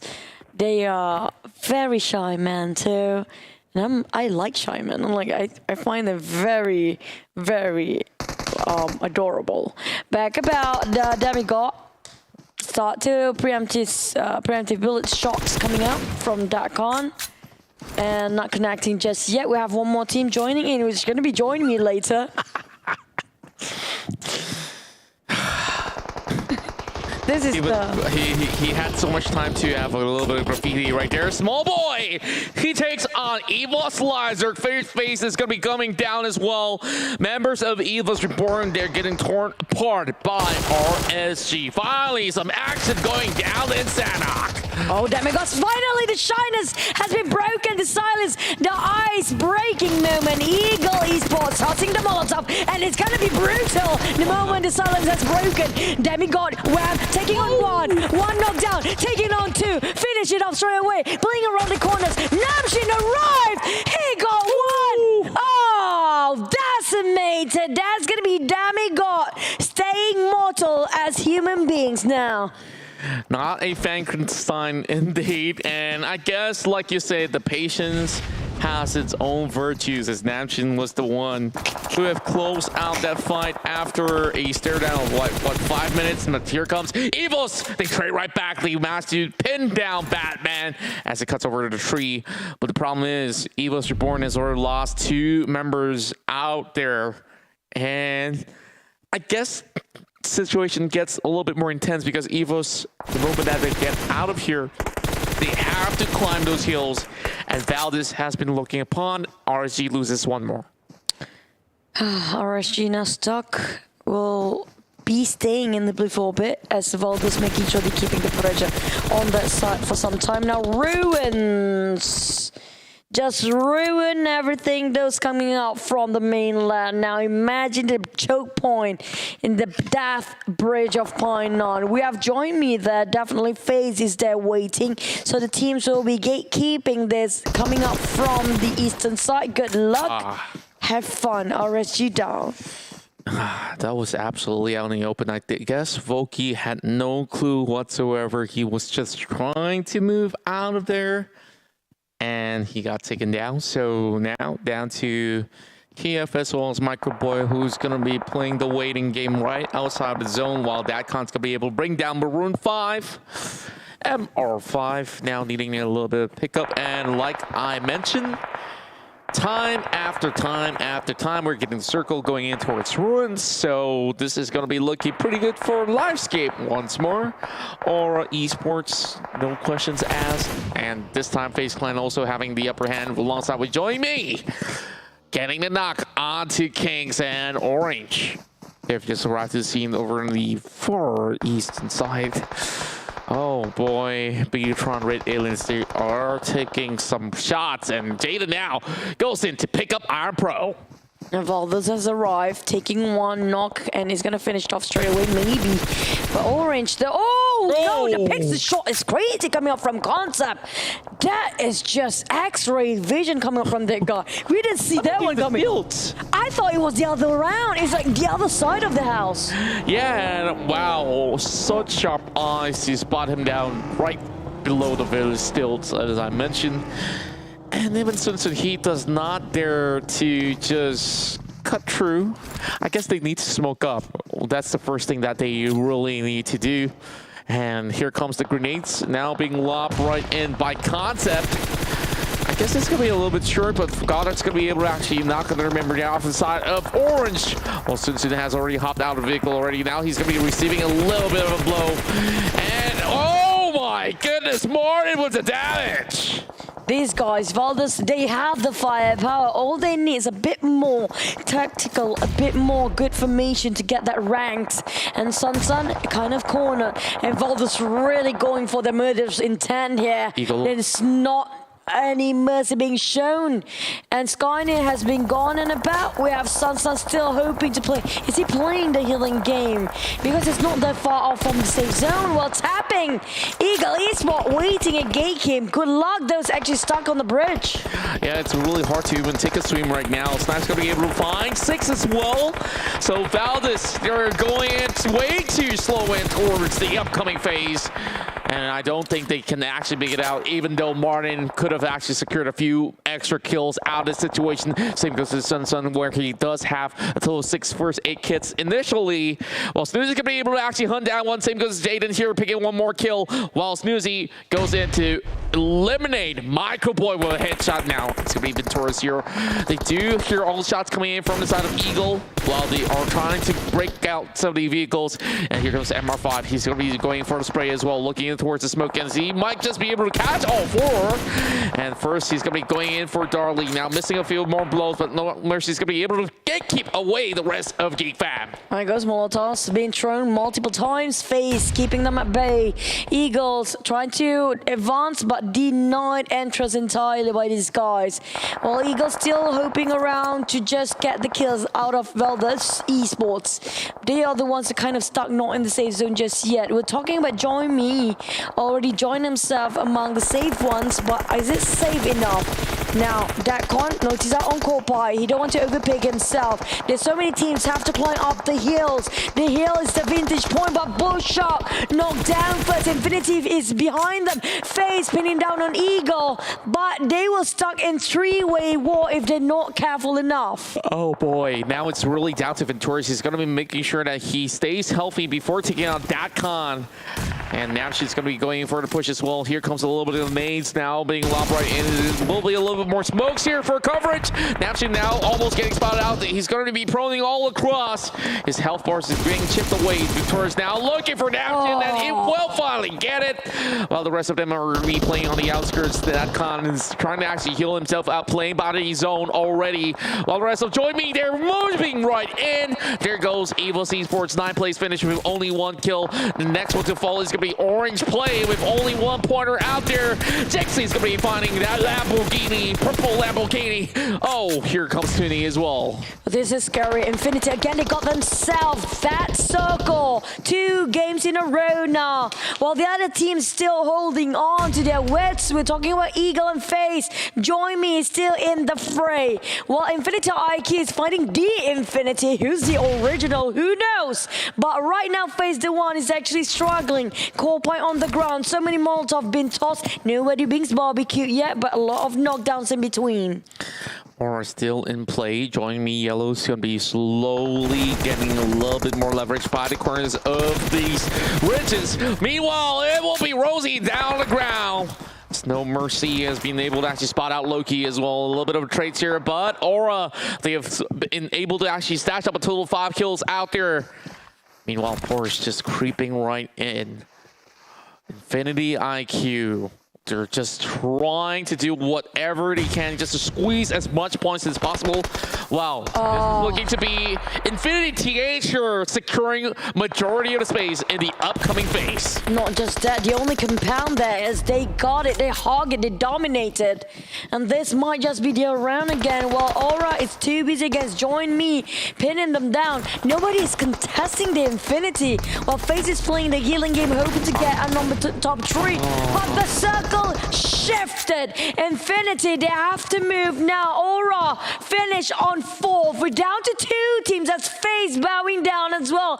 On 3rd, just made it on time for the 3rd place. Now, JoinMe or Infinity? Well, I guess JoinMe will be ended right here. It's the Infinity that has been able to get that back-to-back winner chicken dinner.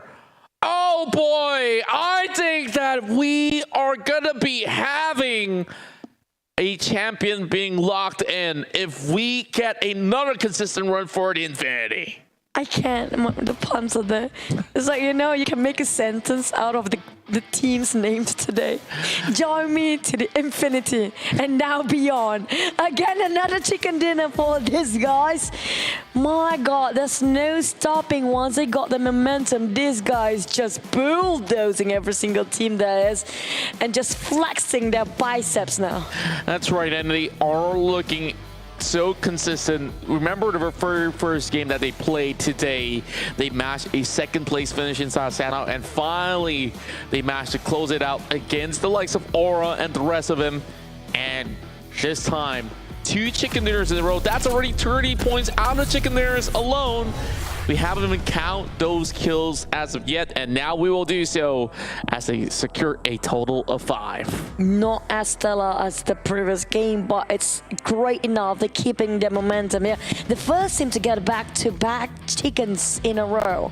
We haven't seen that one just yet, so they make it another history here for Infinity. Will they get a hat trick? We have to wait and see.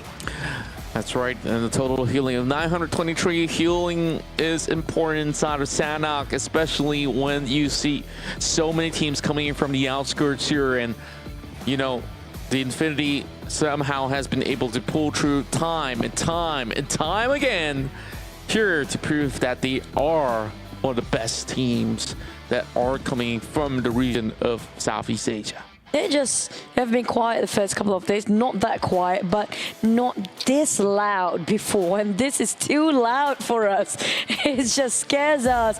And my hands are standing at his hands because the last game was mind-blowing. And it feels like they are cooling down in this game. But their cooling down is still getting #1 spot. And they are securing that spot and not even trying to. They literally screw themselves to the championship here. I don't think anybody can snatch it away anymore. That's right. And I believe that, you know, if there is going to be challengers out there, you know, EVOS Reborn is still fighting for it. Aura is fighting for it. Infinity IQ is also fighting for that spot. So don't count them out just about yet, because the last time we saw inside the top 5, there were some of these teams, but the chances now is going to be a lot harder. Don't lie to yourself. They definitely opened up the gap after that 36-1 round thing. And the second to that was like, how much was it a big gap? Like 20-ish kind of points. So no, there's nobody's catching up here. I'm just drawing possibilities, all right? Let's spot rain on the parades of, you know, fans of the other team. Give them a little bit of hope, and, you know, if you're a fan of the Infinity, if you are a fan of Infinity, this is the best news possible. 2 back-to-back wins, and now Gatuni gets his 2nd MVP title shot here with 2 kills, 312 damage, survived all the way to the very end with, you know, 34% is the number that has always popped out for the Infinity. You know, Contra is best when it comes to giving fake hope like he did to me. I thought we were close, and then he's like, no, we're just friends. Oh, man. So, yeah, don't trust Contra's fake hope. Take it as just no hope at all. I'm so mean, but take it in, guys. The truth hurts. It's as bitter as it gets, but that's just reality, okay? That's right, and the reality is this. The Infinity is way too good. In the last day, it's like they literally pull everything off their. All the magic tricks are out in the open, but look at the difference here. Aura, you know what? Maybe there's a glimpse of hope in Aura. We know that they are in top 5, but based on their performance here today, they're going for the kills. They just go in all for the kills. That's right, and Aura, they do have a little bit of a head start here. They usually start by the corners of ruins. They've been farming those kills coming from the teams that comes through Camp Alpha and the rest of the villages. So they've been taking so much of all these hits, and I guess by the very end it was a little bit more difficult for them. But currently in the match ranking is JoinMe Esports here that has been able to stash 21 points overall. That's very impressive. Meanwhile, Infinity, they secured the same amount of points as Aura, even though they walk away with that chicken dinner. So what I was saying was pretty much true. Aura does have a chance. And FaZe Clan now better ending for themselves in the top 4 with 14 points, 7 points each for Livescapes, Eagle Esports, as well as Valdus, while Infinity IQ, 6 points. You know I make that face and it's like, oh, they're still in the run, but there's like only 1 point in between, you know. Yeah, they're still in the run, boys. But I think the closest one is gonna be definitely Aura, definitely, but they need to make something wow to actually surpass what Infinity has to offer. Now on the second page, Geek Fam on 9, we have Orange Plays at 10. EVOS Reborn now dropping the charts quite hard at 11 plays. RSG 12, Dingoz 13.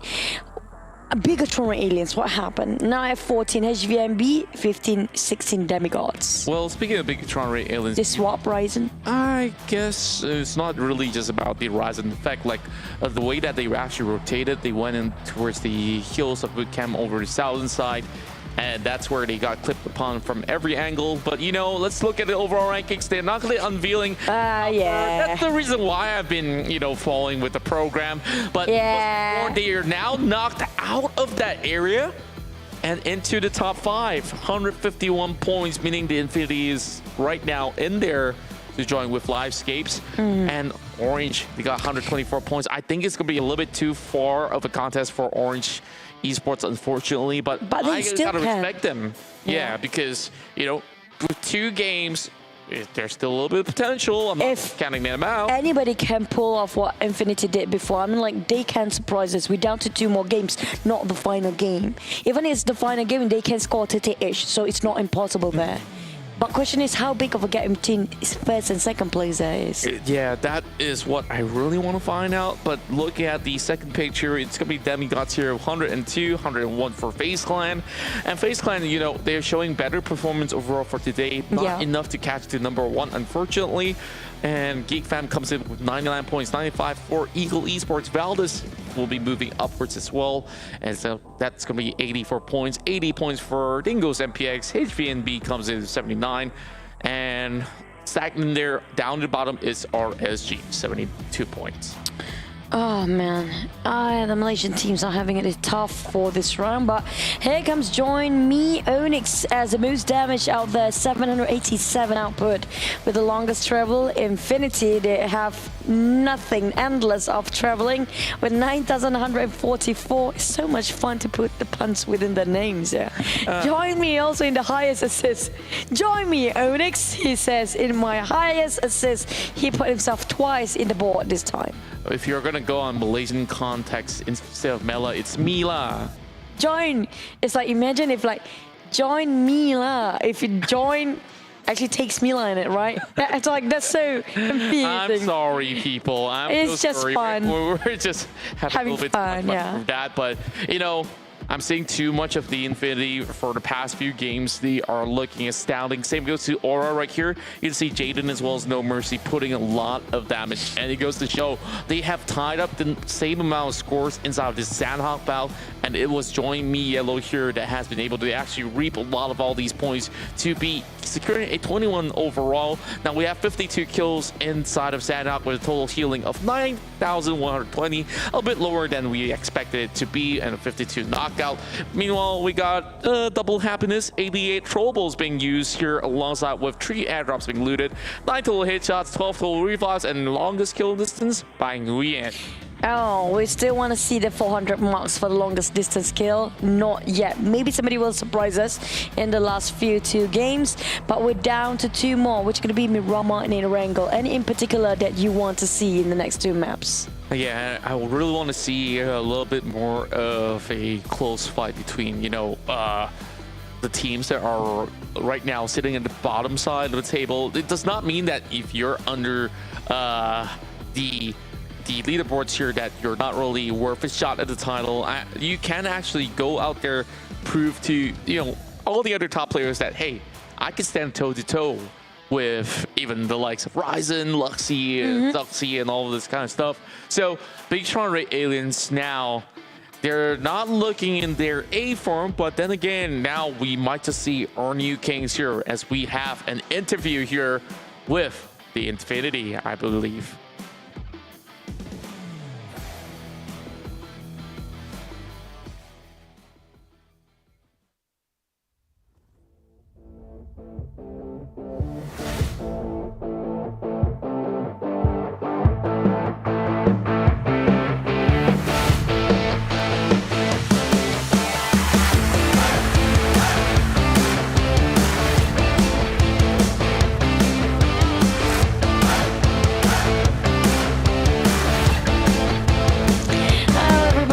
It's me again, Chu, for the host and also the interviewer on the analyst section as well. But we're going to interview a bit when it comes to Geek Fam. Oh, he's so cute. Hi, it's nice. Ya Allah. Oh. Ni kirang dah santai-santai ni. Santai-santai lah. Oh ya, ada makan-makan tak? Ada kuih raya tak? Lagi. Oh, okay. Tak dapat ayam ni. Aduh, tak dapat makan. Tak dapat makan. Rendang ayam tak jadi lagi ni. Belum puasa, belum raya Oh, puasa pula kan. Okay. Kita nak tanya sikit lah, Geek Fam, apa pandangan korang pasal performance yang korang nampak daripada hari ni, tim-tim terutama Infinity. Pada pandangan korang, diorang ni tim yang macam mana? Masa lepas ni aku main ML lah. Kita rasa Infinity, saya rasa dia tim yang fikir ke depan lagi daripada tim yang lain. Sebab tu diorang punya position mantap semua. Itu saya rasa lah untuk tim Infinity. Tu je? Aduh, Mak. Itu je. Lutut siapa kat tepi tu?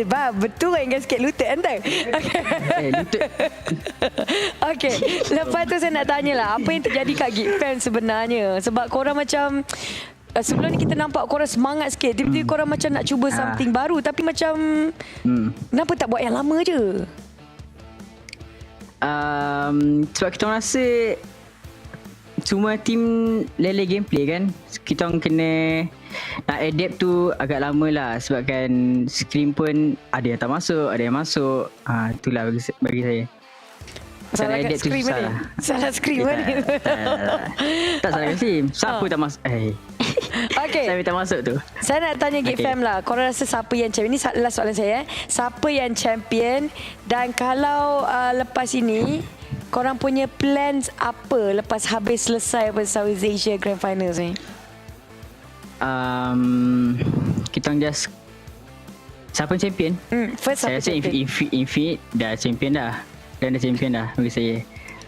Lepas tu plan ni pasti kita ni lah.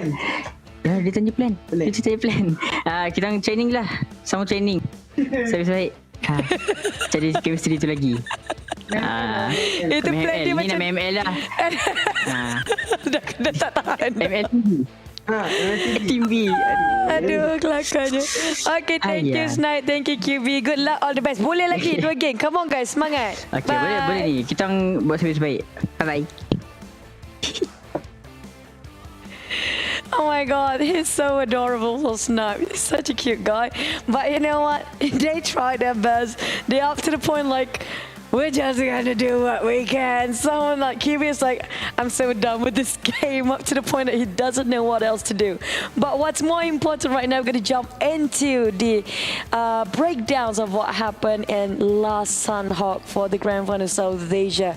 Now, Infinity has not been playing as aggressive as the previous Erangel game. They toned it down for a bit, and I'm loving the fact that we are having a new team in Sanhok this time. It's also with the Infinity, but not with the IQ. This time it's just the Infinity. So Infinity has been dropping kind of far from the others, and they are the ones coming up from the northern side. They are very quiet. If you ask me, they always go it low sometimes. I think there are maps that being very selective for the Infinity to whether they go for aggressive or will they go for a very quiet game.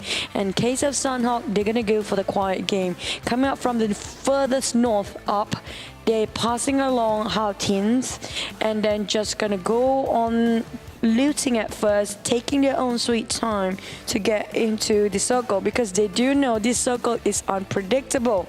So the moment the circle is readable about its ending spot, because if they went on the phases just before this where it still comprises of boot camp, they might have to risk to travel back and forth if it didn't end on ruins, or will it ended up in boot camp or at the edge of Ken Alpha Island, just like how Dingoz is standing at right now. But Infinity, they are very smart. They know this is the hardest map to read when it comes to this circle. So they waited until the circle is 100% certain, ended up in certain island, and there's nowhere they're gonna hard shift it that they have to cross the river again. So they're playing this one very quiet, not aggressive as Erangel, just taking themselves a very good spot to take covers from and let everybody else do their thing and just finish off their own fights. And they just come in and do the house cleaning and making sure they take the house cleaning with the pay of a good big fat chicken. And I think that's a pretty simple come up from Infinity rotation. I wish to cover all the rotation of all the other teams, but we don't have that much time because we still have 2 more games to go. The last Erangel and the last of Miramar. See you guys in a bit for the last 2 games in the grand finals.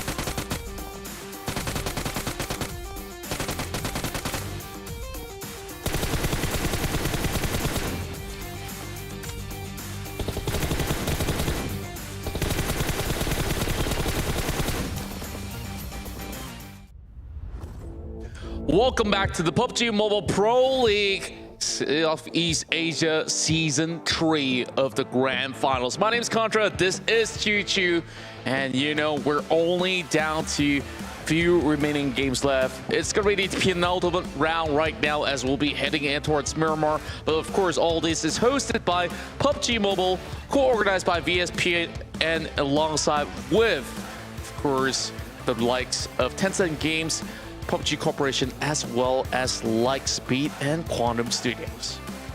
Yes! We're down to the final day, lots of games, but without these guys, we have nothing. It's our sponsors, and they challenge you to challenge your boundaries. Who are they? It's gonna be Xiaomi Redmi Note 10 series. You'll be the next contender for the top in the South Asia if you use them. And also, you guys are watching all the live action taken on live stream on Facebook and YouTube, which is gonna be PUBG Mobile Malaysia. Not forgetting bigger screen, bigger drama, so many things to watch. WeTV. Always more and so much more. Honestly, too much, because if you actually go down and watch whatever there is they have to offer, you don't want to come out from the house, and that's the good thing for you right now. That's right, you guys can also redeem some Jukes VIP code right there to, of course, enjoy the music and enjoy the entirety of the show here throughout the entirety of the PMPL. You know, I've already checked out some of all these great dramas that's on. You love drama. I love myself some great drama. And right here, you know, even speaking to some of the players of Geek Fam earlier on. Yeah. And they already said that we kind of know who's going to be the champions overall. All they have to do is to maintain on these upcoming 2 games. It's hilarious when the interview went like that. I didn't expect that kind of a chill vibe come from these guys. They're up to the point that literally just follow whatever flow they are floating on. So it's like when we asked QB, we heard QB say, I'm so done. PUBG Mobile, I cannot see my life with PUBG Mobile anymore. And they don't know how to counter this. It's just no way. It seems very flawless about how Infinity plays. There's some teams right now so intimidated, feeling so insecure about their positions. The only thing they think about right now is run. Whatever it is, just run. Well, you know, it has been a really long day for many of them, and it sometimes is a little bit more demotivating when you're not entirely in the same position that you really want to be at.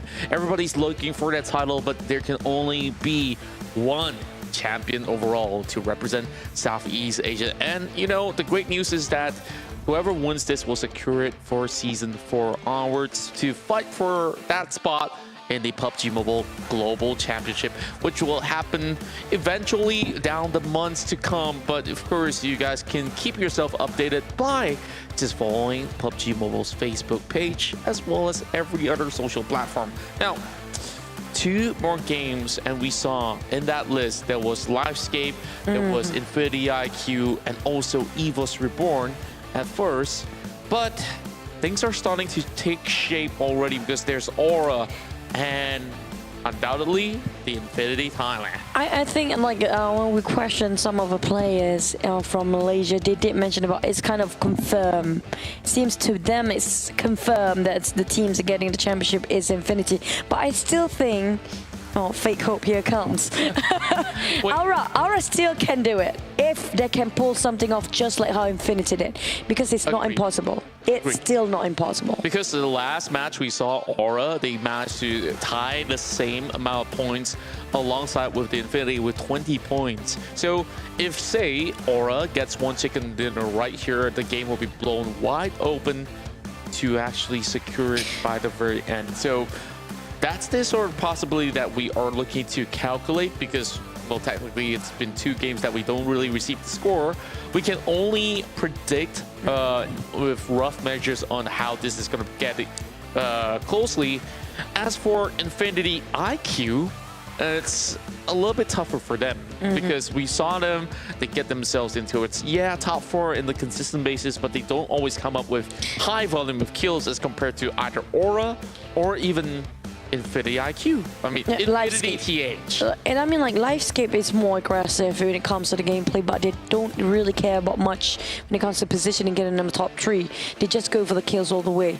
But speaking of Aura, I think there's one way for them to get the championship certain in their hands. It's a very high risk, high reward thing to do. If they contest Infinity straight into their drop spot and win that fight 2 times in a row in 2 games after this. If Infinity is out at first, then Aura is in the run for the championship. As long as they can take down Infinity out at 16th place, challenge them in their compound and drop spot, and have to get a chicken dinner 2 games in a row. Ooh. It's a tough one, but it's high risk, high reward. That's one of the biggest options there is. It is really too much to actually digest when it comes to that. But if it's going to be other teams that hot drop, then what then? So maybe the standings may or may not be affected. That is like, if you want it for certain, you do it that way. But if you want to leave the chance to 50-50, you can do that way too. But chances are, what if Infinity kind of still in the top 10? Then that's kind of pointless. Exactly, right? So I guess there's still a lot to be chased right here, especially for the other teams. I'm looking at the Infinity.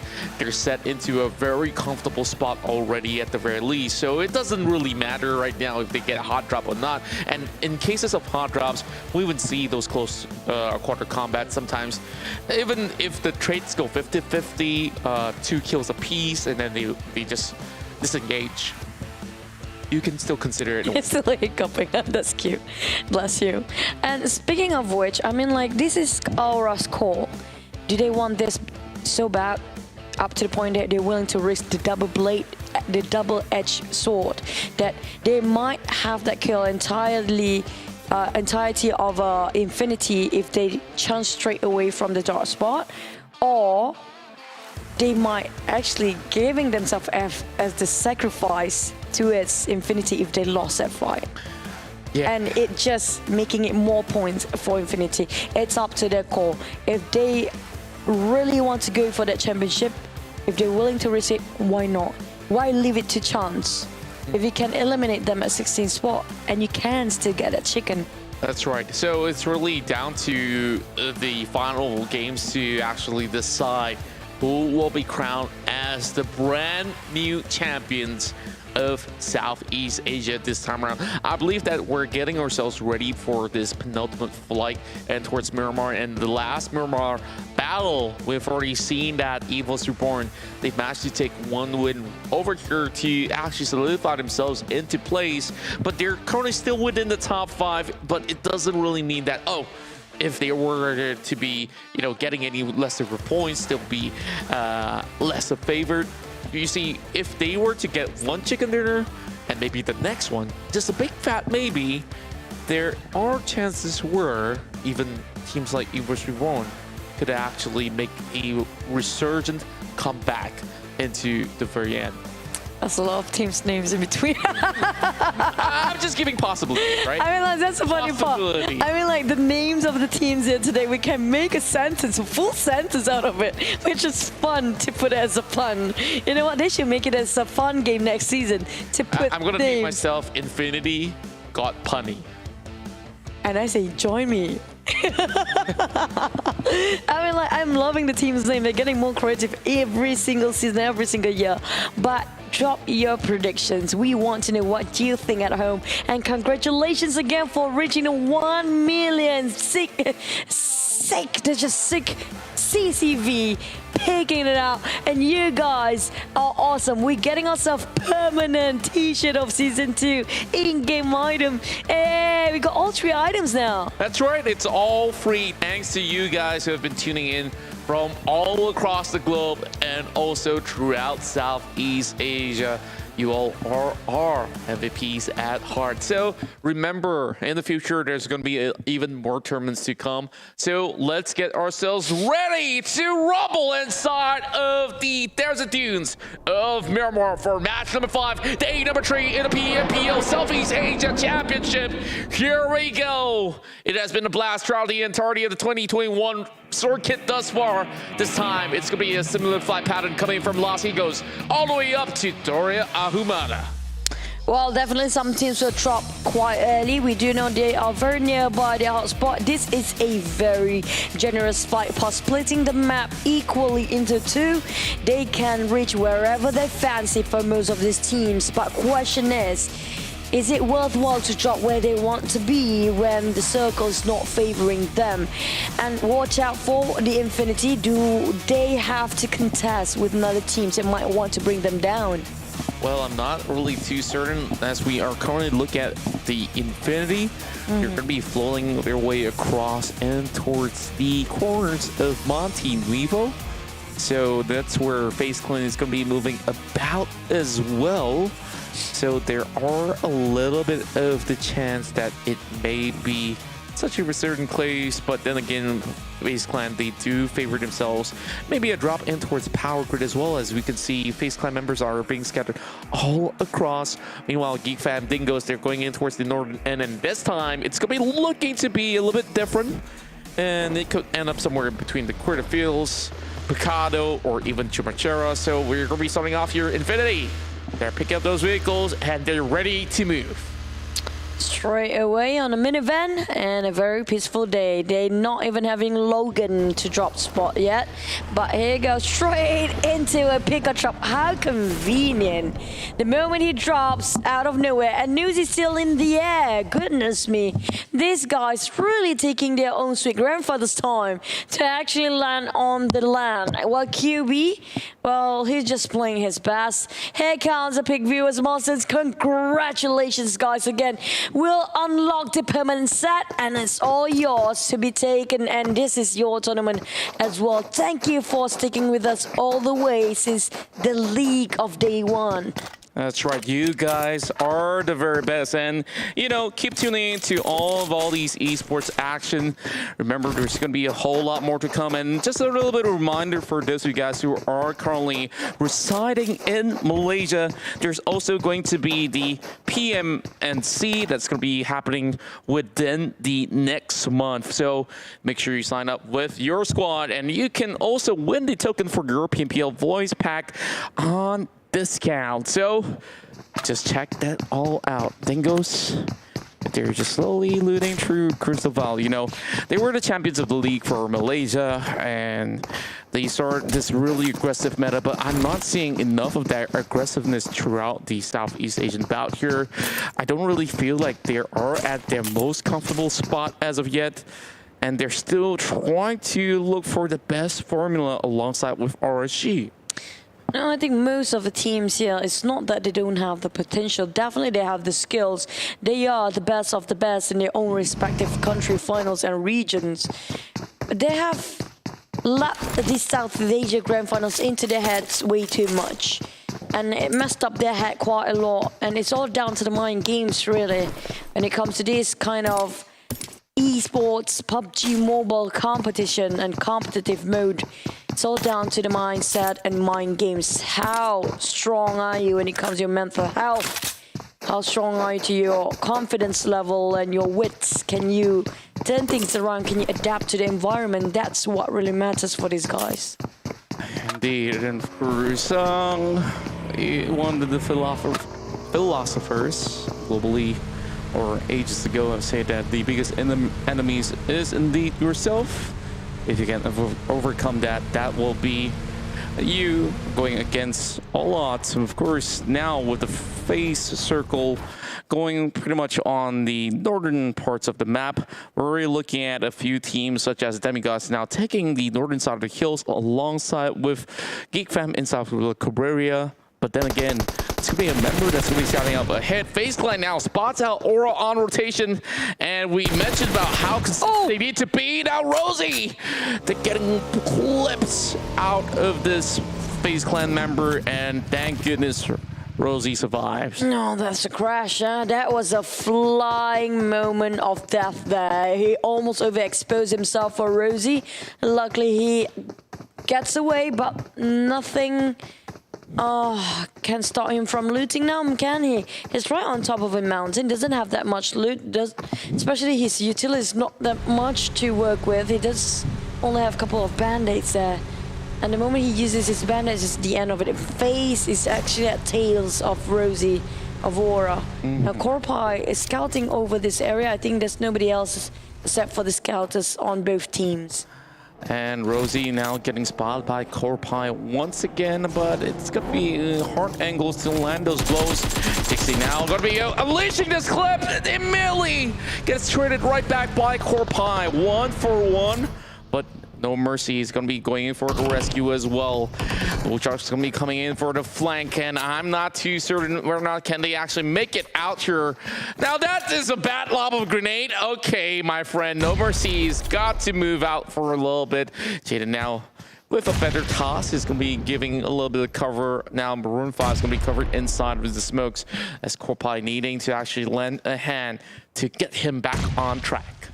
This is way too early. They are getting more aggressive and more proactive every single second. And Bigetron just picks over, also pops their head around the corner. I'm not sure if they want to butt in this business or not, or stay their nose out of it.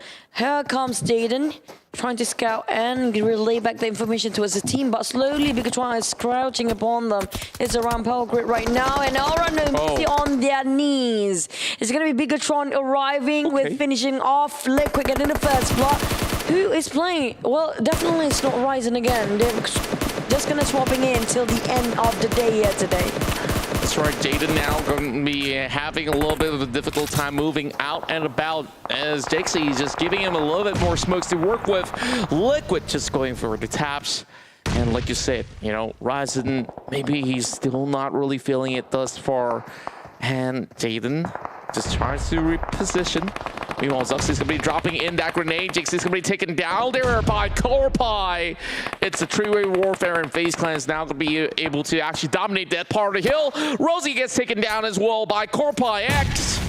And Jaden now having nades flying towards his direction.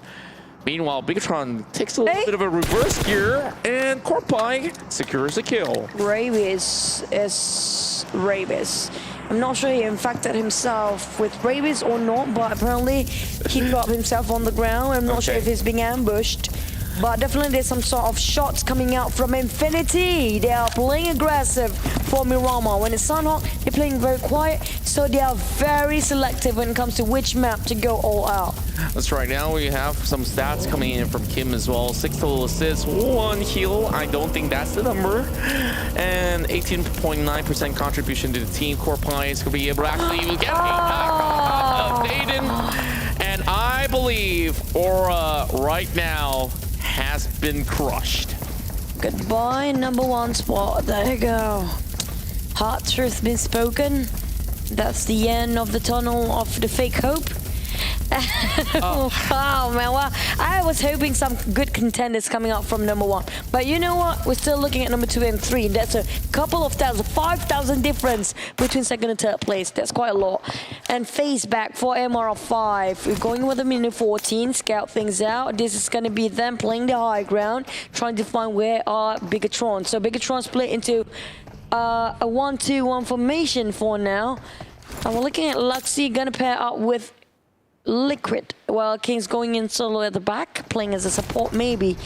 And while FaZe is kind of spreading thin as well. I'm not sure what they're planning to do, but obviously they are on high alert about another team coming up very close by. But I don't think Bigetron wants to fight that much anymore. Indeed, it is a little bit too early to pick up kills or, you know, put yourselves into precarious situations. And speaking of which, Ventorius is still on top of the other parts of the I think he saw them. Yeah, Definitely. and I believe that, you know, if Ventorius opens fire, it's also going to be a little bit dangerous. Meanwhile, Orange, a team hailing in from Cambodia, has been playing spectacularly in day #1, and we saw the dropping point heading towards day #2, and things haven't been looking all too great in day 3, but Ventorius now all alone though. He's not getting any backup, but he will have to try to take on Bigetron Red Alien. What he's playing right now, either he's... This is not I mean, like, he deliberately trying to open fire. Maybe he's trying to bait all the rest of Bigetron to move towards his way. Well, the other FaZe Clan is actually on the other. And you notice they might corner them from the back and try to backstab that. But I'm not sure if that he intends to do so, or he accidentally just opens fire just because he's too eager to actually take somebody down. I guess it's still pretty much all right. After taking those taps, he's playing a little bit more passively, just to make sure that, you know, no open angles is going to be, poking over on his side indeed. Well, with this sort of circle shift, you can understand why many of them are actually climbing the hills of Power Grid. For this very, very good reason. But, you know, Aura, they went in a little bit too early. They got taken off as well. So it definitely does feel very, very bad for the likes of that Indonesian team. And, Uzi, okay. There's a couple of love letters being sent from above, but I don't know where is it coming from. And it's very hilarious and funny that every single time we are putting the puzzles together about where the circle is, and we have figured things out. Where is it? Why is everybody climbing this mountain? And finally we figure things out. Hey, yeah, here comes Pops a Cherry there. And the Power Grid will be on the outskirts of, because between these places it's going to be the final few circle of FaZe. Oh, that's what they actually did. Literally, that just happened. Venturas fishing them out to take the bait. Wow. The rest of the FaZe coming up from behind. So I wasn't wrong. It was a deliberate edit, like literally put up the plan down from Ventura's side, and Bigetron took up the bait, and this is them cornering and conquering. The problem is Zuxi is being knocked out by Venturas already, so he's going to be pinning them down once again. So the Twin Brothers got to be looking an eye out here. MR5 now clicking a grenade, and that's going to be one grenade being tossed right in. Same goes with Kings. He's going to be looking for a pickup. Instead, that grenade connects. Coming in from Bullshark as well. Bigetron, they mastered going for a revival for Luxy to just recuperate. But Luxy is going to be holding one grenade of his own, dropping it to MR5, getting that knock as well. Things are looking pretty good for the defending champions. But then again, their titles will be at risk by the very end of this journey. But FaZe Clan now, they're not looking to bow out. And MR5, he's bleeding out already. They will have to give up his life. Luxy secures the kill. Now he's going to be on a push as well. There's going to be Corpine up on the rooftops as he's showing a little bit more strength, trying to actually get a little bit of glimpse of the members of BTR. Oh no, he stepped down from the roof. Now Corpine, I would prefer him on the high ground if they want to win this fight. This comes to the QC. We have also Kings on the ground, will be revived by Luxy for now. Zuxi on his knees, and he's going to be pruning for a bit while Ventura is scoping things, relay back information, being the eye and the watcher for the rest of FaZe. While Liquid tried to shut him down, it's really crucial for Bigetron to take down Venturas if they want to win this fight, because he's giving way too much information from high above. I'm pretty sure that Bigetron Red Aliens here are going to be gasping for a little bit of an error, as you can see that there's not much areas of play, and they don't really have much vision being secured. While Bullshark, they're going to be making a big wraparound. Damage being done towards the side of Luxy as well. Now they're going to be looking to get themselves over lower ridge of the hill while they secure a little bit more of an escape plan, as they have already lost out on MR5. Venturas again goes into knockdown Luxy, but Kings already having a vision alongside with Liquid. They're going to be putting those bullets to use from the lower end, but Martin, they're coming right through just to take a knock onto Geek Fam. This is Valdus now, having a very close by neighbor of Geek Fam. Tossing out the smoke, kind of exploit their position, giving it away. Now Valdus marching in, Power Grid. So many nades being tossed all around the place, but whose was it? Is it going to be Geek Fam now winning this, or Valdus being nickpicked by another team across them? Now so far it seems like two of them, but I think across that mountain there's another team just waiting to be the housekeeping team. While these two are too busy among themselves, I think that was FaZe looking over here as well. Yeah, it's going to be hard for FaZe to actually get a little bit of catch here. We see a little bit of exchange of grenades coming from both ends. Geek Fam now being spread apart. I don't really think they do have much advantages here. as Valdus Esports, they're still pressing on the attack 6, just taking a little bit more of that cover, just in case if GUI or Concept gets knocked off, that's where he can actually provide a little bit more support. The question now is, where exactly is Martin? And we might just see a little bit of party inside of Picado later on. It's going to be the fault of Picado, where everybody trying to get to the center of it. While some teams will rotate late, we're talking about the teams playing outside. I think it's going to be HVBN playing it very, very slow. Or is it Eagle Esport? Both of them, actually. We still have 15 teams intact. Now, Bigetron has been going on this wall for too long. They have another visitor coming while Geek Fam and Valdus start to exchange kills and knockouts. Martin still have one only knockdown for GUI. They haven't lost any men yet, but Geek Fam, this is the time for them to disengage. They need to go for a retreat. I don't see them winning this anymore. Not at all. Damru now being left out all alone, and he's inside of the smoke as he tries to trade right back, but he doesn't have the vision, and that will be the Malaysian side getting crushed with no kills whatsoever, while Valdus The Murder walks away with a total of 4 points. Now, more and more teams are looking to be docking by the city of Picado, while Demigod's managing to get a knock on top of Gatuni, and, well, Infinity. I guess they're slowly losing members.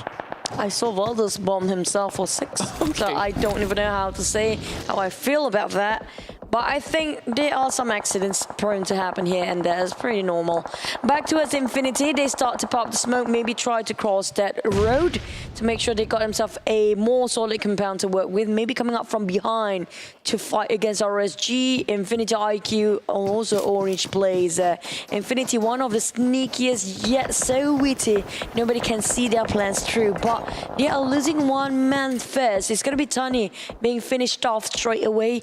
But they're going for the high grounds there. Are they planning this? They're hoping this place to be the last few circles. Well, if it's going to be it, then why not having... And they're picking the highest building there is, so if they want to jump down, it's going to be really hard. Oh boy, and speaking of which, it's going to be Bigetron that will be joining alongside. They have the same idea as well. But Liquid getting picked off right now. Looks like he's pretty looking for the Honolulu. He got that Thompson in hand. He goes in to shred them out, and Zuxi will go down as well. Here comes Kings. The next challenge here on the scene. He's going to be all alone, though. He needs to revive. He has fallen, brethren, right down below, and he's going to be taking it slowly. The office building is my favorite spot because, like you said, it gives that perfect bird's eye view throughout the entirety of the city, and everybody's going to be marching up ahead with Porsche taking on one member of them. We got Bull Sharks, the next one to fall down on the ground, and Martin's going to be able to find that kill on top of Bull Shark, while Newsy trying to drop that grenade, taking a little bit more health bars off of Kings. Yes, Newsy and Mill are left out. Only 2 of them again, but never underestimate between these two. Penn, he bombed himself out of nowhere. We're looking at Zuxi and the rest of Bigetron, also 2v2 at this point. In the same building, in the same compound, while the others are too busy to stay alive outside of this particular vicinity. Now Kings are waiting for somebody to open the door. The moment they just swing it, he's just gonna swing his weapon. That's right, and I saw the stats coming from Newsy. He is the most complete package of a player here. He's #1 on all stats, and currently grenades are flying right in Eagle. They try to flush out the entirety of Livescape, but Livescape, they are hugging body corners of the wall. Nguyen now tries to find another pickup here, and it doesn't seem like it's connecting all too much, and Darley now looking for a little bit of a glimpse, and that will be available here. Getting picked up here by Nguyen, and whoa, ho, ho, ho. Eagle, they just managed to crush out members of Livescape. They're flying through that window and just smack down the rest of Livescape just now, but still have a couple of members. Last year, Alyssa, he's still trying to keep the boat afloat while waiting and running. I think it's best for him to actually find covers, bail this one out. They still can play for position for Livescape. They're still in the run for the top 4. It's not impossible for them to actually end up in a chicken dinner moment here. Well, Orange start to move. Now, Orange, you mentioned they're a bit of a run to get #1, but it's not impossible to snatch on 2nd or until 4th spot. That's right. The higher the position, the better your chances here coming in to qualify for Season 4. Sunsun now tries to actually shred a little bit. Bullets goes to Popov as he takes down the final member of Livescape. And Livescape, we saw them being in the top 4 and now no longer, meaning to say that there's only going to be so little contenders out there. Darley's trying to shred out the members of Orange Play. Now, it's only going to be Sunsun on the other corner, and Darley's the only one remaining for the South Eagle Esport. Sunsun as well as Pop. They can actually push right through, but I guess they have already got 3 members to work with, and that's where they are getting up close and personal. Just by corner Shaq, and now here comes Darley. Oh no, but Darley, can he be a darling now? Not really. But RSG, oh no, we're jumping all over the place. It's such a big mess. All the wars are happening at the same time. JoinMe getting the grenade kill. RSG came in a mini 40, tapping with such precision. That was beautiful coming up from him. Finish off EVOS there. But Valdus joining in with Bigetron Infinity. These 3 teams will have the longest battle because they were too busy taking those from the outside first. Then the last few moments they're gonna fight within themselves. Everybody get to work inside of the office right now because Martin has just arrived. Is this gonna be the raid boss? We really do wonder. But everybody's taking different side of the floors, and you know, the big boss is actually on the top 1. I can't really call the Infinity the CEOs right now. But if they were to win the entirety of this bout, they might just be the champions overall in the Southeast Asian scene. And RedFace now looking for those pickups there. Members aside of Orange Play, they're going to be right out in the open, just trying to hang by the corners of the smoke. And Lizerk is trying to push them to get past these areas, and with this circle already shrinking right in, it's moving in towards the south side of Picado already, and Zuxi is looking for an opportunity to just get by those slumps. Oh, still in the circle for that building. This is what I mentioned. They're taking the building. Those inside the building are the safest, no matter what team you are, as long as you're in a different floor. And they were so busy taking each other out for the ones that's outside. The ones in the building might be the last 2 remaining later for the chicken dinner. Now Valdus, they want to enter the building but did not enter because Bigetron and Infinity don't want them to be part of their housemates. That's right, man. I guess these are going to be the noisy neighbors right now, having a little bit of shared compartments or departments of the office. But here comes Martin. Tries his luck in through the smokes, and it will be Victorious there. That will be taking out the member of RSG. Kings now getting spot out by Newsy, and Newsy! He takes down the entirety of Bigetron Red Aliens with a total of 4 kills being snatched up.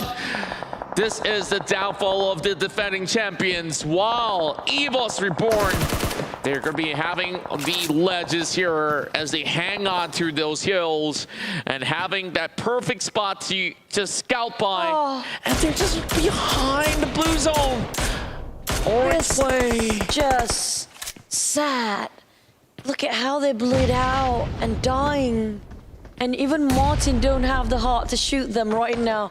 Just leave them be and finish off by the placer. Now Infinity got themselves the highest ground in this compound. It's still inside of a circle. Grenade killer down by RSG, but EVOS has arrived. Infinity IQ will be challenged. We have EVOS on the high ground. Some of them can't out finish off by Voki. I think, no, play zone. Voki going against another team. RSG on the other side. When IQ, they try to take up a challenge. Now both teams are being very quiet, trying to spot things out here. That's right. KF will actually deplete through the blue zone. Now Lamborghini trying to actually get some members off of Infinity. And the kingmakers of the entirety of this tournament are having a little bit of a tough time here. Small boy getting spot out by Mila. And that's going to be Batman right down below. I guess eventually Infinity has to make a leap. And that comes with Newsy first. And that will be bullets sent this way. Kiwi now gets the knock on towards Newsy. Well, the rest of Valdus here are on the manhunt. Mila with the first aid kit. I don't think he gets the 5. There it goes. The Infinity. The crash out safe spot. Okay, now they got a bit of a light at the end of the tunnel for Orange. Still can catch up here as the #1 spot has stopped the killing spree. Now back to Valdus. Concept cooking up the nade, hoping to toss onto Small Boy. Seems to me a perfect angle, but can it toss over the door? No, it will be covered for now. Small Boy knows he not want to stay here anymore.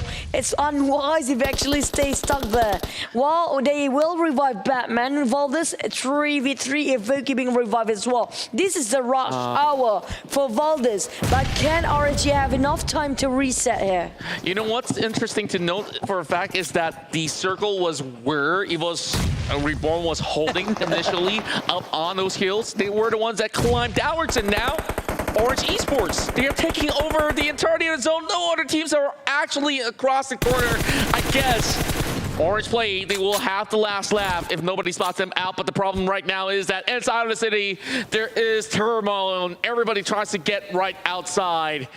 Getting in towards the sun. 7 kills already for the side of Valdus Esports. Meanwhile, Lamborghini here just get a little bit of vantage point by the motel, and Skyman, the clutch player of Orange Play, is still at it. Live in PUBG Mobile is fair, the most fair of them all. Why? They give the unfortunate without any team members the circle at the last few minutes. Now Lambo finishing off with 1 knockdown for RSG Small Boys. Not big finish. Oh! What a bomb coming out Gooey with a bang. Wiped out the entire RSG, decimated entirely.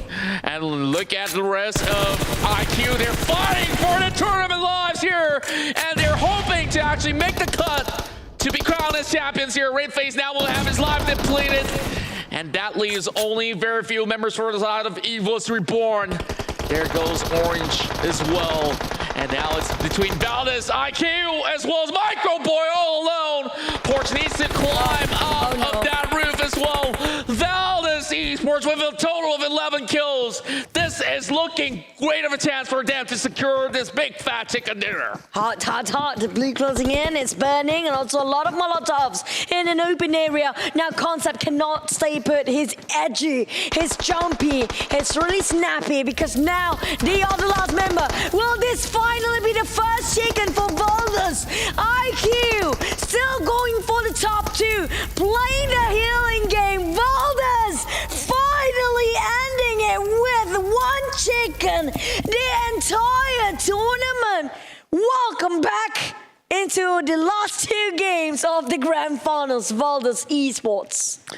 Wow, that was a total of 12 kills for Valdus Esports right there. And of course, they have finally secured a win after such a tough bout. You know, I'm looking at some tears already coming from the side of Choo Choo, because, you know, we're friends with some of these guys, and we know that this didn't come as easy as they wanted to be. So, of course, we congratulate Martin, Six, and every one of them for making it out inside of Miramar. So that means there's only going to be 1 chicken dinner left before we count the entirety of this championship point for either side to take home the title.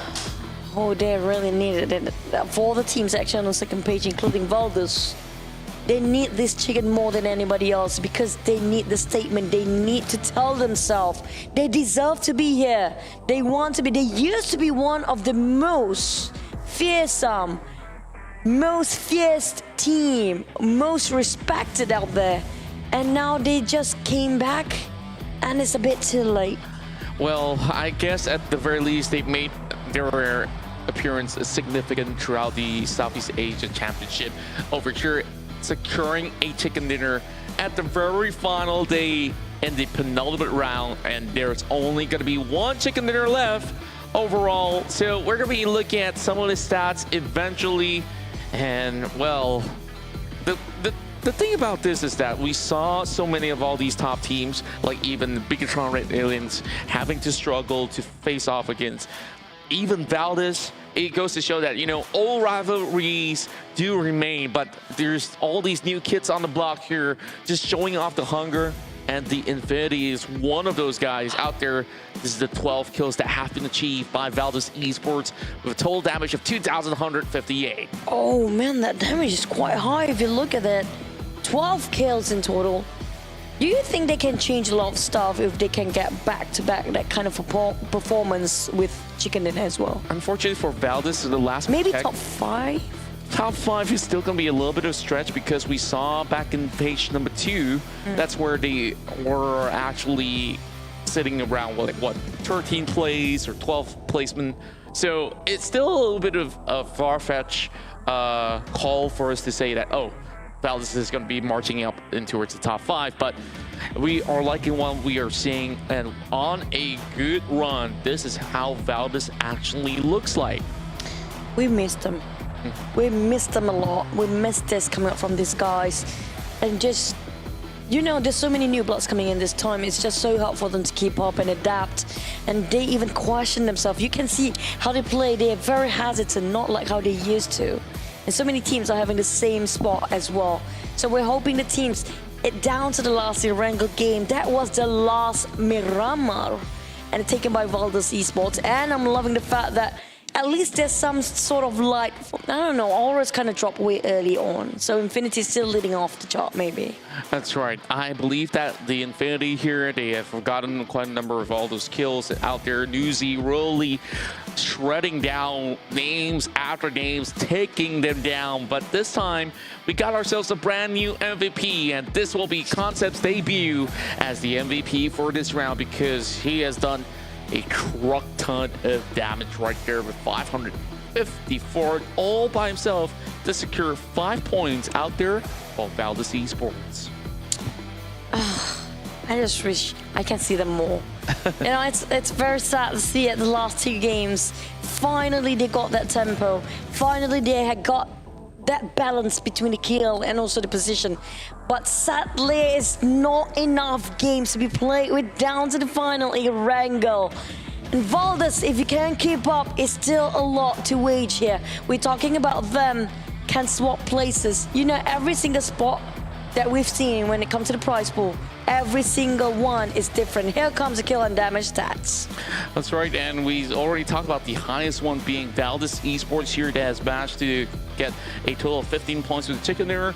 And on top of that, 12 kills here. That will be some really good stuff. But if you look into the other parts of the leaderboards, we are seeing Infinity IQ with 1,800 damage being done with a total of 6 points, alongside with RG 1,700 perfectly flat out there. And Orange, they managed to secure a 3rd place finish, so this is looking relatively good. And here are your match rankings right now. Infinity IQ coming in 2nd spot with 18 points. Oh man. Do you think they can actually bump up a bit for Infinity IQ to 2nd place?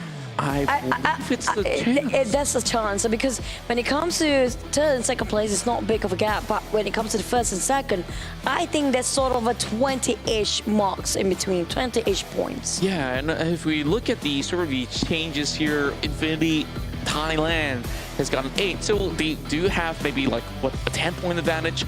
And if you actually count EVOS Reborn, I'm not sure if they will make it back towards that top 4 at the very least, because this time Aura crashed out with no points whatsoever, and same goes to Livescape. They were inside that top 4, and I don't think they can retain it.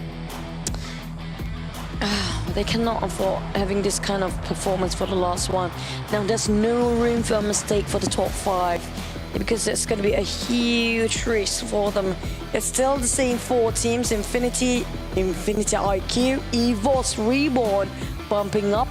Well, definitely Livescape has been pushed down. It's going to be Aura on the run.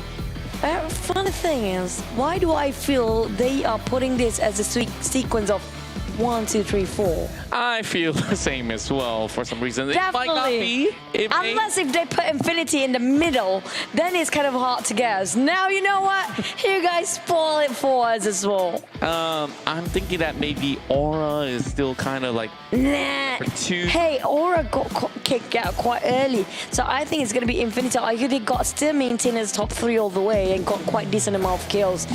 So yeah, you know what? You guys didn't actually hide anything from us. I guess so. So here comes JoinMe at number 9, and first on 10th place unchanged is going to be FaZe Clan. Demigod going down the rank. Eagle still maintains at 12th place. Geek Fam going down while RC goes up. And it's just a little bit of a switcheroo. Unfortunately, some teams are not breaking it towards the triple-digit mark just about yet. But, you know, last game is where they can do so. HVNB now on the bottom of the leaderboards. So hopefully that final game is going to be the decider on who is going to be the champions of Southeast Asia right here. And we can only wait to see what goes down in that final bout. But we can see for this season, it's not as extreme and it's not like definite dominations as day one. So I'm loving the fact that we have a change there. Here comes over the head-to-head between these two guys. We have Valdus Esports concept with also another Infinity IQ Porsche playing 5-4-3 kills, but when it comes to damage, still more about Valdus. They got more kills just now. Definitely they have more when it comes to the numbers. That's right, and of course, with the kills being a little bit less for the side of Infinity IQ, that's where, at the very least, Porsche has been able to contribute a majority of the points in the form of 3 kills. And in terms of damage received, man, Concept is one tanky boy out there just receiving it and, of course, giving the pain back. Imagine if it's 666 instead of 222. Okay. Oh, I mean, like, there's a lot of number 2s in the board for him. He's one of a tanky guy. He has been one of the front lines for his teams, and it's going to be worthwhile for this round. But for the overall stats, there's going to be only 52 kills. We have seen a lot of players being pulled down by the Blue Zone in the past few games. That's right, and I believe that inside of both Sanhok as well as Miramar has always been a really tough place to be, but here is where you use a lot of throwables, and there's only, what, 52 kills overall, and the longest distance covered by the side of KF, and that's coming in from EVOS Reborn. So, now, I believe that we're going to be getting one more interview, of course, with the Malaysian side as well, to see what were their opinion coming in towards this penultimate game, because it was Valdus Esports who have finally gotten themselves that chicken dinner. Oh man, they finally make an entrance. It's just not enough games. I miss the 5-week leagues of South Asia, but you know what? Just stay home, stay safe, and one day we get to see that happen again. I wish that happens again. That's right, and you know, we do have so much still here to offer in the PMPL Southeast Asia Championship. So make sure you guys still share all the love and support to your favorite team, because they have played their hearts out. Now we're going to be moving over to our interview as well as Alice segment. We're going to be passing it to Choo Choo.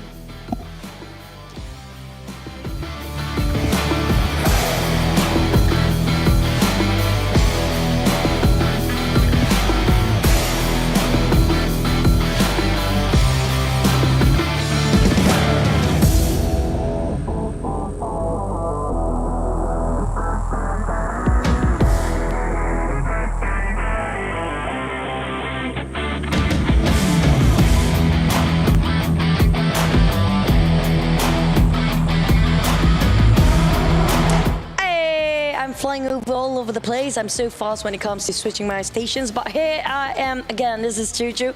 I'll be your interviewer and your host, also your analyst here today. But we have RSG in the house. It's gonna be Aiman. Wow, the echoes is real. But Aiman, welcome back.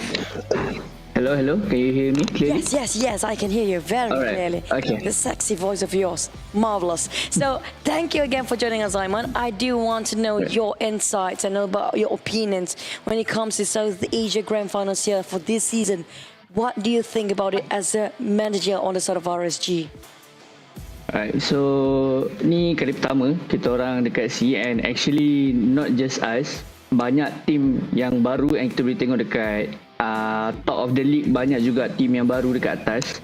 So it's actually, untuk scene to itself, it's healthy because there's a lot of more teams are getting better and better, not just for Malaysia but in SEA as well.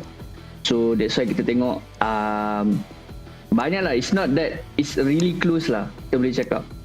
So yeah, it's getting better and better lah in terms of quality. So I thought you were going to say it's more healthy because we eat more salads or something like that, but I was wrong. Okay. Yeah. When it comes to what Aiman said just now, basically dah berlawan ni, kita nampak sikit kan macam mana nak nilai prestasi dan juga gap antara dengan Asia Tenggara punya tim yang lain. Jadi here comes the last one.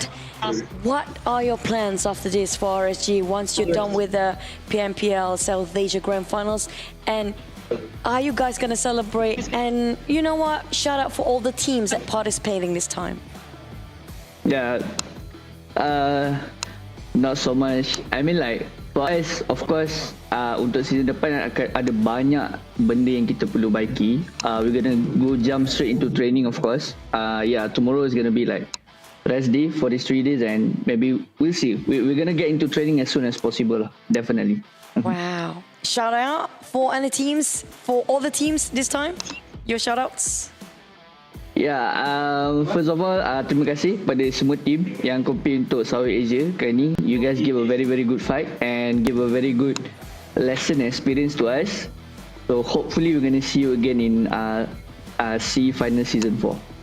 Okay, thank you so much, Aiman. Looking forward to any meetup soon. Hopefully we can cross the borders. See you again next time. Good luck. All the best for the last game.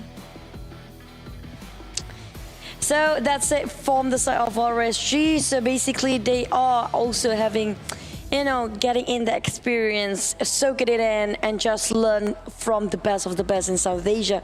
So it's not a waste for them at all. They are having a great time, even though they're having a hard time to adapt and getting themselves into the run for the championship. But still, they are having a great ton of experience to learn from. But let's break it down for what happened in Miramar just now, because we might miss some of circles. You get what I mean? We do kind of miss the circles sometimes to times. But Valdus is their first ever chicken dinner, and finally they make their debut. So we do know a person in the Valdus duo called Martin, and this is his mountain. Definitely that's why it's called St. Martin. I'm joking. Maybe that's a true law in the end of the day. But St. Martin is the spot for Valdus since the start, so they are right inside and center of the circle, so they don't need to move as much. But they do hop around a bit here and there to make sure they build up their loots, build up their weaponries and arsenals, to make sure they are more than prepared to have enough utilities to fight any teams that try to snatch their territories away from them. What happened was power grid was really hectic. So when it comes to Valdus, I won't say they have that very kind of a witty tactical strategy coming up from the positions.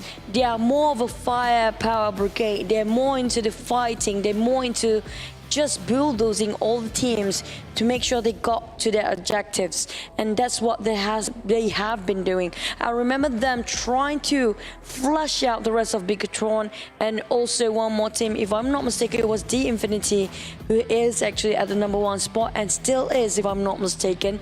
So they will flush out from that building. And Valdus, they are objective orientated by time. I'm talking about by time. It means they're making the decision, the calling shots based on the situation.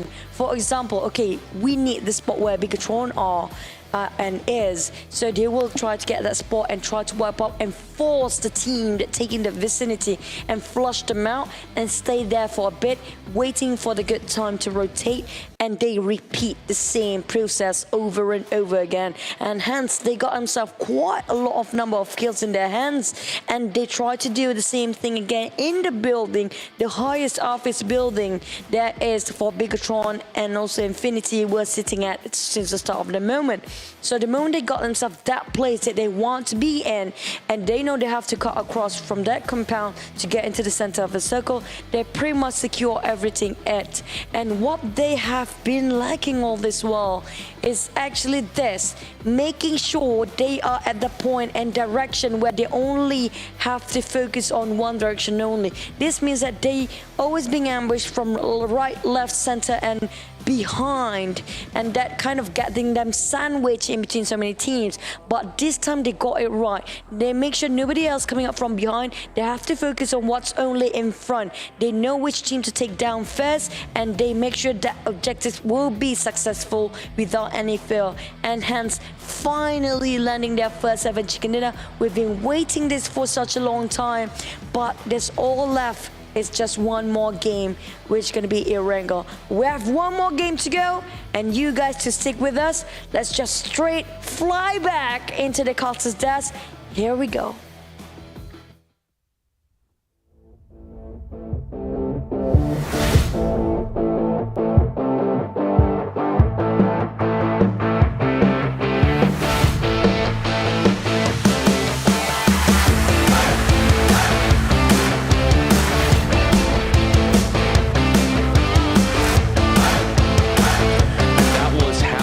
Has been able to take that win right there, and you know, everything was pretty much spot on by Choo Choo, as we are going to be looking at the very final game right now. I told you it's a good live. Okay. You see his face is red right now. I definitely am too. Okay, Contra, we're gonna have this very frank and honest question. Who do you think would take Erangel? Erangel, like, I can't get over how the Infinity has played that one, and you know, I'm kind of rooting for them to be the champion because overall they've been the most consistent, and you know, the question now is that there's also going to be another spot for number 2, and I was speaking to some of the casters that were in the other room itself, and they were saying that it's actually a 5-point difference between 2 and... Ah, stop spoiling it. I'm not saying which team. Which team at all. So you guys can actually take a guess, and that's why we're here.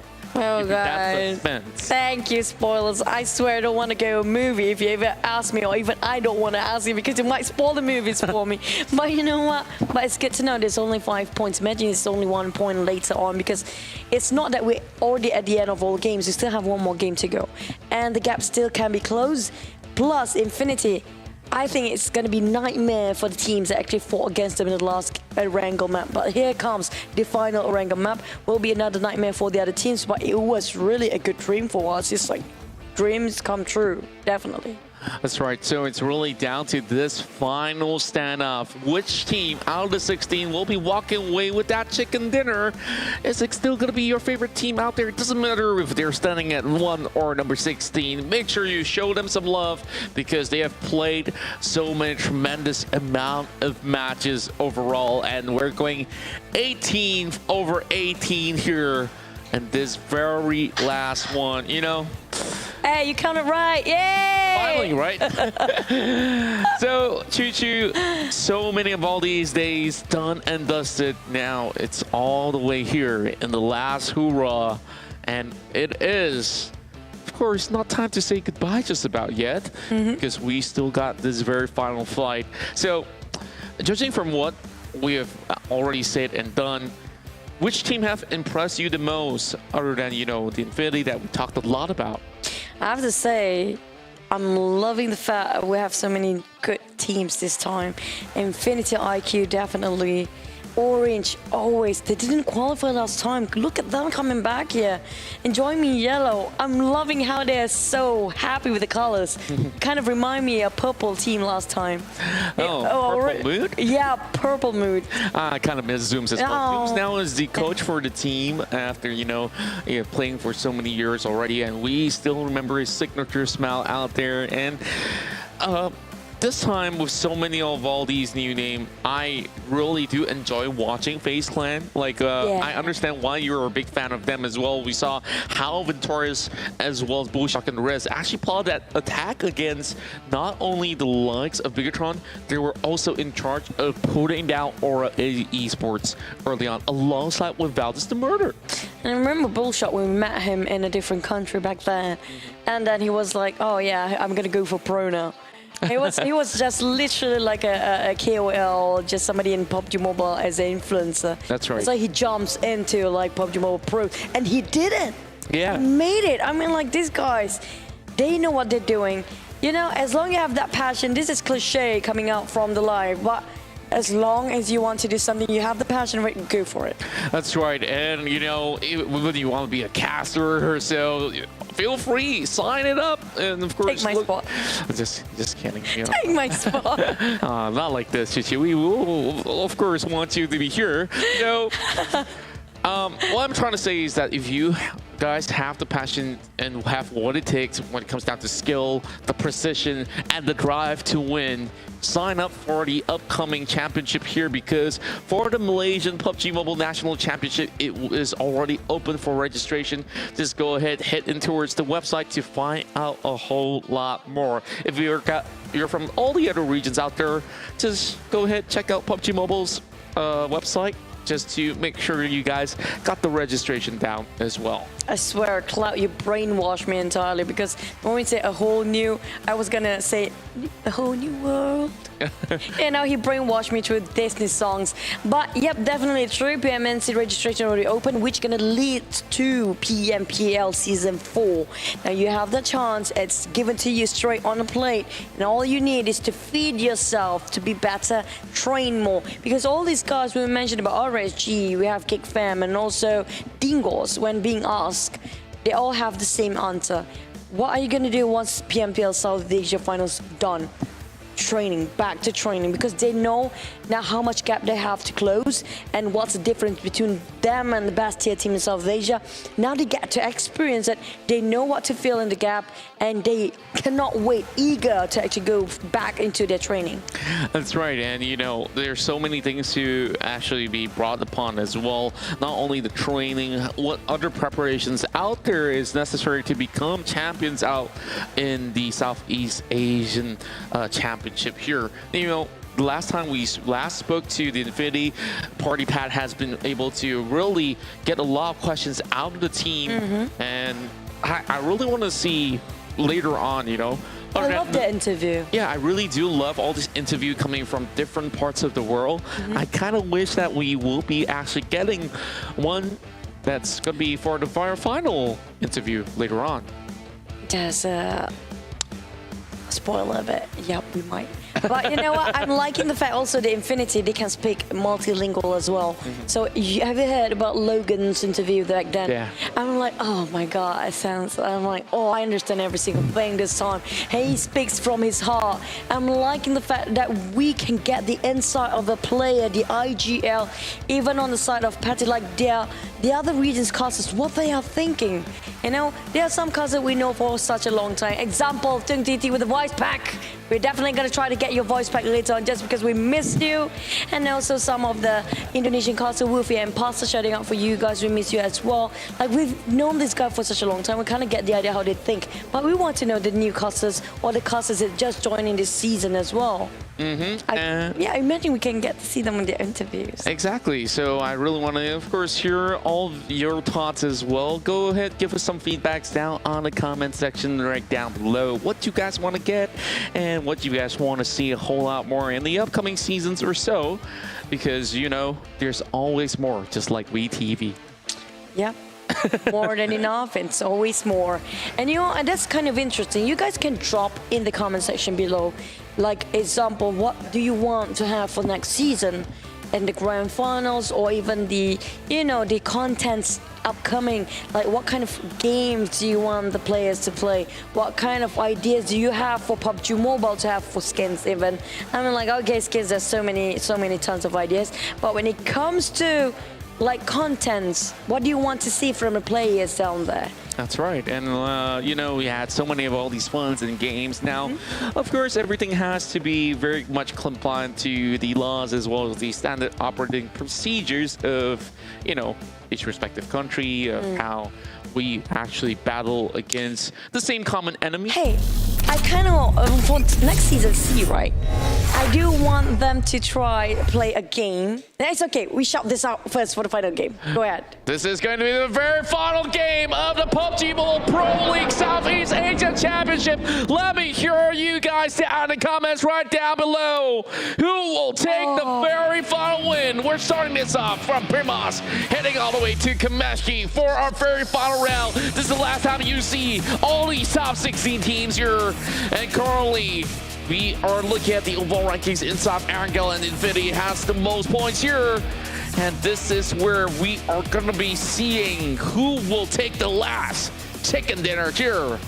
in Southeast Asia. I'm loving this map as the final map because how equal it splits this whole entire Erangel into two. And now everybody drops to where they want and where they will be. That's another question because maybe there are some teams dropping the change of spots in the very last minute just to make things up a notch a bit, you know, to make things more interesting. Infinity, well, they got this Sanhok Scar before for the circle, but will they get it again? Can it be a deja vu? Because if it did and it do and it does, then it's going to be theirs again to take for Infinity. That's right, and they are the only one inside of the island, while the rest of the teams are going to be over on the mainland. Where circle! To pop right now. I can't wait, just like how Chichu is. Oh! Okay, it's all the way up north, so Infinity's going to be having a little bit of a problem here. It's no man's land.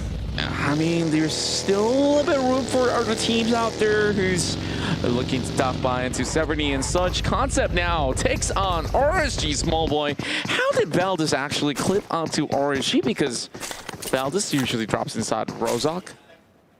Oh, that's what we said about the change of plans at the last minute. Why not make it fun? Like, make it more challenging for these guys. But what's more fun is, thank you, guys. We hit the milestone with 1 million views. Oh, this seems to me like a very fast game. Like how everybody just moving, very proactive now. Yeah, and then we're seeing punches going around as well. And with this very final game, this is going to be a total celebration of PUBG Mobile. It doesn't matter if you're outside of Southeast Asia or not. You guys know the drill. We all make dances at the very end. So, you're looking at some views coming in from the Infinity, from IQ, Aura, or EVOS Reborn. It could be only one champion. And of course, runner-ups and out there will still be rewarded with prize pools. And EVOS, they do have maybe a little bit of a glimmer of hope there. Now, inside Wild Town, it is Dingoz MPX. And also your PMPL's voice pack. We do see Tung TT. I'm going to buy just for that reason. You know, I was speaking of the game just now, since we have nothing happening. You know, it's fun to have, if one day we have an offline event, hopefully when COVID actually gone and nowhere to be seen, when there's two different regions of countries of players having the headsets on, you know, like trying to read the lips or something, but they are learning the language of the other team. Oh, that sounds pretty awesome, actually. I mean, I'm like, imagine if the Thai players try to say something in Malay and they don't even know they don't have a clue about what they're saying, but they can pronounce it. Yeah. And that's super fun, right? I remember dropping into some of these player live streams, like be it whether they're from Thailand, Vietnam, Indonesia, or even Malaysia, and also the rest of the world. Sometimes they do play together. Like, I'll give you an example, like Erangel. He sometimes play with players like EVOS VIP Yakuza, and they are trying to speak to each other in a certain language, whether it's the local ones or the ones that's abroad. And Small Boy is one of that who likes to play alongside with players like G9. Senior, he looks up to Senior a whole lot, and Senior's now in bacon time. So Senior basically is Small Boy senpai. Oh, they're cute. I mean, like, you imagine that, just that, you know, having that kind of game. It's not just beneficial for the players to get to learn another foreign language. And also it kind of bonds the players between themselves. And we missed that kind of, you know, environment back then. They all were brothers. That's right. You know, Small Boy first met up with the rest of RQ Athena back in PMCO Spring Split 2019. That's the golden year for some of the boys. So Small Boy, this isn't his very first time in Southeast Asia, but in Southeast Asia final, yes indeed. Definitely. And they were one of the top players back then as well for Small Boy. He was very young. He was legit small that time. That's a different story. Everybody has grown up and an adult now. So that's the belly, right? I didn't say anything about that, but I think it's always adorable in my eyes. Oh, there you go, Small Boy, shutting out for you. But RSG, they had one good run yesterday, but it's just that. And then it stopped. All right, now I believe we are comparing RSG as well as Geek Fam, as we are mentioning them a whole lot. And this is the average ranking. I guess it's honestly not too far from one another, 13, 14.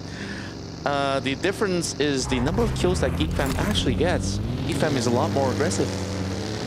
Yeah, well, everybody has been very proactive. Nobody's actually trying to sit in one corner or something like that. Everybody's moving non-stop. Nothing stops here. And Infinity IQ is doing the same thing. Same goes for EVOS Reborn. Now, EVOS Reborn, they still can go for the run for the top 3. Definitely, it's still...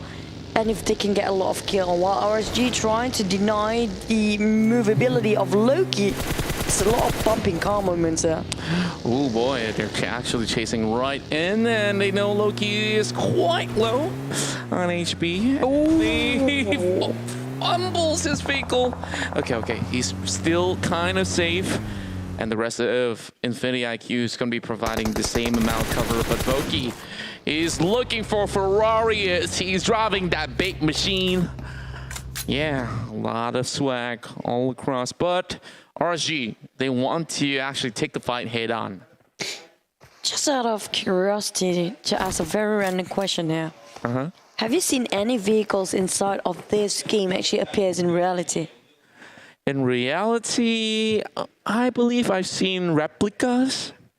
Is it movable then? Usable? The last time we were in Indonesia, I'm not too sure whether that moves, honestly. It kind of moves, is it? I've seen that plane that flew above our head in the Malaysian Global Finals. We had a oversized UAZ. Does that count? It kind of moves. I mean, like on the road to be used as vehicle, like now it's going topsy-turvy for QB, almost exploded. Luckily, he was. Oh! Okay. Spoke too soon. QB's gonna be out for the count, I do believe. Concept.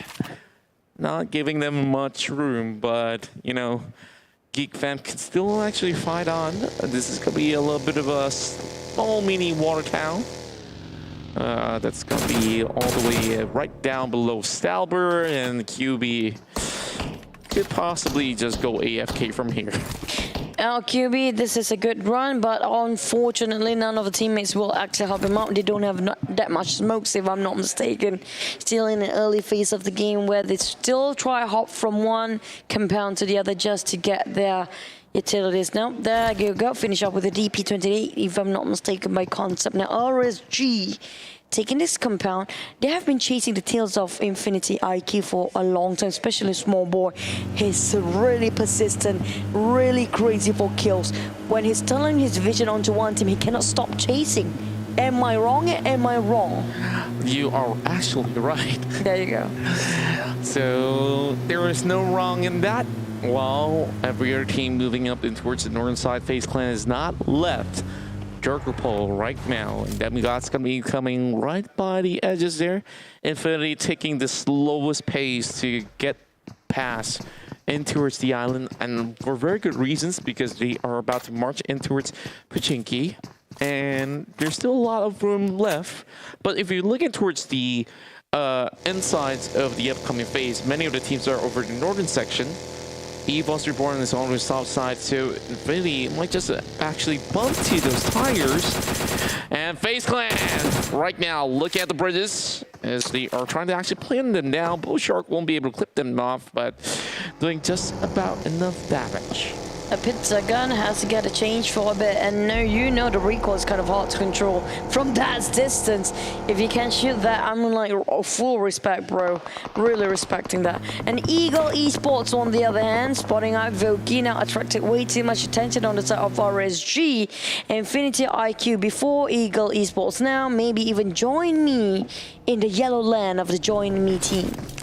And I guess JoinMe is going to be having more of a fun round for this time around. They are currently at number 9 position, but they can definitely bump their standings for more money inside of this grand finals.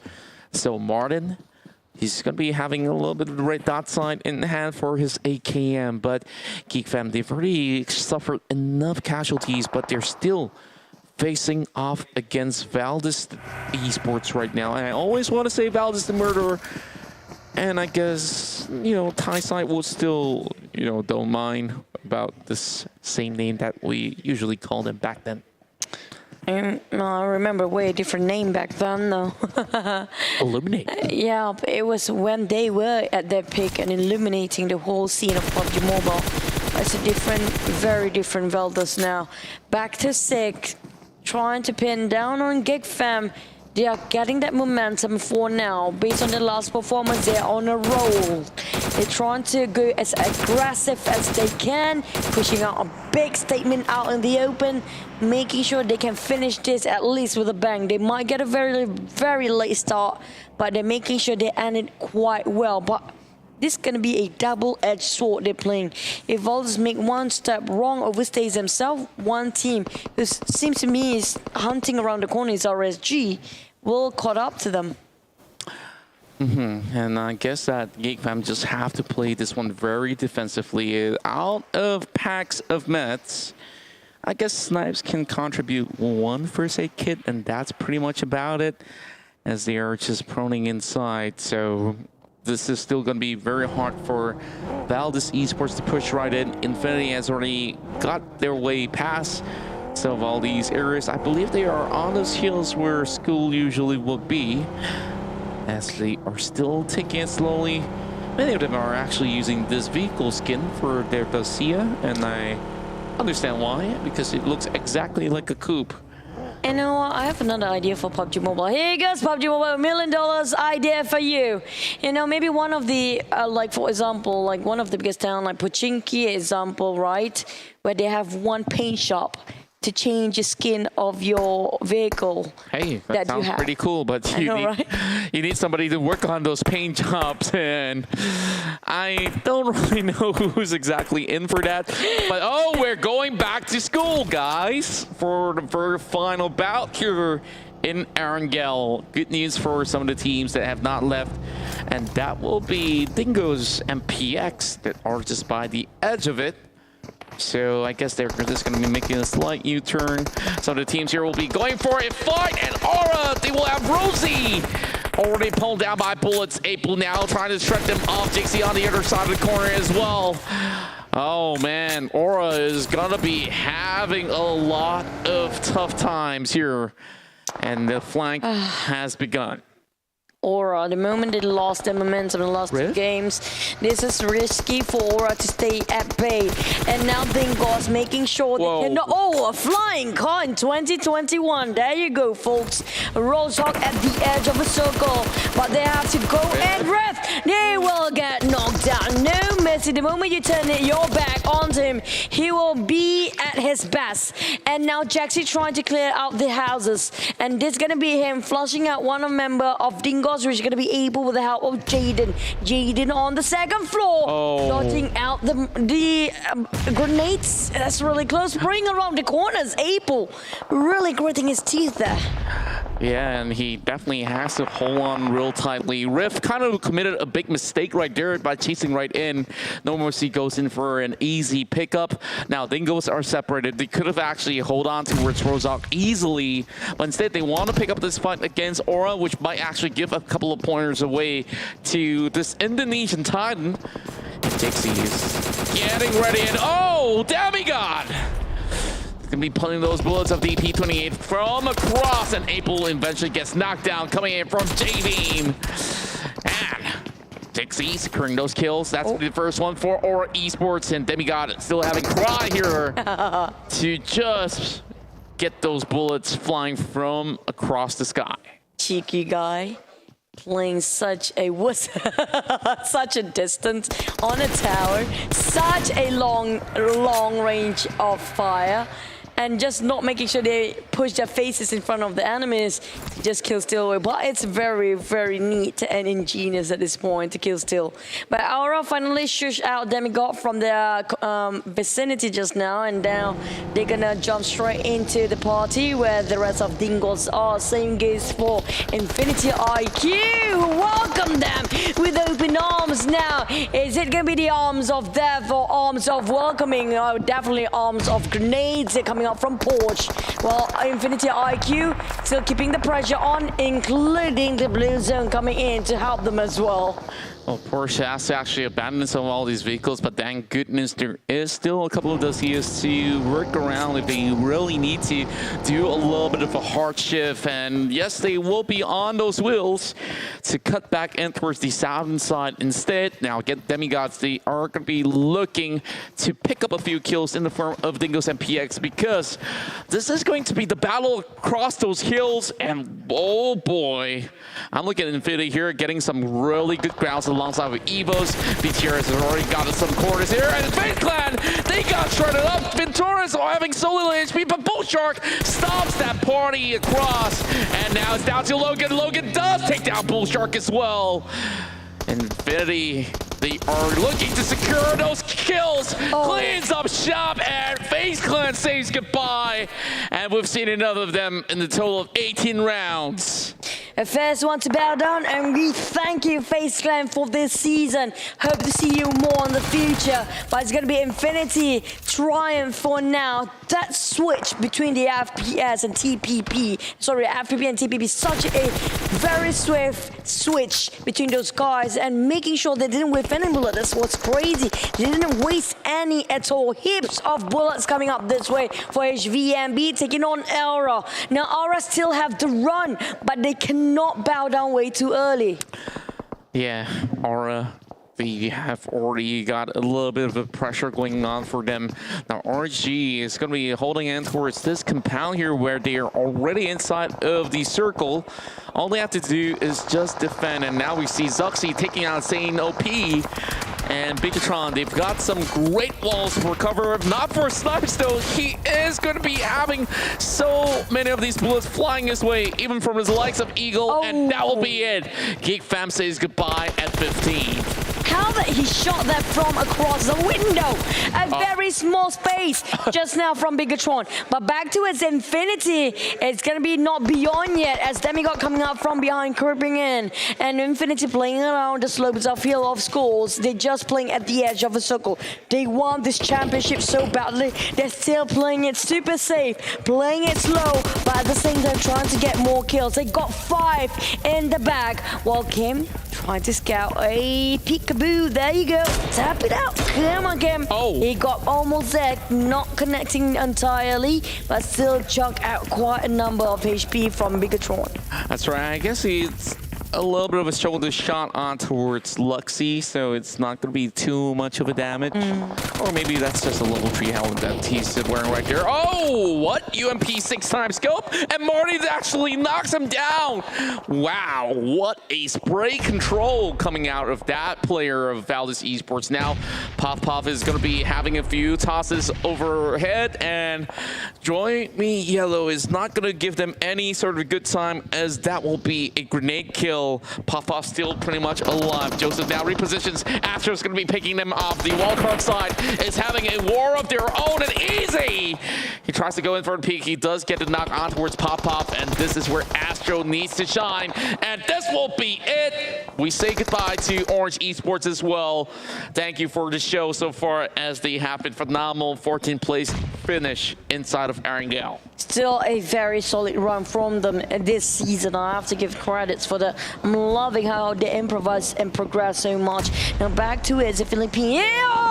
Demigod wham it out with Infinity and head on. Now Demigod, the only Philippines teams out there from the World Cup, coming to get the #1 to bow down. This is a big statement. If can they bring it to their knees, Logan?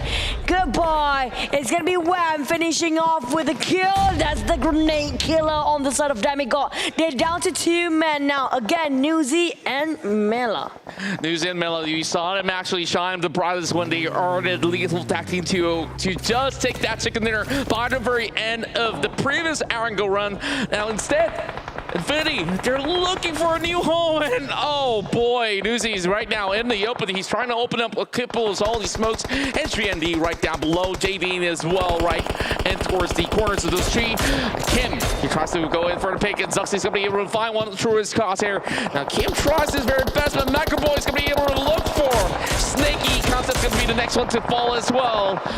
And Zuxi, he finds easy of JoinMe Yellow. Every name popping on your screen right now. GE now looking for that grenade of his lifetime. Frankie with the DP28 looking for the kill. He was right across that knockdown person of Dingoz. I am pro. Crawling out bound for his life, but he still needs to save his mate first. But back about new yet.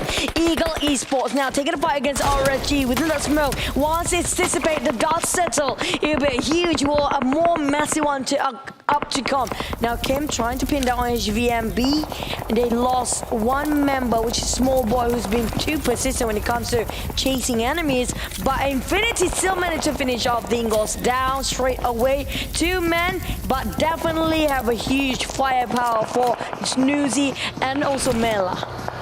So right now, it is a little bit of a climb coming in for RSG as they are going on foot. There's a lot of bullets flying up in the air from all directions. Rift now hanging by a thread. Voki tries to actually pin him down. That might just be the very final member for the side of Dingoz as he's trying to heal up. Batman's going to be sniped down by Zuxi as he's going on the barrel. And Zuxi, speaking of him, it will be Newsy that brings down Batman, and Kim is going to be bringing down that sniper of the likes of Bigetron. Oh no, Sniper, not Dingoz, now fallen off the fray. Thank you so much for participating. And also thank you for Elra, who's being eliminated. Now no more the run for the top 3 and RSG. We are bowing down these legends who will be resting it out. Hope to see them again for the next season. But the #1 sport is still Infinity because they are still in this game. Hold for a minute because there's also going to be EVOS Reborn. Definitely. On that hill, so they are going to be challenging that statement for the moment. Now Nguyen is trying to fight it all out. Spots out some members inside of the smoke of HVNB. Demigod with Kevin. Oh boy, through the smokes with the micro Uzi. Now looking for Frankie as well. That's the last guy for HVNB. But Demigod having KVN. Frankie. Getting it up. Frankie cooking up. Sees a perfect one. My God, a perfect Kubi right on top. Frankie is not ready to give up yet. Frankie, you're the guy. Explode things out. And now Kree fighting head on. Another one, Nate, not high enough. He has to play very safe. Try to rotate the other way around is one of the choices that he can make because right now the blue shrinking even furthermore. Demigod got the high ground. Infinity now, only Newsy himself got 5 kills already. And look at the damage and all the kills. 9 kills for Infinity, while Luxy's going to be landing 1 grenade. That's going to be 5 kills already for BTR. There goes Infinity IQ. Says goodbye. Nice plays. Now it's down to EVOS Reborn. Last games as well as BTR. And Infinity, it's Morton. Morton, he goes in to shred them down with a UMP. Oh no, this is gonna go crazy for Infinity again. They're still in the run or not, because right now we're talking about Livescape still barely making their first chicken, and now they are very close to it. And Demigod, thank you for being part of this, as well as Valdus, who just got their last chicken, now bowing on 7. We're down to Livescape versus Bigetron RA aliens. Literally just Zuxi left. Infinity still have this power duo going on. Newsy, he's so close to death. He needs to heal up. That con! He goes down. Mela with a great coverage as well. Infinity, is this doable? They're going to be breaking down the covers. That con is only in the red. Looking for Darley as well. And Eagle, they don't really have much place to hide with that grenade flying across. Newsy connects that grenade towards Namshin. And we say goodbye to Bigetron RA and in 6th place finish. That means there's still going to be these 4 teams. They are contending for that #1 spot. This is a pure battle royale this time you're talking about, because it's just a rumble fast between these guys. Now Infinity coming up from one corner, try to pin down on Eagle Esports. They are the only team right there in the same compound, while the others are quite far apart across that hill. EVOS a bit busy against JoinMe Yellow, while EVOS still can win this, but I'm not sure if they have enough kill to overfit the rest of Infinity, who almost got 10 kills for now, 9 kills in the back. I'm just looking at the circle right now. It's going to be a little bit difficult for anybody to cross right by. But, you know, EVOS does have the numbers. They have a total of 5 kills at the very moment. Mela as well as Newsy has been the most lethal tag team duo that we've ever seen. Is this going to be the same sort of glimpse? Because the last time we saw EVOS Reborn having 4 members, they were still taken down by the likes of Infinity. But the problem now is there is a new challenger right down below, and that's going to be Eagle. That needs to just hold on to that position. And Darley going to be having a little bit of a problem right there. Going to be having those smokes, but not for Mela as well as Nosy. Nosy gets spotted out by Redface. Oh, there you go. With the blue pressure ring on the backs, they have to force themselves to move forward. They have the buggy right in front. Would he take it for Mela? Because this is a high risk, high reward thing. And he definitely will give away his position the moment he hops in there. And they have all the crosshair onto his side. Now, Eagle Esports might be in for the run this time. There he goes. He's trying to pin him down. Straight over. He passed by safely. He's straight to Wetland. And Buggy didn't explode, but finished off by Nguyen just now. And that's going to be Eagle Esports taking out the Titans. I didn't know how did he actually see him through the smoke, but that spray connection was absolutely beautiful coming from Dakon. Yes, he did risk his life. Now there's only going to be so little members left. Snaky! Snaky it up! He catches off Lyzerk! As the only member of the side of JoinMe tries to actually clutch this one up. And KF is trying to spot where exactly is the last member of the side of JoinMe Yellow. EVOS Reborn, they're looking to secure their second chicken dinner for the very final day here of the PMPL Southeast Asia Championship. My oh my, what they're closing, but will it be enough to actually take the #1 spot from the grasp of the Infinity? Seems to me very close right now. But you saw Infinity, they got double-digit kills. It was 10 points out there before bowing out, and that's not even the placement points just about yet. Top 5 does have a lot of points out there. It's definitely true, but we have to also take account of the games previously. Is it enough for the total roundup coming up from EVOS? All their stats, all their kills, but there is still a chance down there. Congratulations, EVOS Reborn. Finish it off with a bang. Coming up, it was really a fest. Pretty much a Thanksgiving dinner for most of the teams down there. That was just a slaughter fest. Oh man, and that's the best way to close out the entirety of the 18 games that we have here in the PMPL Southeast Asia rounds. And well, we have not known the points between these 4 top teams out there. So I guess I can't wait to see who are the ones to lift the trophy this time around. Now, you know, it hasn't been... It wasn't too long ago that Indonesia lifted in the form of Bigetron RA Aliens, as they have backed in maybe the most trophies of all the teams in Southeast Asia. But is it still going to go into Indonesia's side? Because right now, EVOS Reborn has won that chicken dinner. Or would it finally return back to Thailand? Because the Thai side, the last time we saw it was, you know, during the RRQ reigns, and it hasn't been the case for many seasons already because it has been won by the MYSG side. Vietnamese side has not been able to take it, and this time Infinity IQ has looked to be very promising. Very close with Infinity Thailand. I swear and I promise you, give them one more season. I mean, like even next season, Vietnam and also the wildcard, especially the Cambodians, they can take that championship and they will take that throne and that trophy anytime when they're ready. And they are definitely ready, but it's just this time, Infinity, they surprises all of us. It was just mind-blowing. One round, the most breaking history of Erangel. 36 points, really. The most we've seen before was 30, maybe 31. I guess like the highest ever recorded in Southeast Asia. Remember that was that round where RRQ. Like, there was RRQ Tina with about 24, 25. No, it was BTR. It was 26. Was that? I thought it was like 21 or 23-ish. Yeah, there was a time that was just 26, and that day itself, good old days. BTR has broken all the records because they got 4 back-to-back chicken dinners in the day. But you know, Of course, BTR this time, unfortunately, they are a little bit too far off to defend that title.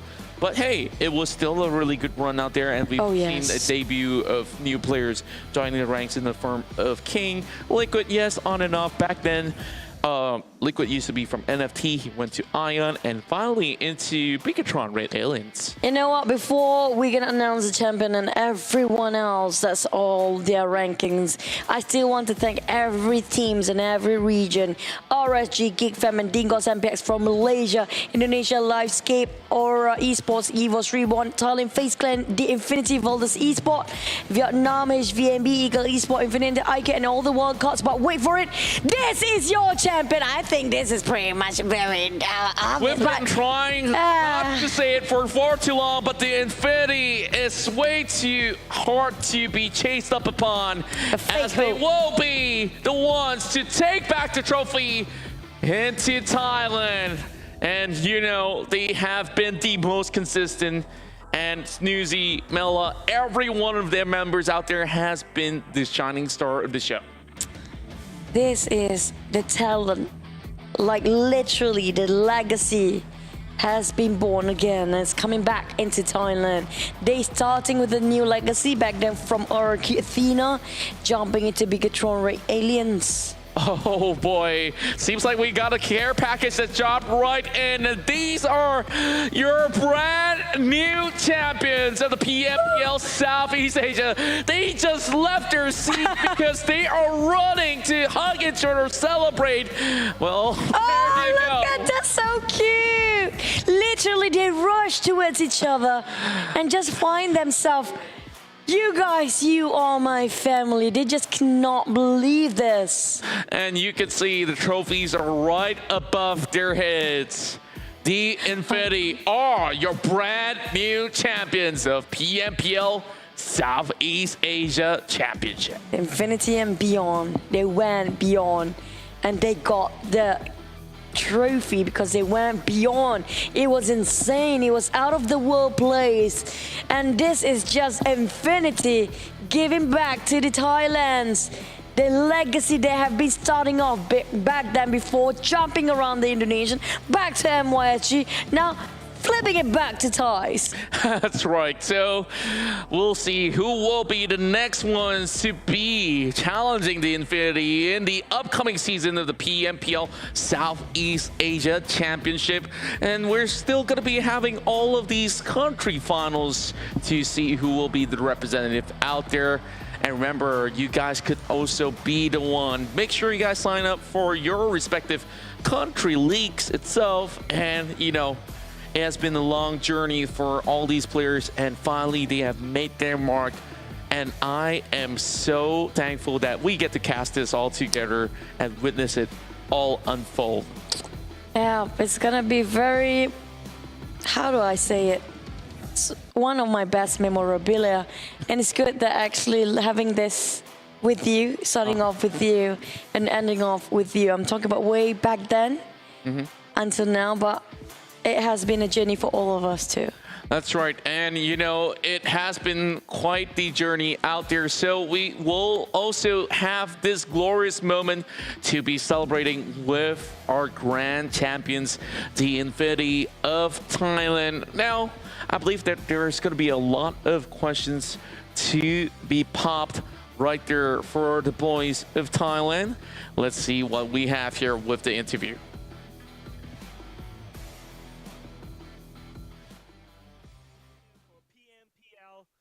Championship Season 3, and it is no other than Team Infinity from Thailand. Congratulations to them for taking this win into their hands and bringing it home for Team Thailand. เอาละครับ เราก็ได้แชมป์ของ PMPL SEA Championship Season 3 กันนะครับ เป็นทีม Infinity จากประเทศไทยนั่นเอง ยินดีกับพวกเขาด้วยนะครับ Now we have Logan, the team captain from Team Infinity, for our interview. และเราก็จะไปสัมภาษณ์ทีม Infinity โลแกนกันครับ เดี๋ยวเราไปเจอโลแกนกันเลย So basically apa yang dikatakan daripada party pack, tahniah kepada The Infinity.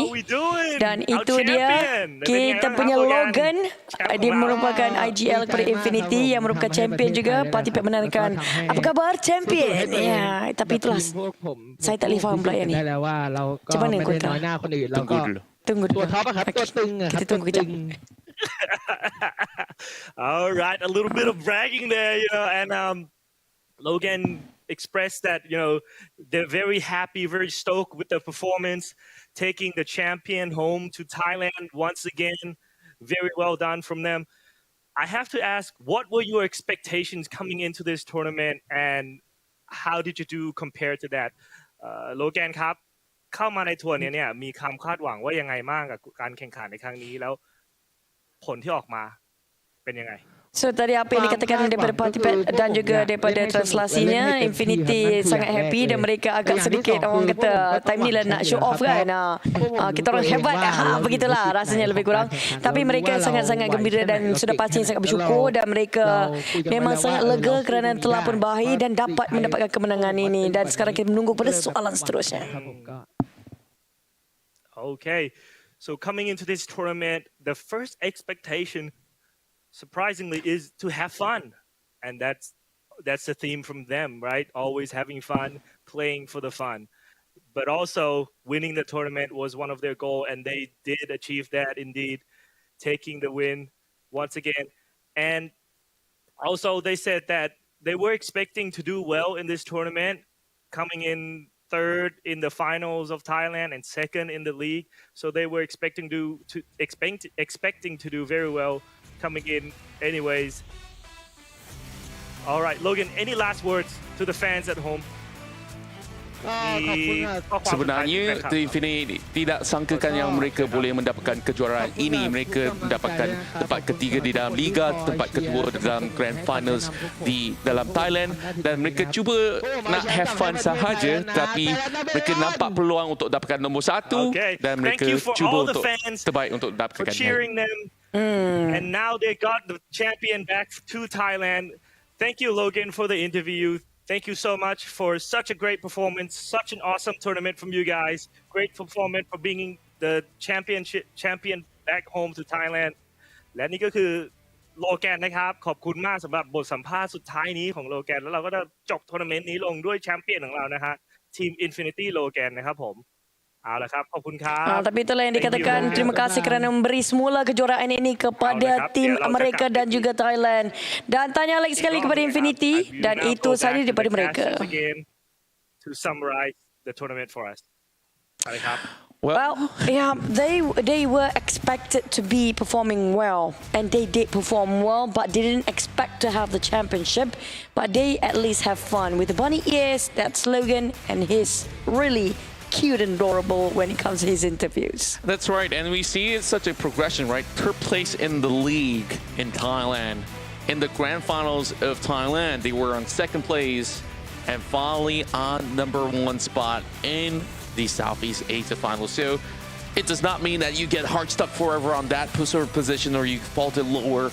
And as long as you put in the effort and most of all, have fun with your teammates, anything could be possible. And we saw it was all smiles, big hugs all across the room for the Infinity. You know, things have been great running for this Thai side, and they finally managed to bring it back home. It's very heartwarming, scene for these guys. And right now, that's just one of the best things we witnessed here today. And the fact, you know, the best creativity is actually when you are happy and having fun. And these guys know that their performance best when they have the trust and also just put whatever they have, their hearts into the game. And they got themselves that chicken dinner, and also the last but not least, the trophy itself, this trophy. That's right. So with that, we will announce our finals MVP here, and it has to be Newsy. If he gets 3 more points, he will be breaking it towards 10K, but then again, it's over 9,000, baby, for total damage and 56 kills throughout the span of 3 days. The phenomenal one here has been able to pull everything it takes to get the title. 3 more damage and you crack up the 10,000 damage. It's like literally 0,003. That is crazy, and this is the MVP, the most valuable player. The entire tournament takes away the extra prize pool. It was $6,000 the last time I remembered. That's right. So they are not only $30,000, which you add the 6,000, that's a whole lot of money for the Infinity. We haven't even counted the conversions from US dollars to Thai baht, and you know, let them do all the transactions. You know, it's not for us to count that. So with that being said, I'm pretty sure there's also going to be even more of these announcements. There are those chicken dinner distribution of the cash prize as well. So there's so much of all these money being spread across all the top 16 teams that have played throughout the entirety of this weekend. Oh man, but you know what? We have another interview that I've heard of, I'm not sure. But you know what? We're gonna do another translation of another interview about what's happening. Let's jump straight into it. All right, and we are not done quite yet. Ini saya adalah party pet dan hari ini kita ada MVP kita di sepanjang tournament ini. Tak lain tak bukan selain pada Infinity Nuzi. Top fragger kita, penembak paling tepat. Itulah dia, penyebab utama kerana Infinity telah menangi pertandingan kali ini adalah dia. Yang lainnya kita hanya menunggu cupnya. Ya. Oh, sekarang aku ni. Sorry, saya terkejut. A few questions for you as the MVP. How do you feel? Okay, Nuzi bersoalan sebagai satu MVP. Apa perasaan awak kerana awak mendapat MVP kali ini buat pertama kalinya? Apakah perasaan sebenarnya bila mendapatkan di tournament besar ini? แล้วก็ได้เป็น MVP ของ C ด้วยรู้สึกไงบ้างครับ ก็ตัวตื่นเต้นครับตื่นเต้นมากแต่ก็ดีใจด้วยในตื่นเต้นแล้วก็ดีใจด้วยก็อะไรวะตื่นเต้นมากเองที่ทำได้แล้วอะไรเงี้ยเพราะตื่นเต้นมากครับตั้งแต่พอแข่งถึงแมตช์คือแบบหัวใจเต้นรัวๆเลยสั่น ทำได้ดีมากครับคนไทยภูมิใจในตัวน้องตัวพี่ด้วย Alright, so my mistake. Nuzi actually got the MVP from the Thai league as well, and now he's taking. Salah saya sebenarnya. Patpet lah salah dia, bukan salah saya. Tapi dia kata sebenarnya mendapatkan MVP di Thai league juga, dan dia mengharapkan untuk mendapatkan MVP kali ini juga untuk Grand Final South Asia. Tapi dia sangat happy dan excited. Memang sangat seronok mendapatkan kali ini. Tapi soalan terakhir, adakah awak boleh mendapatkan MVP di dalam global final pula daripada party pack? Bertanya kepada The Infinity Nuzi.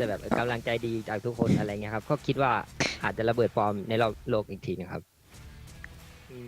ครับผมถ้าได้ไปนะระเบิดโชว์เลยระดับโลกก็ทำได้ Okay, so Nuzi said he is confident that if he does get to go to the World League level, he is going to perform and trying to take home the MVP mengatakan to dia Thailand confident, as well. dia yakin kalau dia boleh mendapatkan tempat ke dalam global, tapi dia sudah pastinya kalau boleh dapat di C, boleh juga dapat di dunia kalau dapat peluang ke masa nanti. Tapi apakah awak punya plan selepas ini kepada Nuzi, walaupun dah selesai dua Southeast Asia Grand Finals, lepas ini nak apa, nak relax dulu ke, nak training terus ke dan sebagainya? ยังตึงอยู่เหมือนเดิม ก็หลังจากจบทัวร์นี้ครับผมก็ยังอยู่ในเรียนอยู่ครับก็มันเป็นช่วงฝึกงานพอดีครับก็อาจจะแบบกลับมาเรียนแป๊บนึงครับเพราะว่าปีนี้เป็นปีสุดท้ายแล้วที่ผมเรียนใช่ก็อยากเรียนให้จบก่อนแล้วก็กลับมาโฟกัสหน้าที่ตรงนี้ต่อทำเล่นในมืออาชีพต่อครับเรียนอะไรอยู่ครับอันนี้บอกนิดนึงได้ไหมผมเรียนเกี่ยวกับการจัดการโลจิสติกส์ครับใช่ปริญญาตรีครับโลจิสติกนะครับ so ใช่ครับ actually not only is he a great player, he is a great student. He is going to go back and study for his bachelor's degree in logistics management. Dia bukan sahaja seorang pemain yang sangat bagus, tapi juga seorang pelajar yang sangat bagus. Dia akan sambung belajar semula dalam pembelajaran logistik, bahagian logistik management. Kemudian dia akan sambung semula dan cuba untuk menghabiskan. Walaupun dia bermain game, tapi dia memastikan pembelajaran tidak diabaikan. มีอะไรฝากถึงแฟน ปิดรายการนี้ให้เราบ้าง ก็ฝากขอบคุณแฟนๆทุกคนนะครับที่ให้กำลังใจทีมเชียร์ทีมไทยทีมดิวินตี้ทีมเพจแคนทีมวอร์ดัสครับขอบคุณมากครับก็สามารถทำคว้าแชมป์ซีลีกมาให้ประเทศไทยได้อีกครั้งครับขอบคุณมากจริงๆครับสำหรับการเชียร์ครับ ขอบคุณครับ Nusi. So he wants to thank all the fans and the people at home Kata-kata air for daripada cheering for Snozy, him, dia for mahu watching terima this kasih kepada tournament, for semua enjoying yang it telah with menyokong him. dia daripada awal Thank you so sehingga much, everyone habis at yang home. dapat menikmati He dan finally brought it home faham to game ni Thailand, sebagaimana yang dia faham. and also everyone Dia else around the world sangat happy for kerana enjoying akhirnya this mendapatkan tournament with memberikan him. piala ini Khop kun semula Nusi kepada maka, khop kunครับ negara Thank mereka you so dan much rumah merekaครับ Thailand. และ Terima นี่ก็คือ kasih. อิน Sawadee เทอร์วิว ka. จาก Nusi ครับ The Infinity MVP ของเรา and that marks the ending of our interview with our MVP of this tournament Team Infinity Nusi. Thank you. Back to the casters. Kapun Kap, thank you very much. Party Pat, you have been amazing by giving us the perfect translation alongside with our own Bahasa Malaysia translation coming in from Chuchu and only about 5% from me. So I'm sorry. don't worry. But it's just a really It's fast okay. I was translation. enjoying the whole interview. I might mixed here into, but hopefully it actually gives you guys a great idea. But I'm amazed. He is balancing his lifestyle, his work life, his student life, his career of PUBG Mobile player for Nusi. He's also gonna, keep on going for his studies after this in management of logistics, if I'm not mistaken. That's right. And imagine if he's not even playing this full time, imagine how much he can achieve furthermore in the grand scheme of things. There's still going to be the global championship up for contest. So hopefully the Infinity will be able to represent for Southeast Asia. So that's pretty much what we do have here for the grand finals. And I hope all of you guys have enjoyed. Remember, you have already reached the milestone 1 million viewership, so make sure to log into your PUBG Mobile client to claim all the rewards. Maybe after tonight, to give some time to order. Now, just now. Go now. So that's right. So Choo, this has been a roller coaster ride as always in every Southeast Asia Championship. But here are our top 3 fraggers of the tournament. Oh, definitely it's gonna be Nusi at number 1 because he got himself 56 kills. And you compare it to number 2, it's only 33. What is happening here? Wow, undoubtedly the I'm loving best his fragger. I got his mustache. His mustache reminds me of a dynasty. That's right. I guess you could say so. Venturis comes in at third spot as well, 31 kills overall. But he almost doubles the number as compared to everybody else out there as Nusi. Total of 9997. That's literally half of his damage output. But here comes the qualifying teams for the Season 4 later on. Infinity and EVOS Reborn automatically will qualify themselves for the PMPL South Asia Championship Season 4 upcoming.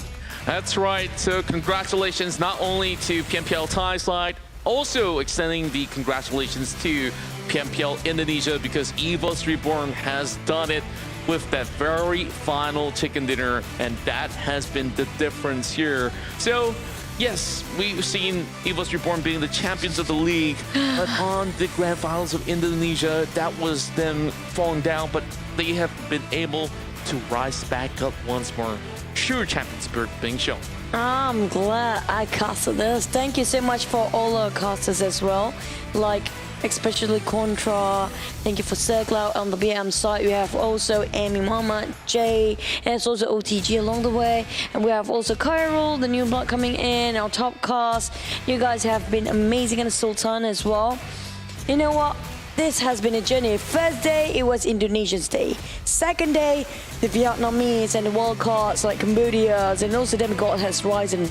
And suddenly, the last day, Infinity just hammering it off from Thais. That's right, and they have been able to bring that trophy back to Thailand. So I'm looking forward for our upcoming season to see what will the story be to actually close out the chapter of Southeast Asia Championship here in the upcoming season. That will be in months' time. So make sure you guys will be staying for that and for you guys register. to follow. That's right. It's time for you guys to register for those tournaments wherever you guys are from. Make sure to visit the website in PUBG Mobile to find out more. And not only that, drop that follow as well as the like button on YouTube, Facebook, and everywhere else in PUBG Mobile Esports, Malaysia, or even your respective countries as well.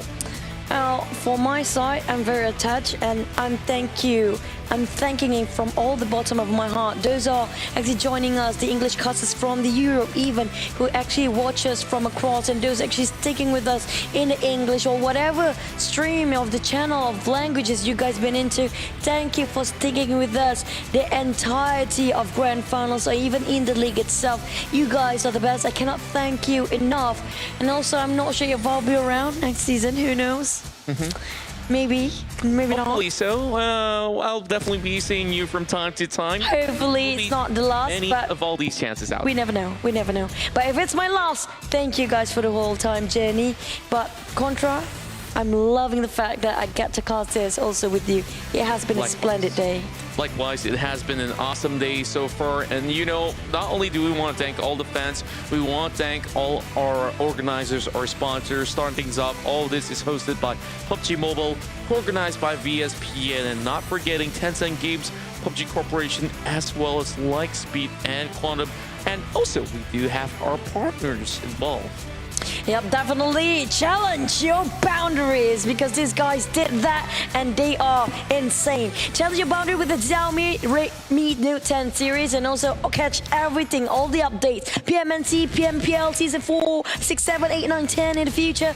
At where else? None other than the Facebook or YouTube of PUBG Mobile Malaysia. Just Google it, just find it, it's there. And also catch all future or any live stream if you want to watch some drama, even originals. Drop it by at WeTV. It's always more and much more because it's just always big screen all the way. That's right. We also do have the codes for Dukes, as you guys can redeem this VIP code PMPL SEA MY. Simple as that. So my name's Contra and this is Choo Choo. Follow us on our page on Facebook. It's ContraCast and also Choo Choo Gaming. Mine's with a Q, not a C. So, you know. Facebook, YouTube, everywhere else, Twitter, and also Twitch, whoever, whatever you want is going to be there.